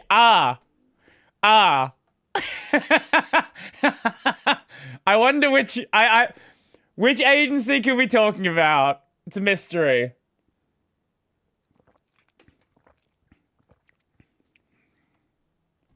したね。英語うまって言われたことありますか？ないんですよ、これが。これ逆にアメリカにいた時もあったんですけど、アメリカに行って英語を喋っても英語うまとは言ってくれなくてですね。で逆に日本語なんか喋ってみてって言って日本語喋ると Wow, your Japanese is so good! いや母国語みたいな感じなんですよ、ね。Oh no, especially if you go to America, they're Americans. So like, a lot of them don't speak a second language. I don't speak a second language either. But some Americans are proud of not speaking a second language. Which is very strange to me. パンチするんですか？パンチは良くないですね。やっぱ今警察呼んだ方がいいですかね。そうですね。やっぱ呼んだ方が自分で通報しやすいところがあるんで。そうですよね。はい。じゃあちょっと呼んでてください。ありがとうございます。わかりました。その3、友人の父親。俺、最近ギターを買ったんだ。ギター？いくらしたの？300円だ。300円でギターが買えるなんてそんなはずが。I have never... What the fuck? I don't watch enough Henya streams. I have never seen this face. 300円でギターが買えるなんてそんなはずが。信じられないだろう。俺の家に見に来るか。300円のギター？ Yeah, that 見さ toggle. せてもらおう。I've never seen that toggle. いるか？おかえり。遅かったな。今日は友達を連れてきた。おい、ヘニャ。挨拶しろ。こんにちは。はじめまして。ヘニャです。ハロー。こんにちは。父さん、ヘニャは日本育ちだか。ハロー。お前はハローっていう名前がついてるポケモンか。その3、友達の家に行くと親にハローとか言われる。 Is this entire video just going to be people just assume Henya does not know Japanese? ってなんか気まずい。これあれですか？一発目ハローとは言われないですけど、なんて言おうって迷われることはありますね。なんて言うのが正解なんだって感じで困られることは多々ありますね。それでその後に何が来るんですか、大体。こんにちはみたいな感じに言うとこう、こんにちはって感じで、そっか日本語うまいねっていう大体定番のパターンですね。じゃああんまりハローはないですか？酔っ払ったおっさんくらいですかね。酔っ払ったおっさんにハローって言われるんですね。言われます言われます。Yeah, but they're drunk dudes. They're just talking shit. ハローって言われて、どうもって感じで終わりますね。ハローって言われたらパンチやっぱしたくなる。Sora, shut up. Why do you want to keep punching people? 気のせいです。すいませんでした。何でもないです。はい。気のせいです。ありがとうございます。その4、好きな食べ物。今度はみんなでどこか Let に me 行かない guess. か。 They're gonna think their favorite food is like, I don't know. どこに行きたいんだ。 What's a notoriously American food? Burgers. 私、北海道行きたい。北海道か。北海道といえば海の幸か。北海道は食事がうまいとよく言うよな。特に寿司とラーメンなんかがうまいらしいぞ。バーベキュー？寿司？ラーメン？待て、ヘニャが嫌そうにしてる。確かに。ヘニャはアメリカハーフだからアメリカ料理が好きなんだ。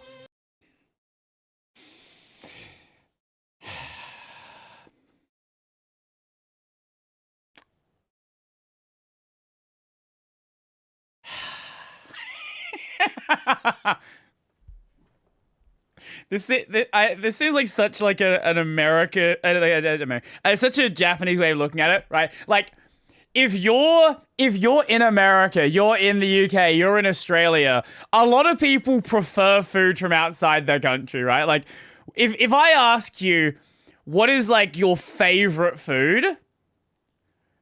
It's probably, I would assume, not like if you're from one of those countries, not something from your country. Yeah. I go for some fucking chicken teriyaki is my answer. That's a real good answer. I like that answer. 予定変更。北海道に行ってマクドナルドに行くぞ。それかドミノピザだ。本気で北海道に行ってマクドナルドとドミノピザ食べ行くの？ヘニャが嬉しそうにしてるぞ。レッツゴー。お前らは私がイタリア行ってもバーガーキングを食べに行くと本気で思っとるんか？ Okay, that's a joke. However, there is something to be said about going to another country and trying the McDonald's there. Because McDonald's does have a lot of regional menu items. There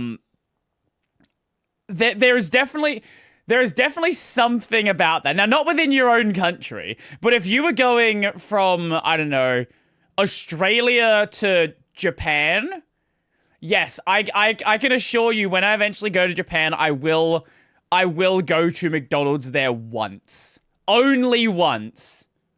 その4、アメリカだからアメリカ料理好きイコールハンバーガー好きとか思われてるが、ぶっちゃけ Also, if you're American and come to any other country, try their KFC and you'll realize how bad you have it. 寿司とラーメンの方が好き。どうですか？知り合ってすぐぐらいの人はやっぱ、どこ行く？やっぱハンバーガーがいい？食べ慣れたものがいいっていうのはありますね。全然寿司とか大丈夫ですよっていうのはありますね。やっぱね、これ I get it with the sushi one, right? Because a lot of people are weird around sushi. Like, there is a lot of people that just cannot handle raw fish. I get it. But, like, at the same time, just get over it. It's good. どうなんですね。なんか大体マクドナルドですよね、ちなみに。あ、そうです。マックとか、なんかステーキハウスとか、そういうの好きっていうのは。To be fair, I could go for a steakhouse. That's not a bad dinner. ありますね。例えばじゃあマクドナルド行くって言われた時にやっぱ物投げたいみたいな感じにはなっ。あ、もしもし、警察でしょうか？その後、バグ。まずい、これから好きなアーティストのコンサートがあるのに道に迷っちゃった。どうしよう。すいません、ちょっと道聞きたいんですけど。ハロー？もうこの際ハローでもどうでもいい。時間がないんです。東京ドームってここからどうやって行けばいいんですか？東京ドーム。東京ドームイズ。あっちの方向って英語でなんて言うんだっけ？なあ、たかし。あっちの方向って英語でなんて言うんだ？英語で。くそ、わからない。ググるか。Wait a moment。なんなんだこいつら。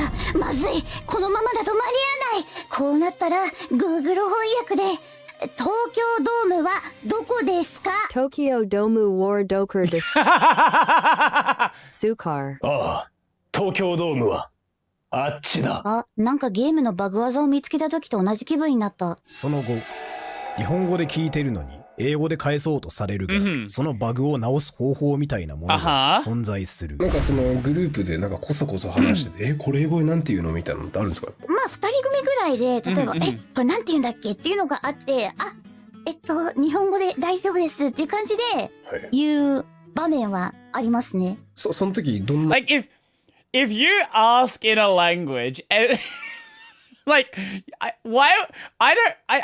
assume there's like a cultural reason for it, but like if you ask in a language, why would you assume the person does not know the language? 気分になるんですか？やっぱうぜーってなるんですか？またかみたいな感じなんで、特にそんなにめちゃくちゃ気にはしない。自分の顔が日本人っぽくないので、なるほどなるほど。仕方ないかっていうのはありますね。ふざけんなよお前らってなんか叫んだりはしないんですか？いや、トラさん。あれですか？結構そういう場面があるんです。自分は日本人なんで一回もないですよ。自分は一回もないです。これで終わりなんですけど、ちょっとなんか面白いこと言えます最後に。6、7!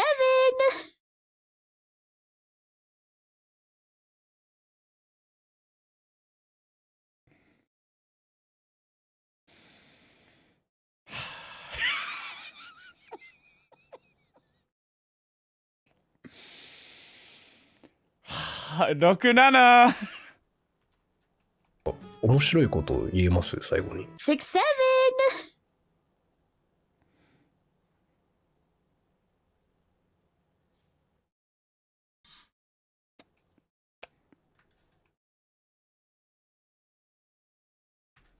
Stop.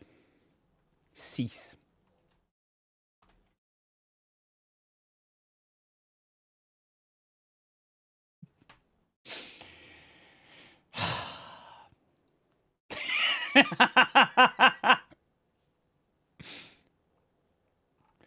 Oh my god, man.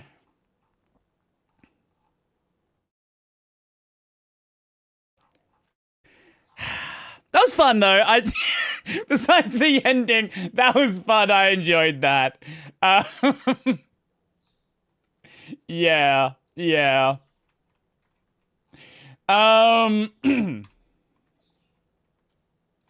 We got this one over here, unless someone else has a suggestion. Jack, Ratchet, or Sly? Which PS2 platformer aged best? I have never played the Sly Raccoon series. I actually don't have any context for that. But I thought it'd be interesting, because I have played the other two quite extensively. But if anyone else has any suggestions, I am happy to take those as well. Ratchet's kinda still going. Like, the latest Ratchet game was a fucking, what do you call it? A battle royale game, like a mobile battle royale game. The last actual Ratchet game, I think, was like 2020, wasn't it? Ratchet & Clank Wikipedia. 2021 was Rift Apart.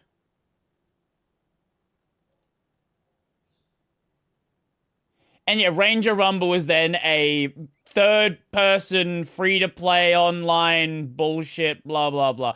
Like, Ratchet & Clank is not dead, but, like, if you look at this listing, right, like, it's kind of dead. It lived the longest, though, right? It lived well into the PS3 era. We had a PS4 game and a PS5 game. So, like, it's doing way fucking better than the others are doing. That's for goddamn sure. Anyway, let's take a look. I recently replayed Jak and Daxter, Ratchet & Clank, and Sly Cooper. Not played it, but I need to get to it. I don't know why I never played it. I had friends who were really big fans of Sly Cooper. I don't know why I didn't get. I don't know why I never played it.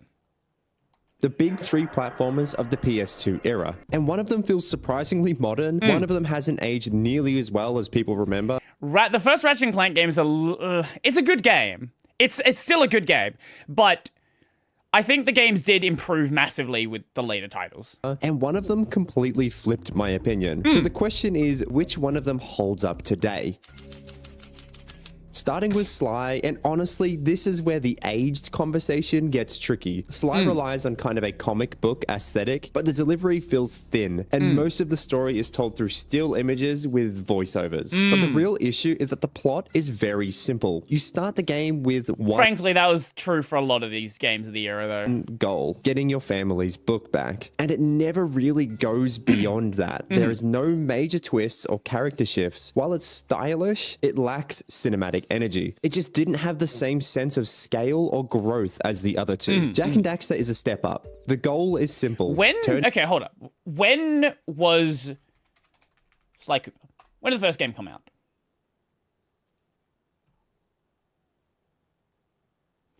First game was 2002. Jak and Daxter. First game was 2001.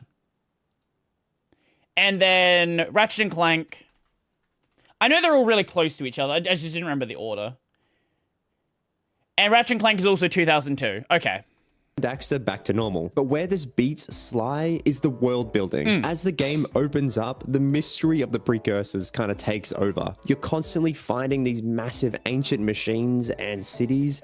Precursor Legacy was a technical marvel for that early in the PS2. Like this, we've watched a video on this in the past. The way that it made the world as big as it did, actually incredibly technically impressive. Now, it's technically impressive, however, this is also a big part of the reason why there's a lot of speedrunning bugs in the game, because there's some weird loading hacks they had to do. It takes over. You're constantly finding these massive ancient machines and cities that are just left behind by a civilization that just vanished. It gives the world a sense of scale and history that makes it feel much deeper than just the standard platformer. But the winner here is easily Ratchet and Clank. The story here is kind of gritty. It's a satire of corporate greed that feels more relevant in 2026 than it did back in 2000. I don't know if a story is really something I'm looking at too much for a game like this. I care more about the characterization, right?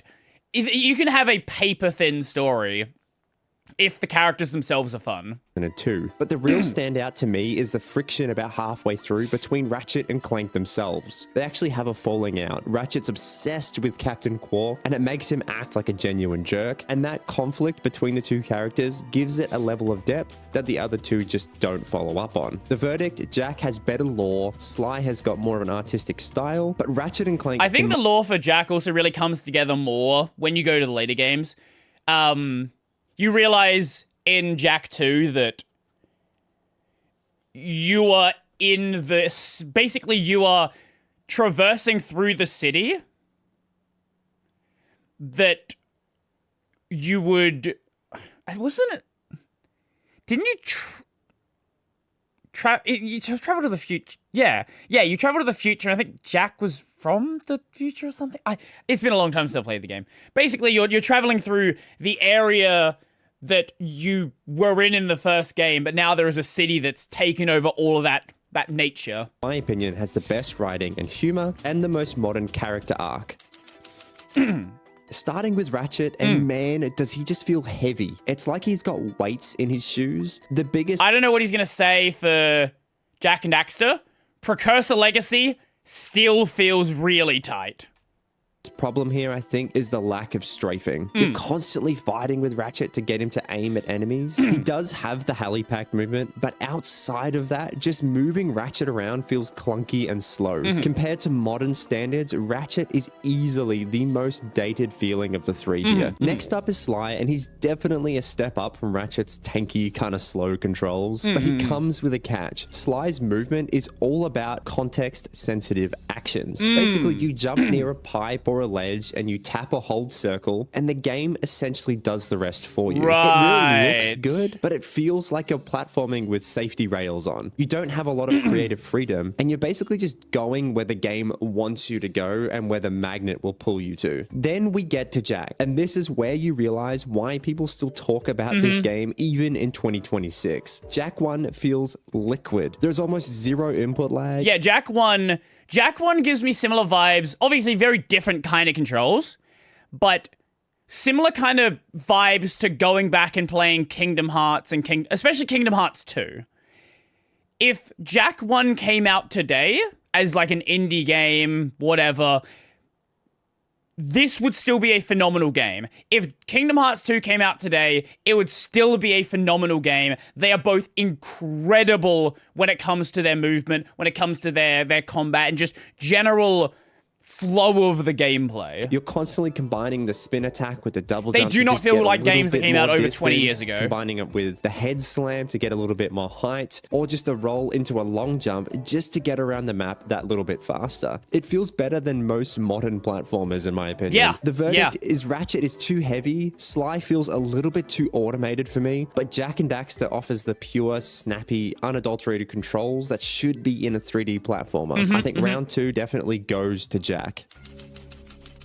I think let's just look at Sly first. Combat here really isn't the focus of the game. It's more of a penalty for failing stealth. Most enemies are a 1 to 2 hit kill, but you yourself are just as fragile. It works for a stealth game. Don't get me wrong, I think that this is fantastic for a stealth game, but compared to the other two in this category, it feels very, very one-dimensional. In the grand scheme of things, Ratchet should take this. The variety of weapons is kind of legendary, but the lack of strafing makes the actual fighting feel terrible by today's standards. Yeah, like, I died.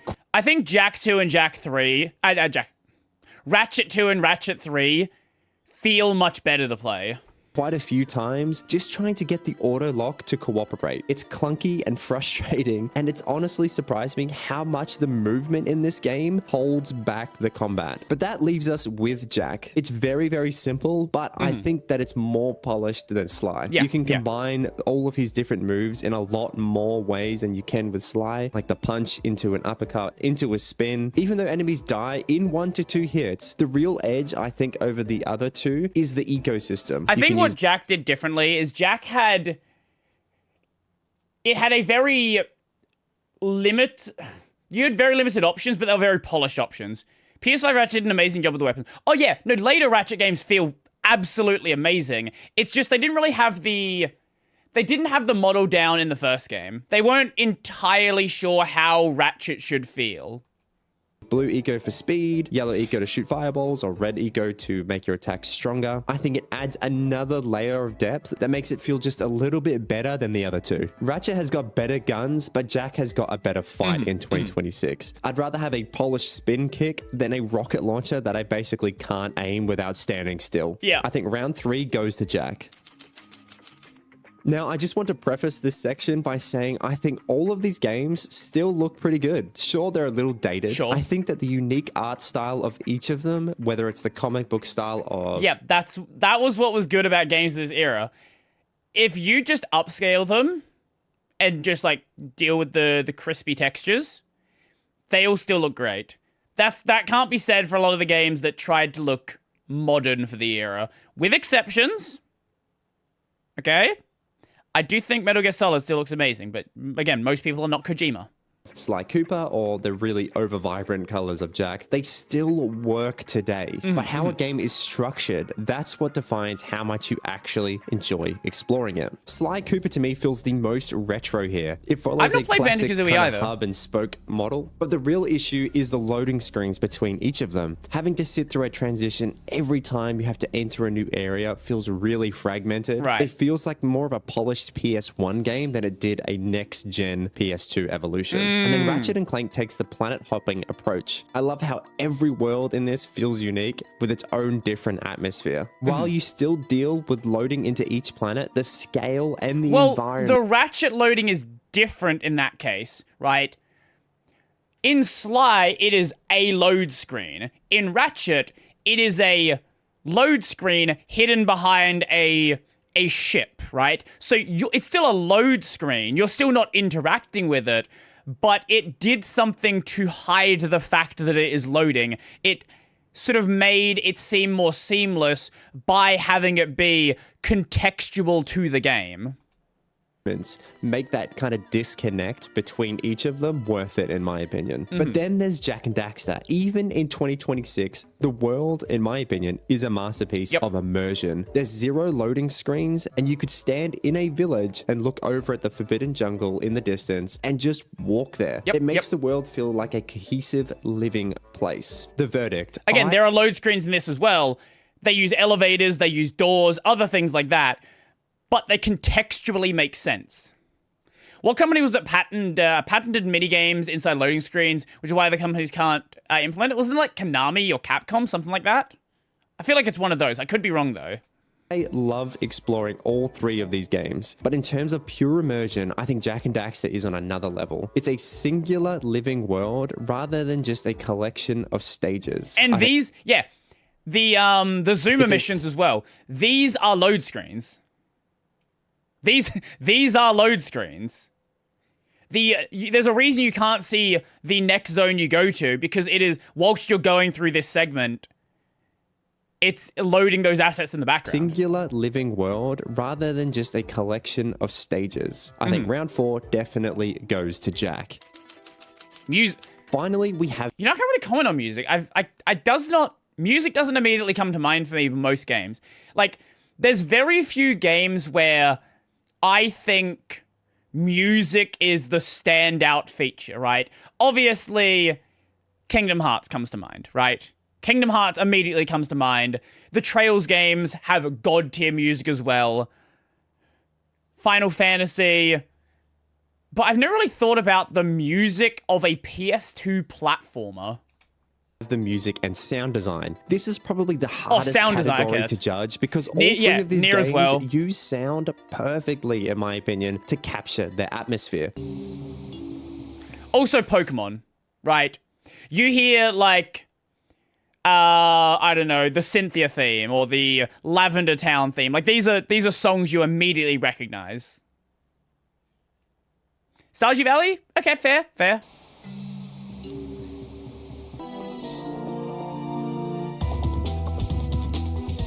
They're competent. They're all competent music for what the game's trying to be. I really do think they all sound incredible, but in my opinion, I think Sly Cooper actually does something really special. I really loved the small sound effects that sync up with your movement in the game. Like the little guitar strings that play exactly when you're creeping along an edge. Oh, that's cool. Okay, that's actually a cool touch. It makes the world feel like kind of like a living cartoon. I really did enjoy Ratchet's like kind of industrial grit type of music, and Jack's ambient world are great, but Sly's soundtrack feels like it's actually a part of your gameplay. The verdict, all three of these, in my opinion, are 10 out of 10s for music, but the extra layer of charm, I have to give this one to Sly Cooper. So tallying all of the points here, Ratchet and Clank definitely took the story for me. I think Sly Cooper took the music to just a little bit higher than the other two, but I think what makes Jak and Daxter hold up in 2026 compared to the other two are the controls, the combat, and the level design. I think that this makes Jak the winner by far. It's the game that feels the most modern and fluid to play even in 2026. But replaying all of these back to back for this video really highlighted the gaps between them. While they all belong to the same legendary era, seeing how they handle side by side made it clear that these studios also had really different priorities. But even with their flaws, I think that these games have more personality than most AAA titles that release today. And if you had to pick one to play through right now, which one are you going to grab? Is it Jak and Daxter, Ratchet and Clank, or Sly Cooper? Let me know in the comments which one you think aged. I've already played through Ratchet and Clank and Jak and Daxter multiple times, so it would have to be Sly for me. But if I just wanted to go back to one, regardless of whether I've played them, I could do another playthrough of Jak and Daxter. Also, Open Goal does exist, so you know, I want to do Open Goal at some point. Well, that was good. That was good. I enjoyed that. I'm just gonna keep cycling through things I have here, unless anyone has any suggestions. I do have a JRPG video here.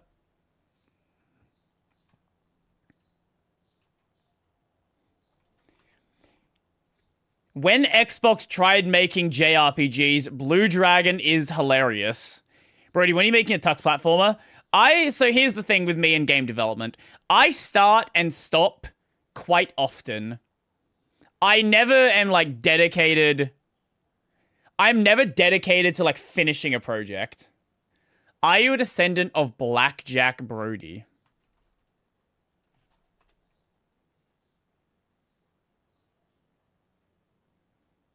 From Scooby-Doo?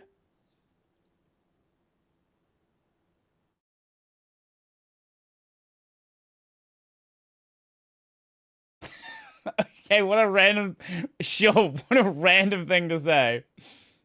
Actually, on the topic of video game music, let me play some video game music for you.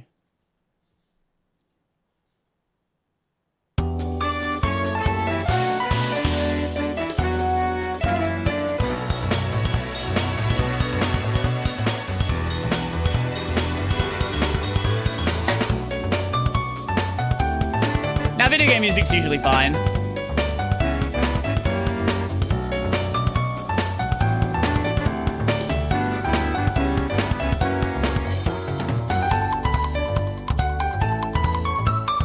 Unless it's Nintendo, true. This is the battle theme for Trails in the Sky.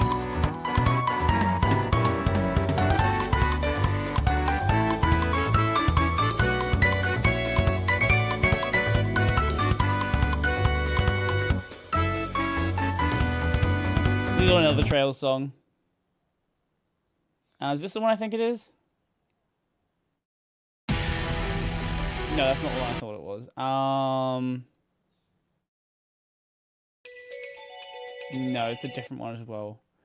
What is this one?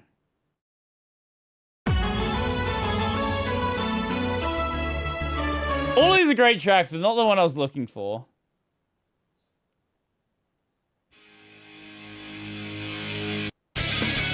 Okay, that works.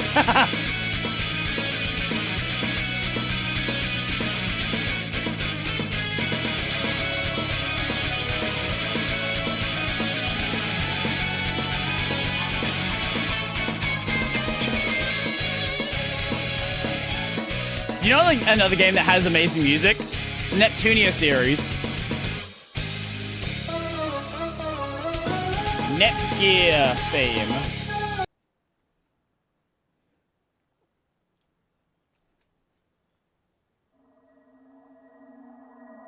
Why is this Netgear's theme? Who knows?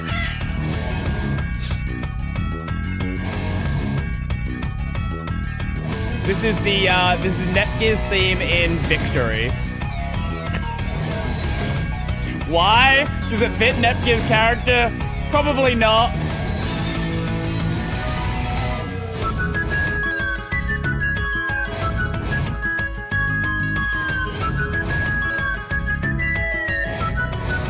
I do miss early Nep games. It's been a while since I had a good Nep game. Anyway, sorry, we got very distracted there. I don't know. This guy says Blue Dragon's bad, so let's check out the video. When Xbox tried making JRPGs, Blue Dragon is hilarious. America! brother. Politics aside, cause yikes! It's the land of the free and home of the brave. And us men don't wanna play no confusing kawaii PlayStations or baby boy piss in front of your wife Nintendos. We need real American-made beer chugging, wood hucking, guns a-blasting games. And on November 15th, 2001, big man Bill Gates alongside Billy Bob The Gates Rock unveiled the ultimate system, that the picture, Xbox man. Original. Throughout the years, with games like Halo, Good game. Fable, Gears Good. of War, Good. and Conquer Reloaded, if you Yep. didn't have an Xbox, then you were kind of a bitch. Even though Nah, not the original Xbox. If you didn't have a PS2, you were kind of a bitch. Maybe in America, but everywhere else, no one gave a shit about the original Xbox. The 360, however, that's a different story. I was birthed a PlayStation kid, I can't deny that the Xbox was an absolute unit in the entire world of gaming, especially here in North America. Almost every kid I knew had an Xbox to play with their friends, either via couch co-op or online against people. Meanwhile, I would just be at home by myself, playing Pokemon or my silly little 40-hour-long anime games about 4 orphans with amnesia and their quest to defeat God in a battle of chess. However, sorry, what game is that?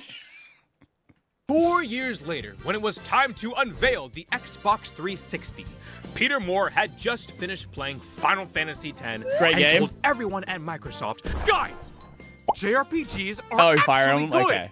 To increase the global success of the Xbox, Peter Moore believed that partnering with Japanese gaming companies was the move. Okay. They hit up Hironobu Sakaguchi, the creator of Final Fantasy, and Akira Toriyama, the dad. Okay, wait, how is this bad? How is this a bad game? No, you can't convince me this is a bad game. Shut up. No. Hironobu Sakaguchi. You can't have Toriyama and Sakaguchi on a game and convince me it's Creator bad. of Final Fantasy and Akira Toriyama, the daddy of shonen, to make a JRPG for American kids. Forming the gaming company Mistwalker in 2004, Sakaguchi Sensei got to work on crafting the company's first game. Introducing the JRPG Xbox 360 launch title exclusive. Oh, it was a launch title. Blue Dragon. So what is Blue Dragon? Oh, that's insanely Toriyama. Fuck. Okay, yeah. Launch title exclusive.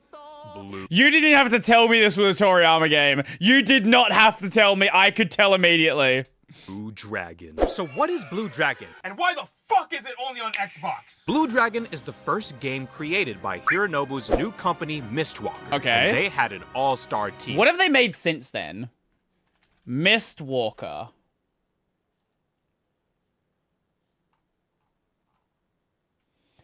Lost Odyssey, another Blue Dragon game.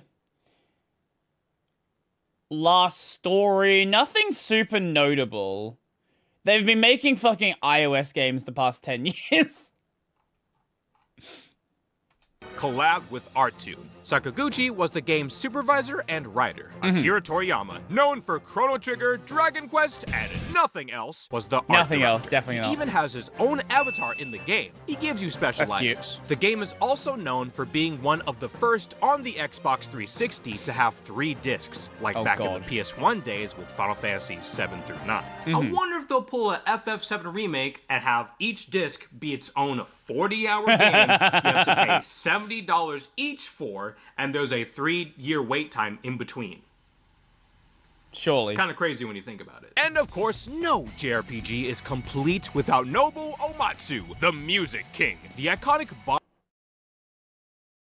Shut up. This is... No. No, there's no... You cannot convince me. You cannot convince me that this is a fucking bad game. Toriyama, Sakaguchi, and Nobuo... No, you can't convince me this is bad. I refuse to believe you. boss theme, Eternity, which is known for having lyrics that don't make sense, but who gives a shit cause it's epic, was written by Sakaguchi and sung by Ian Gillan. There is no bit. I just love this song. Who's Ian Gillan? Is this a name I should know?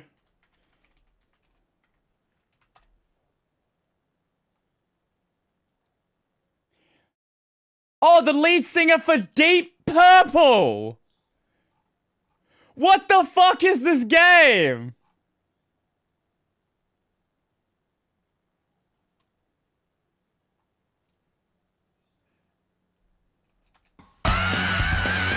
Now for me, I didn't have an Xbox growing up, so I never got around to this game until 2025. No, not that Deep Purple. I knew about Blue Dragon because of the anime. Thanks to the success of Blue Dragon, it got a 51-episode anime adaptation in 2007. Sorry, how many? Blue Dragon. It got a 51 Fuck! Okay. I guess Toriyama did have way more power back then. 6.44 on Mao. This was by Studio Pierrot, who you might know for great titles such as Naruto and Bleach and Tokyo Ghoul and Black Clover and Yu Yu Hakusho and many other things, and destroying Twin Star Exorcist episode anime adaptation in 2007 by Studio Pierrot. It was well received as it got a second season with another 51 episodes called Trials of the Seven Shadows. I still remember when Blue Dragon was first airing on Cartoon Network. I was sitting on my bed playing Spectrobes for the DS while just jamming out to the intro song. Man. That is such an early 2000s experience. This was the show that made me change the channel as a kid. Okay, maybe it's a bit rough then. The series even had 2 mangas, Raw God, which is loosely based on the game's plot, and Blue Dragon ST, which was based on the plot of the game, but only had 1 volume due to the publishing company being cancelled. This game was a huge success in Japan, with limited console edition pre-orders being sold out instantly, like grown men fighting over. That's a list.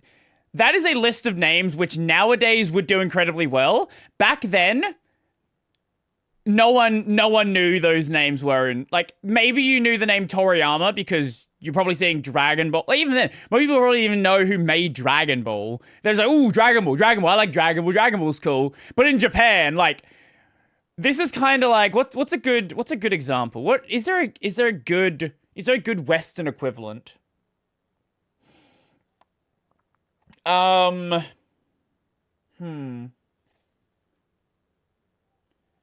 I'm trying to think. Are there notable...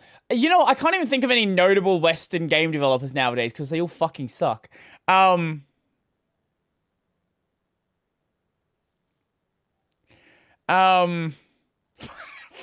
That's actually a hard one. Over Pokemon cards. And thanks to the game meeting their quota, they made 2 sequels for the DS. Blue Dragon Plus, an RTS similar to Fire Emblem that takes place 1 year after the first game, and Blue Dragon Awakening Shadow, an action RPG taking place 1 year For American after Tarantino movies, he wasn't supposed to. Actually, yeah, that works. Blue Dragon Plus. It might have done well in Japan, but in America, not as many people were snorting the Blue Dragon. Its biggest criticism was that it felt too generic and just like any other Japanese role-playing game. Reviewers were complaining that the game wasn't breaking any new ground or doing anything we haven't seen before. But is that a bad thing? Today, I'm here to answer the question.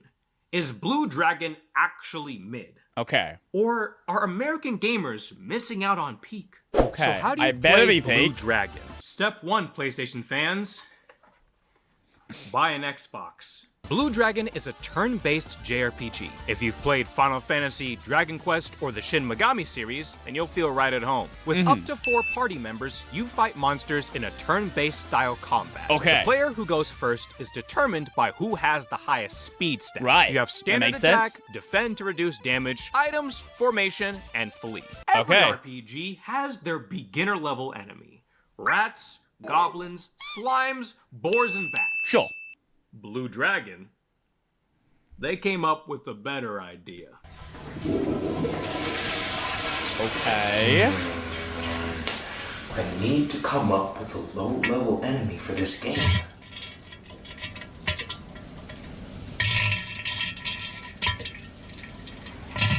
Okay, I got it. But we'll make them pink. This franchise's biggest selling point, the core of the series, are the shadows. Never forget, everything is a JoJo's reference. Shadows are your main source of attack. Speaking of JoJo references, Season 2 of the Devil May Cry anime made a JoJo reference, and it's so forced. I might show it to you afterwards. Season 2 of DMC is... I said that the what's his name? Fucking Adi Shankar, whatever the fuck his name is. I said this entire knowledge of DMC comes from TikTok, and I'm pretty convinced it is. And gives everyone access to magic. Okay. Each shadow gives you 9 different character skills to choose from, each with their own abilities and stat changes for a wide variety of customization and potential replayability. Sword Master is for physical attacks, like hitting multiple enemies, absorbing health, or combining attacks with magic for higher elemental weaknesses. Wrong game. Not only do you level up your characters, but also your rank to gain access to new abilities. Like I said earlier regarding replayability, this game does have a nice amount of customization for you to mess around with your characters. And even though it's clear that some characters are better for certain classes, like Kluk with magic attacks, or Shu and Swordmaster abilities, you can pretty much do whatever you want. Speaking of magic, when you use a spell, a meter will appear for you to press and hold. Depending on where you land not only determines the strength of the spell, but will also affect your placement. So you can either use a weak spell right away, or charge up a powerful attack while you survive an onslaught of enemies. Also, I love it when enemies have hurt animations to show that they are close to dying, and how you know you've defeated an enemy when the camera does a Dutch angle shot from behind the monster. It's a good visual representation to say, fuck yeah, you did it! I guess, yeah, if you don't want to have health bars in the enemies, that's a cool way to do it. That really add to the overall experience. All the bosses have simple but effective strategies like attacking certain spots for more damage, elemental changes, or my least favorite, having to fight a horde of enemies before you can touch the boss. Oh, we love that. It is a standard turn-based game with some fun customization options here and there. And I will admit, the blue shadows really make the game stand out blue in dragons. the realm of JRPGs and turn-based combat, which is really cool. I absolutely love that. Haven't played any of the Bravely games. No? I'm gonna go with no on that one. Now, onto its world. You explore a desert dystopia with elements of magic and machines. In towns, you talk to NPCs for items, spells, or equipment. A Phoenix Talon for reviving someone, huh? Ah, yes, a Phoenix Talon. Totally unique idea. Might as well just call it a Griffin Up. If this wasn't Sakaguchi's company, they would get sued so hard. Nah, Fresh I'd be fine. Garlic heals about 100 HP, but adds stink, which increases the number of enemy encounters. Okay, that's neat. I'm low health. You guys got any healing items? Yeah, for sure. I'll have this fresh garlic. Take it. Get that shit out of my face. I'd rather be dead and clean than alive and stinky. The overworld is where you move around the map to find different areas or towns to explore. And just like in modern JRPGs, instead of random encounters all the time, the monsters actually appear on the map. If a monster sees you, they'll chase you. Let me tell you something. But depending on your level, they might leave you alone. You can even sneak up and attack them for a better chance. Okay, yeah, this is very standard JRPG style. Dude, I'm so happy this game doesn't have random encounters, because as much as I love turn-based games, the older I get, the more and more I can't stand random encounters all the time, every 3 to 5 steps I take. Yeah.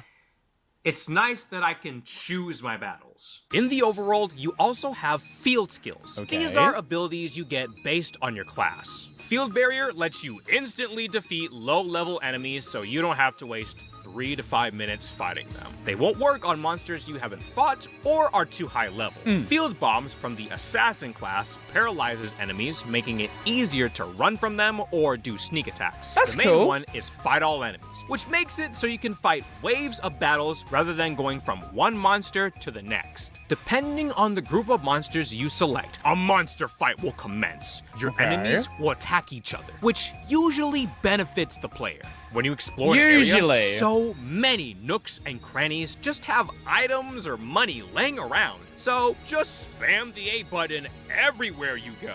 Field skills, lack of random encounters, and the monster fights, I believe, are all fun implementations to a traditional turn-based games that I feel a lot of fans of JRPGs will greatly appreciate. Overall, the gameplay and world building of Blue Dragon is pretty standard stuff.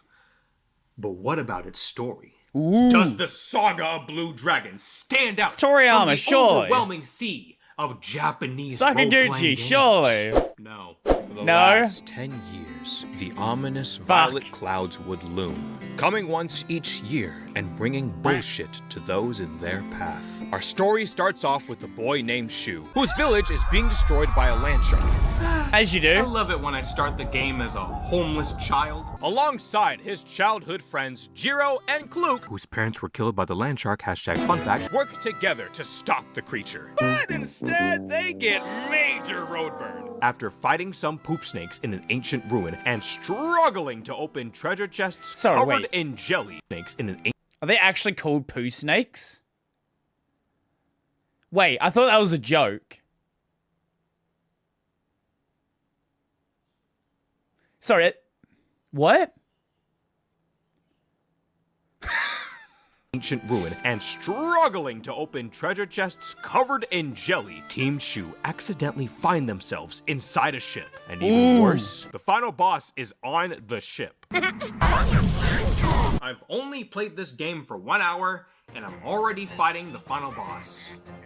Either I'm a speedrunning god, or this is the shortest JRPG I've ever played. Nene, the ruler of Grand Kingdom, reveals he was the one who sent the land shark for one simple reason. Because he thought it'd be funny. Best antagonist, get fucked, Luke.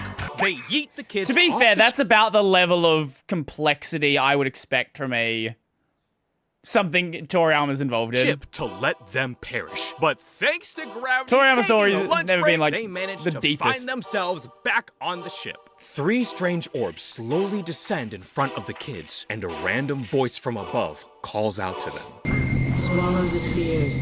Okay. Hey, did you hear that? Oh my god, do you think they'll actually do it? Okay, let me try again. Swallow the light spheres. Alright. Oh, no way! They actually did it! Yo! Those strange light spheres give Team Shu the power to control their blue shadows. And after fighting, holy shit, that's a lot of robots! Okay, one sec, guys. After defeating a whole army of robots and then stealing a ship, Team Shu make it their mission to stop King Nene's world conquest and— I just realized this guy is...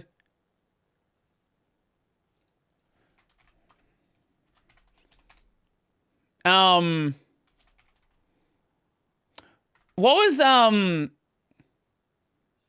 was the hero the hero name for Gohan?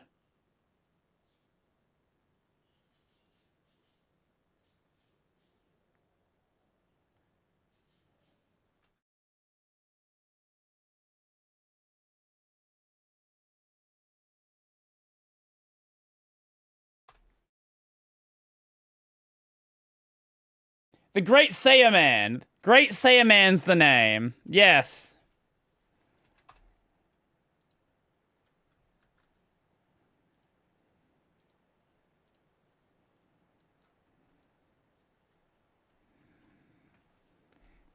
Peak Toriyama design.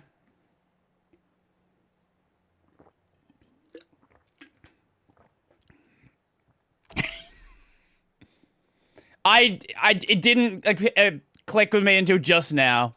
Tyranny. Throughout the game, you get 2 more companions. The small but loud Maru Maru. He loves to dance and talk in the third person. Also, I find it interesting how his entire race, the Deve clan, just love to wear pots on their heads. Yeah, it's like ingrained in their DNA to just, once they're born, find a pan and just put it on. Do you complain about hermit crabs that put shells on? It's just the same thing. Their head. I love it. The anime ruins the cute little guy by making him a pervert. You hate to see it. And in the game, Maru has a crush on Zola, the badass mercenary, who uses the Shadow Killer Bat. Together, the 5 of them travel the world, saving towns from the Grand Kingdom, learning about the race of ancients like it's Final Fantasy VII, and stopping Nene from ruling over the world, all with their blue shadows. And that's pretty much Blue Dragon. Overall, it's a fun game. Like, it definitely is like your generic JRPG, but there's nothing wrong with that. I enjoy just my classic run-of-the-mill JRPGs, just straight to the point. It executes it pretty well. Like, the story, the characters, the art style, it's fun. The gameplay is simplistic. Like, I feel like this would be, in my opinion, gameplay-wise, would be a pretty good introductory or like beginner level JRPG. Like, it's not too difficult, but it's not too easy either. Like, it's pretty much like in the middle. And also, playing this game has made me get back into wanting to watch the anime, and it's kind of fun to see the differences between the anime and the game. And the soundtrack is actually pretty banger. Like, you hear the same battle theme all the time. So even the story's classic refried Toriyama storytelling. Oh my god, yeah, does it sounds pump like it. you up, dude. So I'm honestly really excited to keep playing this game, and I would definitely recommend this to anyone who's interested in JRPGs. I will admit, it is a long one. Like I said, I'm like about, what, 40 hours in How long to beat Blue Dragon?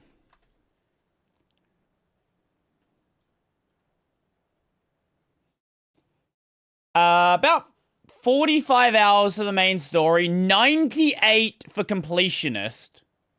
The game, and I'm still only on disc 1 out of 3, so...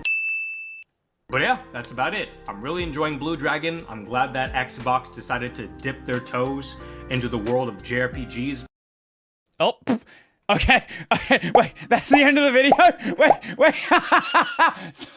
Wait, did he edit that wrong? America! Politics is... Wait. Okay, I guess the video just ended? Into the world of JRPGs. Yeah, I think he edited the outro wrong.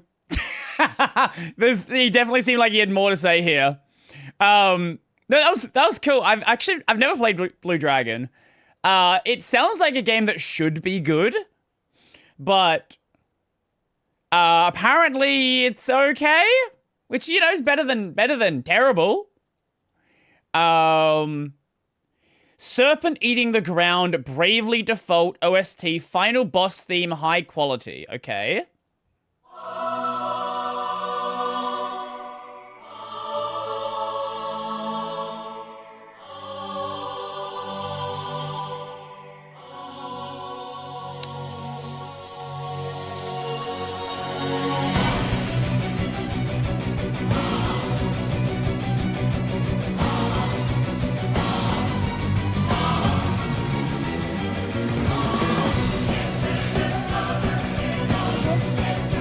Yeah, that's good. Yeah, that's good.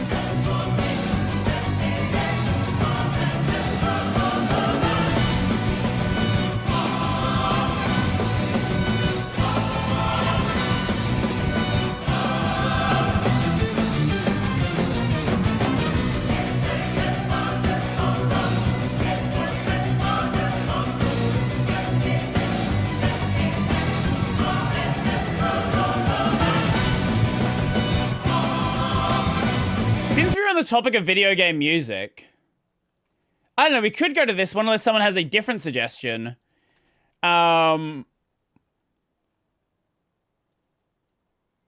We have this one here. These Kingdom Hearts songs need to be retired.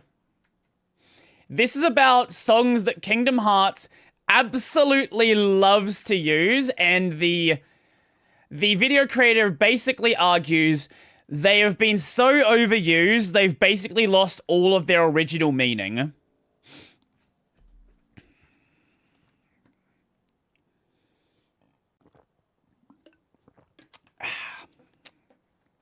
So we can check this one out, unless someone has a different suggestion. Speaking of editing wrong, why is there on occasion you have a short clip that repeats twice in a video? Because I missed it.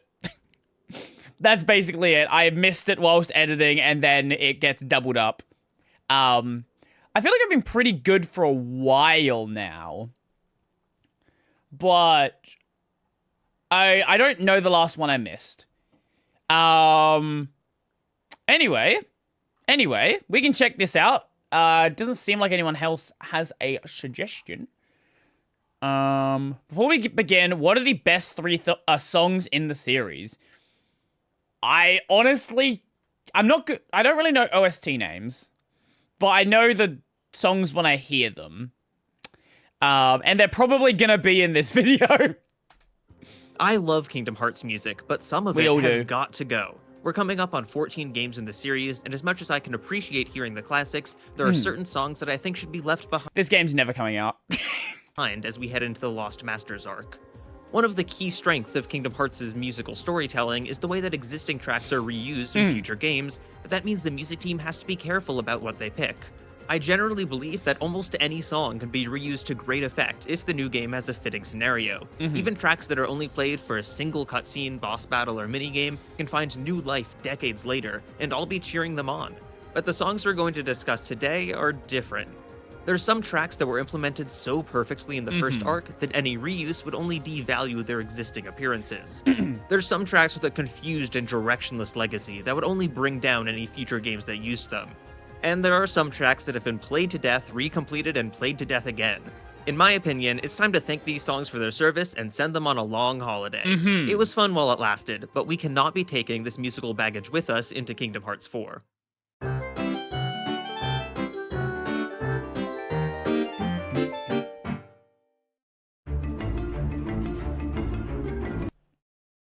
I love this track. I do. But if you're going to talk about a song that's probably been way fucking overused, I think this is a pretty good contender for it.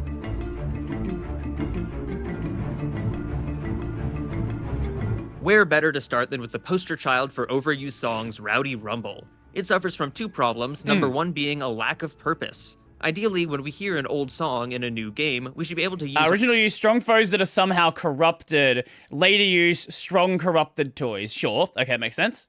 Our knowledge of how the track was used in the past to infer something about the present. Maybe it's as simple as, this song was played in sad moments, and right now we are sad, but the narrative purpose of Rowdy Rumble is all over the place. When it was introduced in KH2, it was a theme for boss battles and scripted encounters that had some sort of gimmick.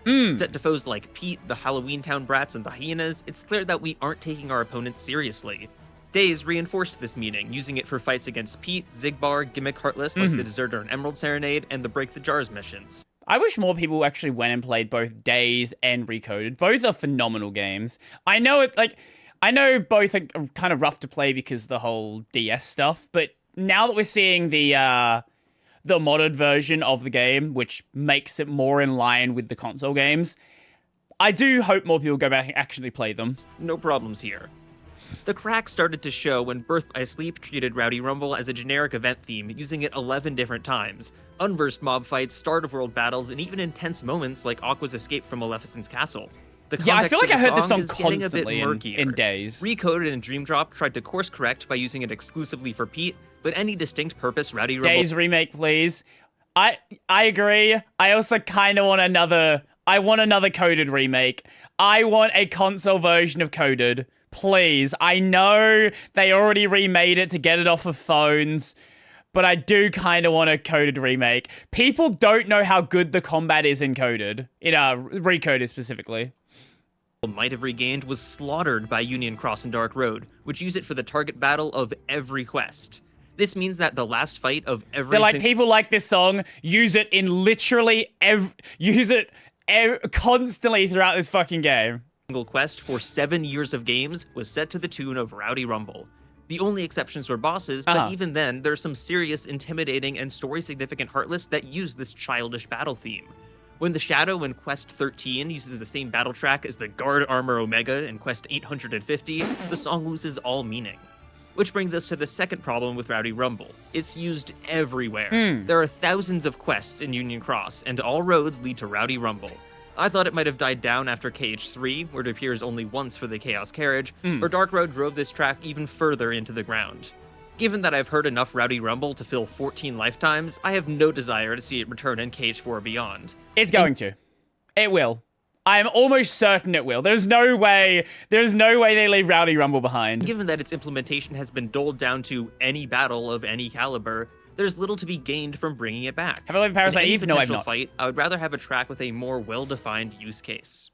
The only argument I can see for Rowdy Rumble's return is as a Pete boss theme, since it has been used to score his fights in 4 different games. Sure. However, I'm against this from a narrative standpoint. Pete has already outgrown the track. He uses it for most of his KH2 battles, yes, but the final showdown in Timeless River uses Desire for All That Is Lost, a more serious theme telling the player that playtime is over. This is a personal battle for Pete, fighting for a past he can't return to. In the games that followed, every other Pete fight with Rowdy Rumble is either set in the past or recoded. If we were to fight Pete in the modern day, it wouldn't feel right to revert Pete back to his most useless state. I would far prefer a personalized battle theme, or at least something that isn't shared with thousands of random Heartless. Rowdy Rumble needs to retire. Fair. This one doesn't immediately come to mind as much. A song used for happy endings in Disney worlds. Oh, that's what I've only played BBS twice. Yeah, okay. It was first used in Birth by Sleep for the Princess worlds, and it was brought back for 2 cutscenes each in Dream Drop Distance and Unchained Key. It's a beautiful composition. Okay, so this is used way less often then. I've played BBS twice, I've played DDD twice, I've never played Cross. Quite underrated in my opinion, and it was implemented perfectly thus far. Things changed in 2016, when the Castle of Dreams was added to the newly rebranded Union Cross. It seems like all roads lead back to Union Cross, just using the same music over and over again. For some reason, likely not wanting to expend the resources to secure Bibbidi Bobbidi Boo, the field theme was changed to Peaceful Hearts. I don't really have a problem with this. If licensing the original field theme was an issue, this is the best substitute I can think of on the BBS soundtrack. However, because of this change, Peaceful Hearts has no place in the future of the series. It is now forever tied to Castle of Dreams, so it no longer fits its original purpose as a generic happy ending theme. There are plenty of tracks that serve the same role and aren't bound by a specific world. A Piece of Peace, La Pace, Ever After, Little Lovely Moments. To use Peaceful Hearts over any of these other options would be a huge misstep. Thankfully, the music implementation team seems to agree. Since it began use as the field theme of Castle of Dreams, the track has not played for generic peaceful resolutions. So, barring the unlikely case that Castle of Dreams returns as a future world, Peaceful Hearts is best left behind in Union Cross.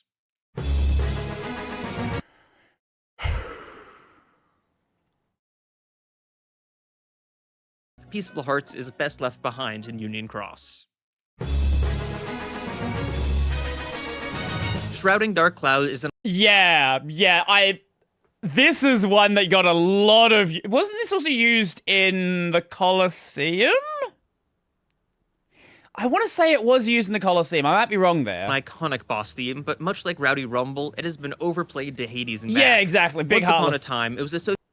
Guard Armor, Trickmaster, Cloud. Oh, it was Cloud. Okay, that's why I thought. Okay. Pot Centipede, Parasite Cage, Shadow Sora, Veil Lizard, Antlion, Guard Armor, Shion First Form in. Okay.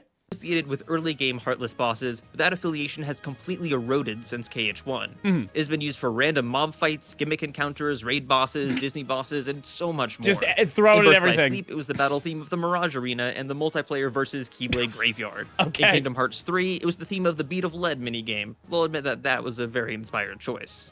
But the point is, Shrouding Dark Cloud has become a generic theme for any battle that doesn't have anything else going on. It doesn't have any...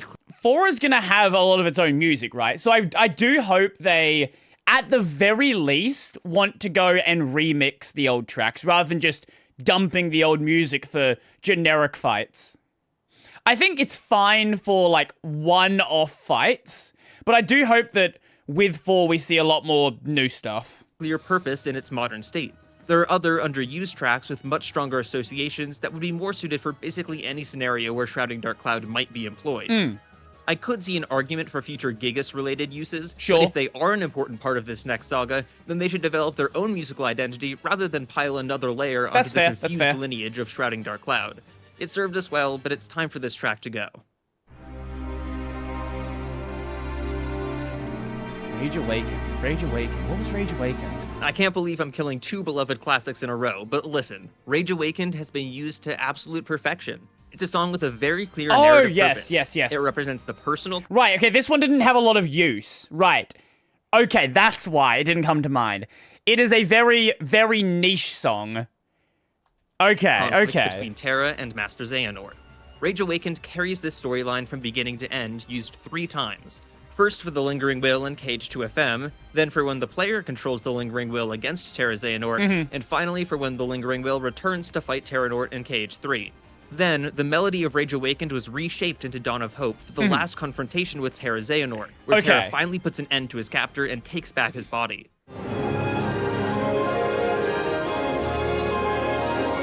I see. Okay, yes. So this is one of those songs which is so hyper specific to a single character that it doesn't really make any sense to use again.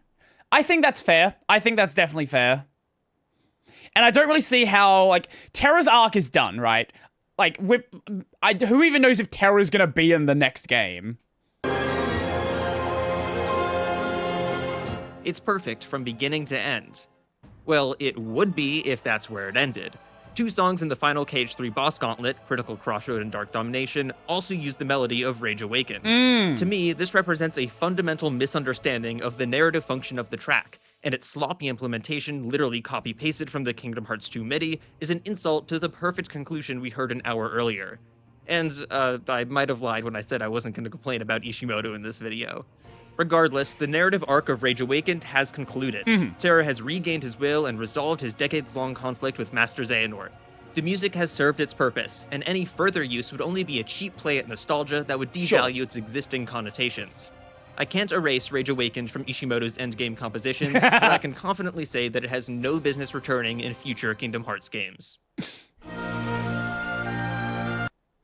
Man, this video is actually nothing but the classics, isn't it? Just god-tier music. Business returning in future Kingdom Hearts games.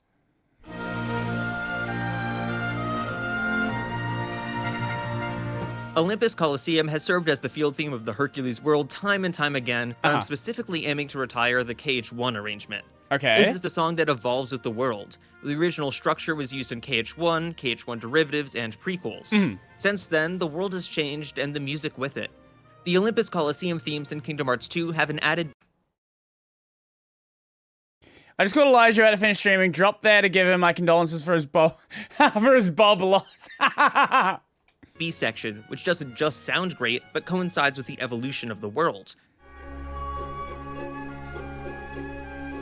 He probably didn't read it because there's probably a 1,000 people that have sent him that message before. Of the world.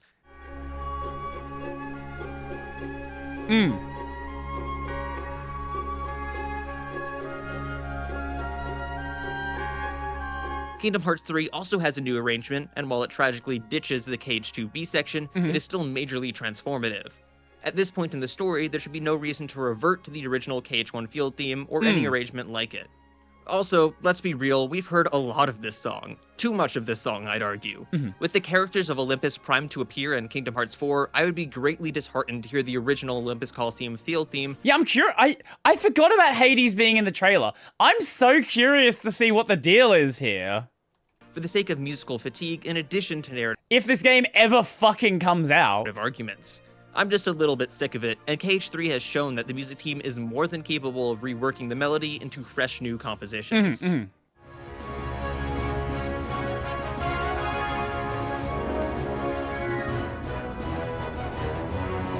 basically just drop the original version, because the original version is for the, like, first iteration of Olympus Coliseum and anything earlier, and then if you're going to use it again, then keep rearranging it into newer forms that fit the new vibe of the world.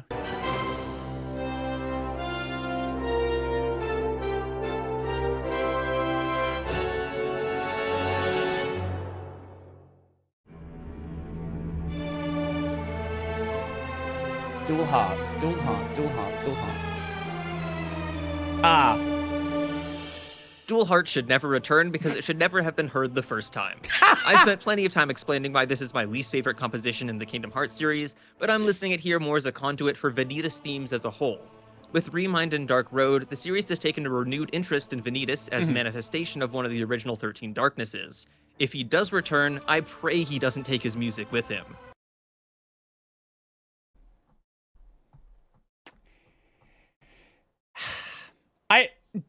I don't think KH3 really, like, fully resolved Vanitas. If I remember correctly. I don't think they're gonna just drop the character. Here's my reasoning. Dual Hearts and Enter the Darkness Kingdom Hearts 3 version are compositionally flawed tracks. Okay. Wrong notes, mismatched chords, broken loops, and so much more.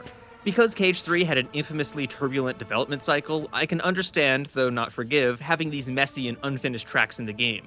But there is no excuse to carry these mistakes into the Lost Masters arc.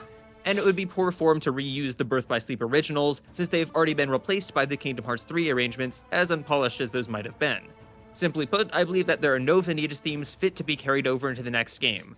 While the melody of Enter the Darkness and Dual Hearts would be welcome in a new composition, the pieces themselves should be put to rest.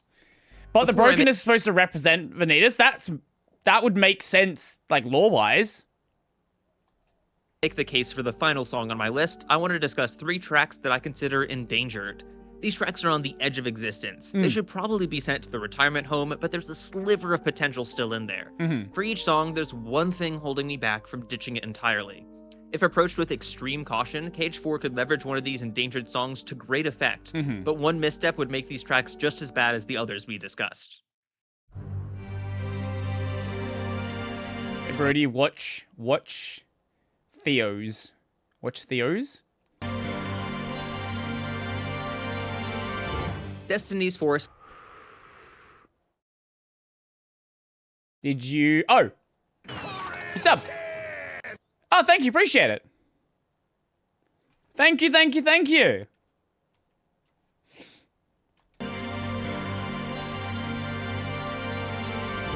Destiny's Force is a track that is being pulled in many different directions. It first appeared as the boss theme of the Dark Side. When I first... This scene as a kid, man... Playing this game when I was young was crazy. I don't even know how to describe the emotional attachment I have to that first playthrough. A role that was reprised in Days, Recoded, and 0.2. KH1 also used it as a generic boss theme for strong enemies, typically those that had some sort of transformation, like the Opposite Armor, Genie Jafar, and Oogie's Manor. This vague Disney and Heartless association is kept in Birth by Sleep for the Hades and Ice Colossus battle, Union Cross for various raid battles, and Dark Road for the Fairy and Furious Reaper bosses. Sometimes, Destiny's Force serves neither purpose, like when Dream Drop Distance played it for the Dream Eater mob fight in the circus trampolines, or when Days used it for Zigbar and Shion in Wonderland. The nail in the coffin is the original Kingdom Hearts key, which played Destiny's Force for the target enemy of every mission. This is the same thing that killed Rowdy Rumble Again, in the mobile going remake, back to the mobile only game. I honestly hate this more. Whereas Rowdy Rumble is upbeat and has been used for many minor encounters before, Destiny's Force historically makes more of an effort to restrict itself to powerful foes, making it just way more you just jarring use it to hear against for a the random dude. shadow that happens to be the target enemy. Destiny's Force can't decide if it wants to be a Pure Blood Heartless theme, a Disney boss theme, a second phase Heartless boss theme, a mob fight theme, or just a generic enemy battle theme. The only reason I'm not calling for its retirement is the Kingdom Hearts 4 trailer. If that gnarly Dark Side evolution uses a fresh new arrangement of Destiny's Force, thus calling that would be sick. Back to the battle on the storm-tossed island 24 years ago, I would be ecstatic. But barring that one specific use case, I would rather not hear Destiny's Force again.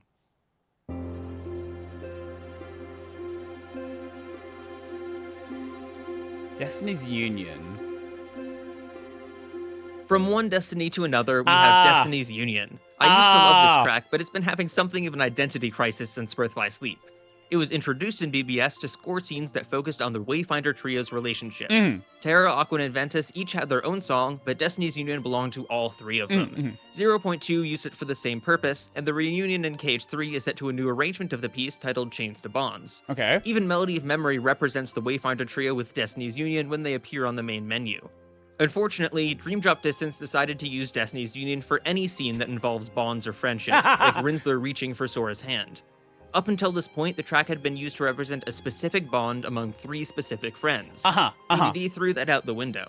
Kingdom Hearts 3 decided to fix this by playing Destiny's Union for scenes of young Xehanort and Ericus, which Dark Road copied. So now the track is representing Odin's pupils, while still being used for its original purpose to represent the Wayfinder trio in the same game.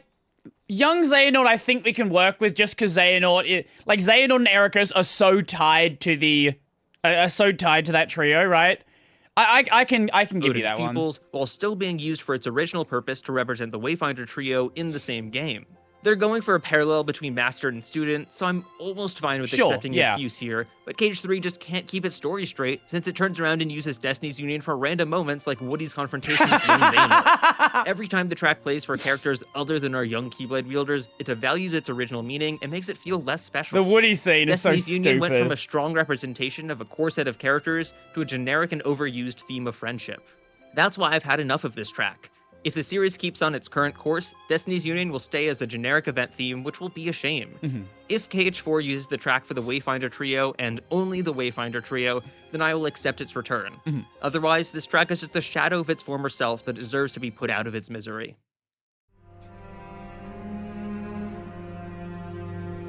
Oh, we're getting into some of the more niche one. I actually, there's obviously the big hyper-played tracks. Some of these don't even immediately come to mind. Strange Whispers is the theme. Okay, yes. Right. Okay, where else is this even played? Or is this a song that's... of Bad Tidings. The Cage series has tons of these unsettling event tracks, but each serves a specific purpose.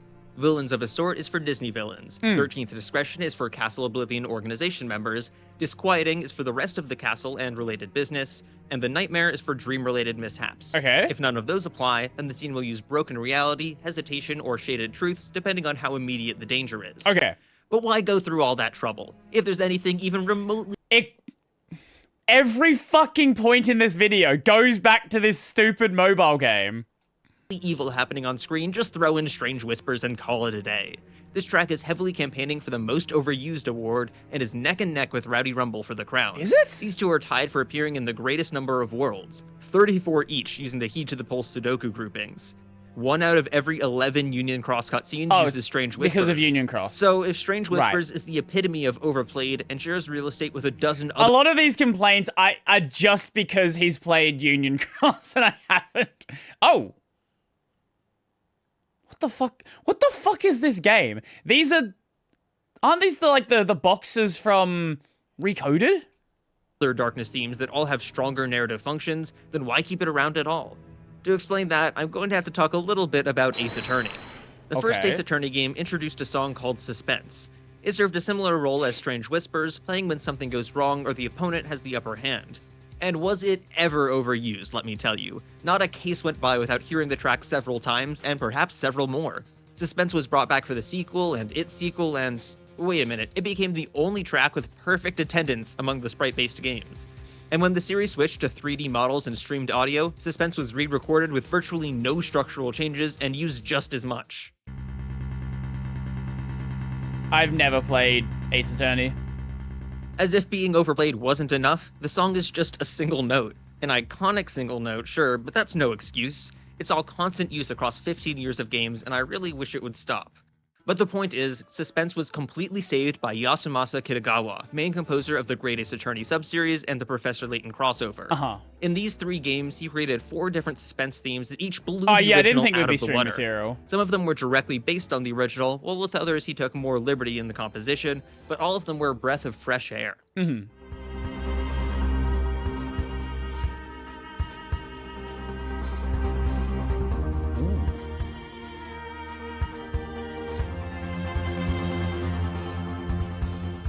Okay. What the fuck is this game?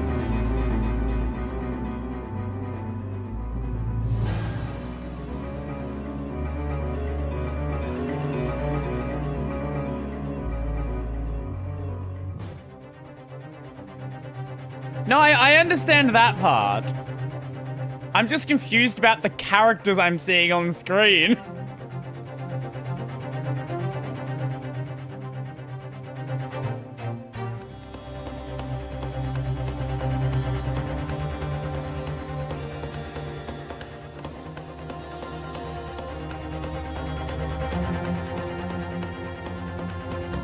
You solve puzzles with facts and logic.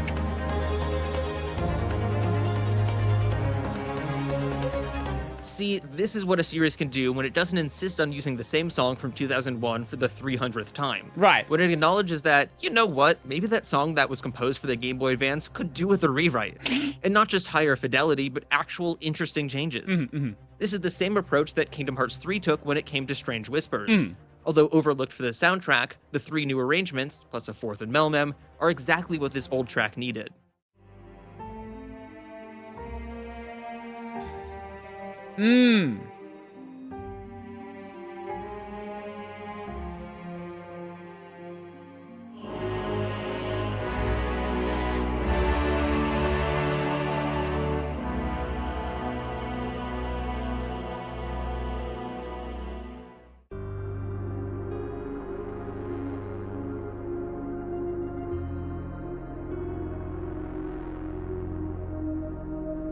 These more atmospheric tracks, oftentimes they just kind of go by.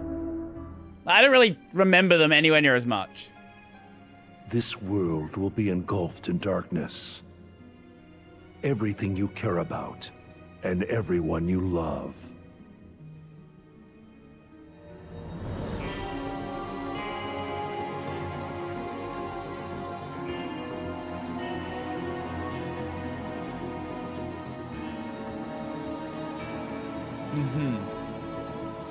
I have some trepidations, as the overused 1.5 recording still found its way into KH3 on 2 occasions. But if the series doubles down on these fresh arrangements, then I'm okay with Strange Whispers sticking around a bit longer. Okay. I'd still rather one of the other Darkness tracks for variety's sake, but if none of them fit, then the eternally generic Strange Whispers is a fine substitute as long as we avoid musical fatigue from hearing the same arrangement over and over. And, much like Suspense was to the Ace Attorney franchise, Strange Whispers is something of a staple in KH, so I don't see it going away anytime soon. But if it's going to stick around, please let it have some variety in its arrangements.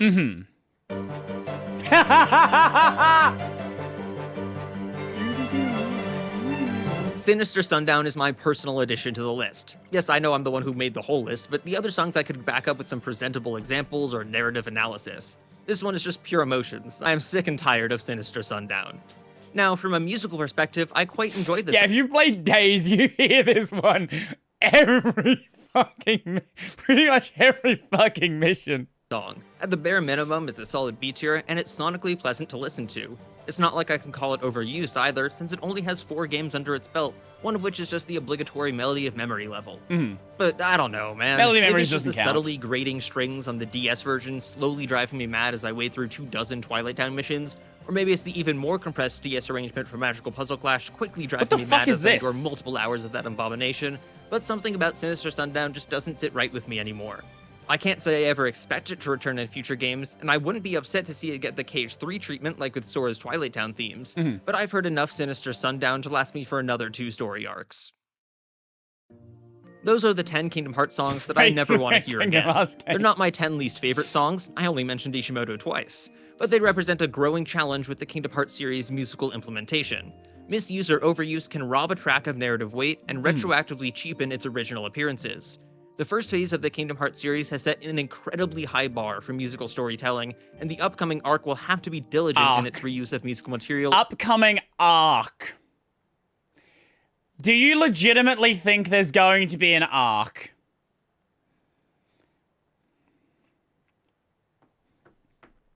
I will be surprised if we get 2 games in the next 10 years. If it hopes to live up to the reputation.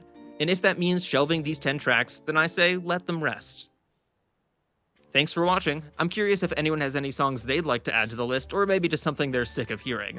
I do love making videos where I can just talk about KH music, but my current track record is awfully negative. Maybe we'll make an inverse of this video about songs I want to see return? We'll see. That was fun. That was fun. If you like complaining about Kingdom Hearts music, that's great. I think a lot of the points he made were fair, right? I do. A lot of these songs are very, very, especially the ones that are very overplayed, fair. The ones which are, oh, this is a character-specific thing, fair. Would I be bothered if they returned? Certainly not. But I can understand, at the very least, wanting to hear something, like wanting to hear some variety, right? I get it. Oh, the Hyperland Lewis stuff? No, I haven't.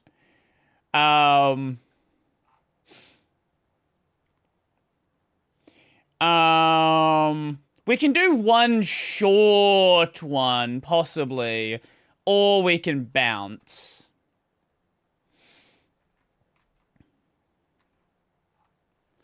How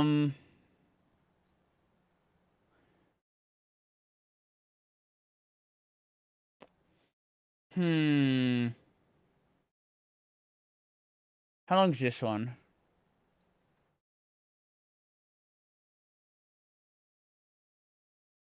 We could just do a dumb little car video I found. I built a V8 couch and took it to Las Vegas.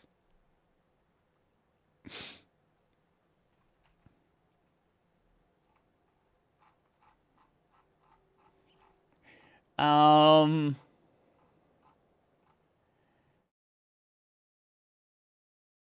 don't have any other real short ones. If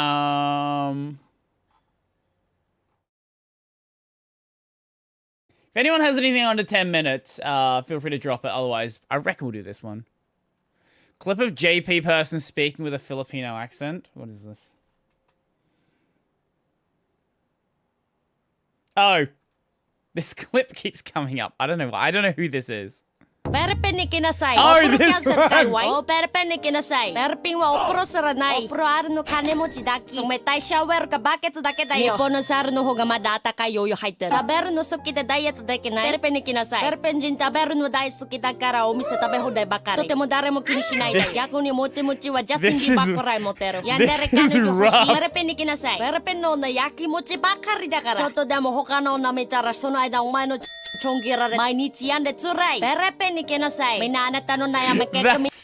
That's so rough. Fuck. God. She's speed running. She's certainly doing something. Let's check this one out. It's a cute little video. Guys, here's the thing. It's very American. I've actually been in this SEMA parade before, but it's been a few years. We've got a twin-turbo Huracan right in front of us that probably makes 1,500 horsepower, followed up by a living room on wheels. I wonder what speed you can do with this before you die.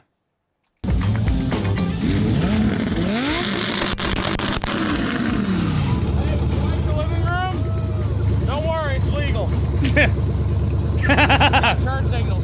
Guys, look how cool this is. We're out here cruising a living room around in Vegas right now. Is that not badass? This still doesn't feel sketchy. Like, are you sure? It sketchy? Of course it's sketchy. Yeah. But it doesn't feel sketchy, you know? Guys, them Porsches are real scared right now. The couch would come for them. All right, guys, rate the couch. What do you think? Love it, Wes. Love it. Oh, that's sick. Wait. Hold up. No, that is a sick paint job. Oh, okay. It's like a cell shaded paint job. Love it.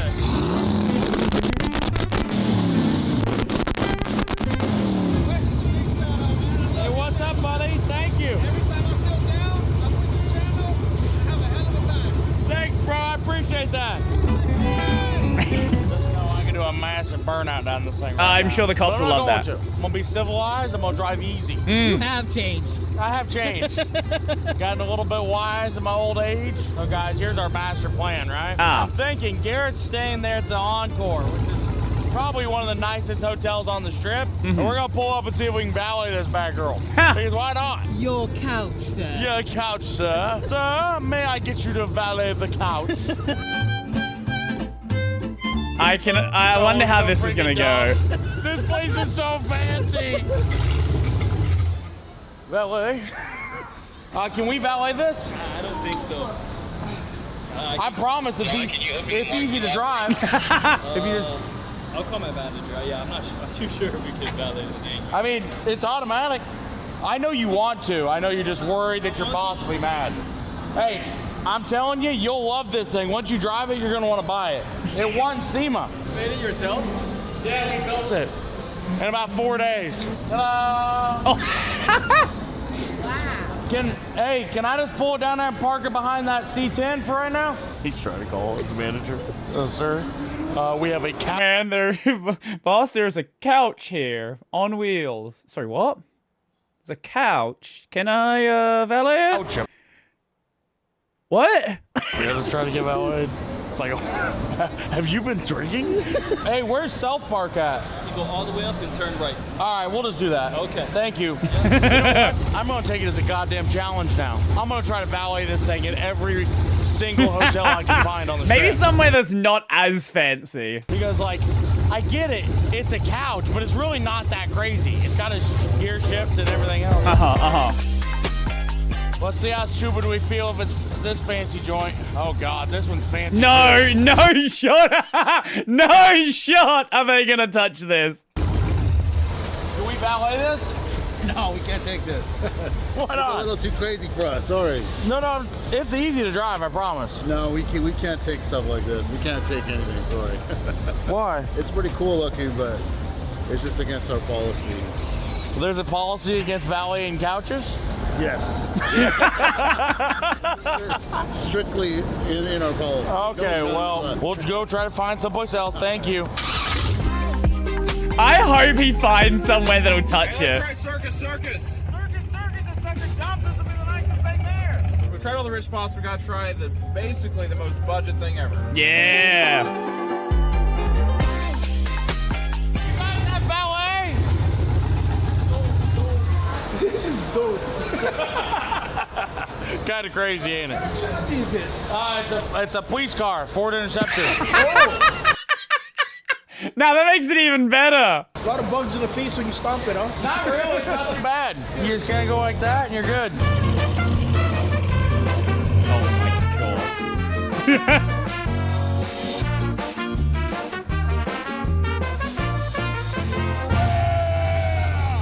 I'll tell you what, I don't know where life went so right to be able to be riding the couch down Las Vegas Boulevard, but goddamn, I'm glad it happened. You know what I'm thinking? Nobody's gonna valet a couch that looks like it might cause a fatality. Right. So why don't we go to In-N-Out and get hamburgers for everyone? Sounds like the best idea you've ever had.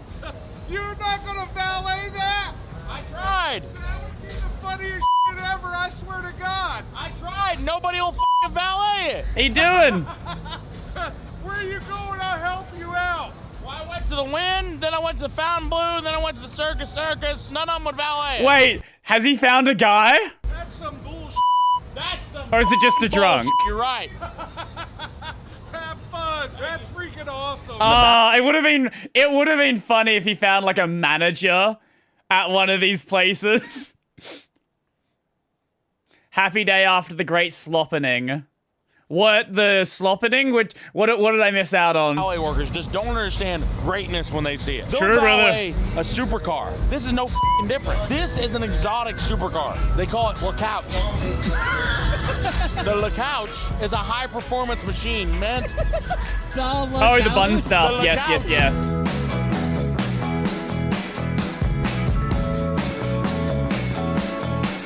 Surely that'll let you through. Big couch surfing. I love the ride. Yeah. It's a nice rig. Be honest, is this like one of the nicest rigs you've seen? Yeah. Hello. What do you think of my couch? It's very cool. Nothing, Joyce. I don't think she knows what to say. You ever heard of David Dobrik? That's me. That's you? No, I'm joking. I'm joking. She's so fucking dumb. Hey, what do you think of my couch? It's got a V8. The guy back. She doesn't give a shit. It's got a V8. Yeah, he heard that. He's like, ooh, ooh. She's like, oh yeah, that's nice. Oh, it's kind of like, you know, you go to your mom and you show her like, you know, hey, look, here's this thing I did in a video game. She's like, oh, that's nice, honey. This guy back here is like, can I ride it? Same with that guy back there. This guy back here as well.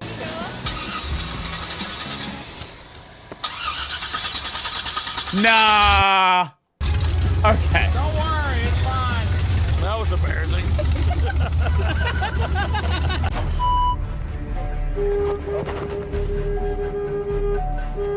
Oh, shit. Oh, yeah, that's not good. Oh, shit. See, that looks like the radiator just exploded. Put the couch in here right here and park it. Let's get off and see what's going on with our couch. Ah. Guys, that's a problem. Everything was going great right up until the point that the couch overheated. So, I don't know why. It doesn't mind burnouts, but it hates driving around in traffic. So, the couch is currently overheated, and we just blew up the radiator from all that water coming out of it. So, this is it for the couch. Just cooling it down, don't worry. Be cooled down in no time. So you're all good then. We're just gonna go ahead and we're gonna go. No, you better stay just to film, just in case. We gave you the water. Like, some funny like you stuff said, could happen. should cool right down. No, but something funny could happen. Later, man.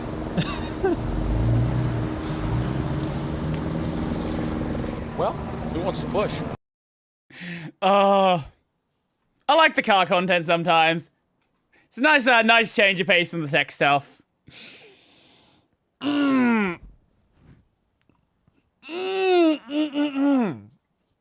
So that is gonna be it for today. Oh, my neck.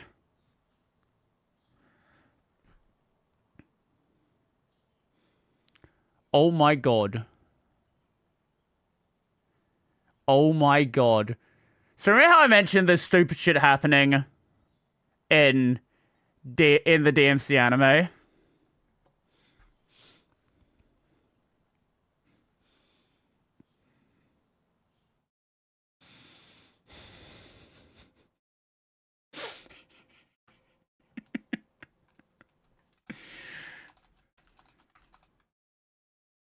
That would be Lady and Dante.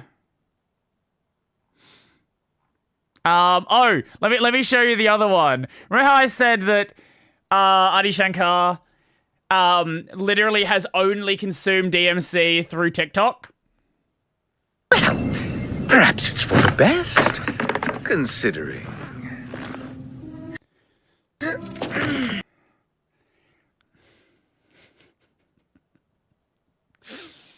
We do this. What is this? What is this, man? What is this? I've seen people saying things like, "Oh, no, it's great because new fans like it." Yeah, people who have just don't give a shit about DMC at all. I saw someone say that they should make it about El Dante. And honestly, if he did El Dante, I wouldn't complain. I think that'd be fun. I think the characters feel a lot more like El Dante characters than they do feel like main DMC characters. Fedora Virgil, I think, would perfectly fit. Also, okay, there's a fight scene. Virgil gets shocked by like a bunch of they're like electric whips, and then just falls to the ground. Like, what do you mean Virgil just gets beat by like a bunch of mobs? It's Virgil. Like, even early Virgil is still fucking Virgil. Anyway, I'm gonna go for today, so enjoy the rest of your day, all that fun stuff. Be good, be safe, and if you've not seen today's video on the LTT Part 2 of the Linux Challenge, be sure to go check that out. And yeah, that is going to be it for me. So I will see you guys later.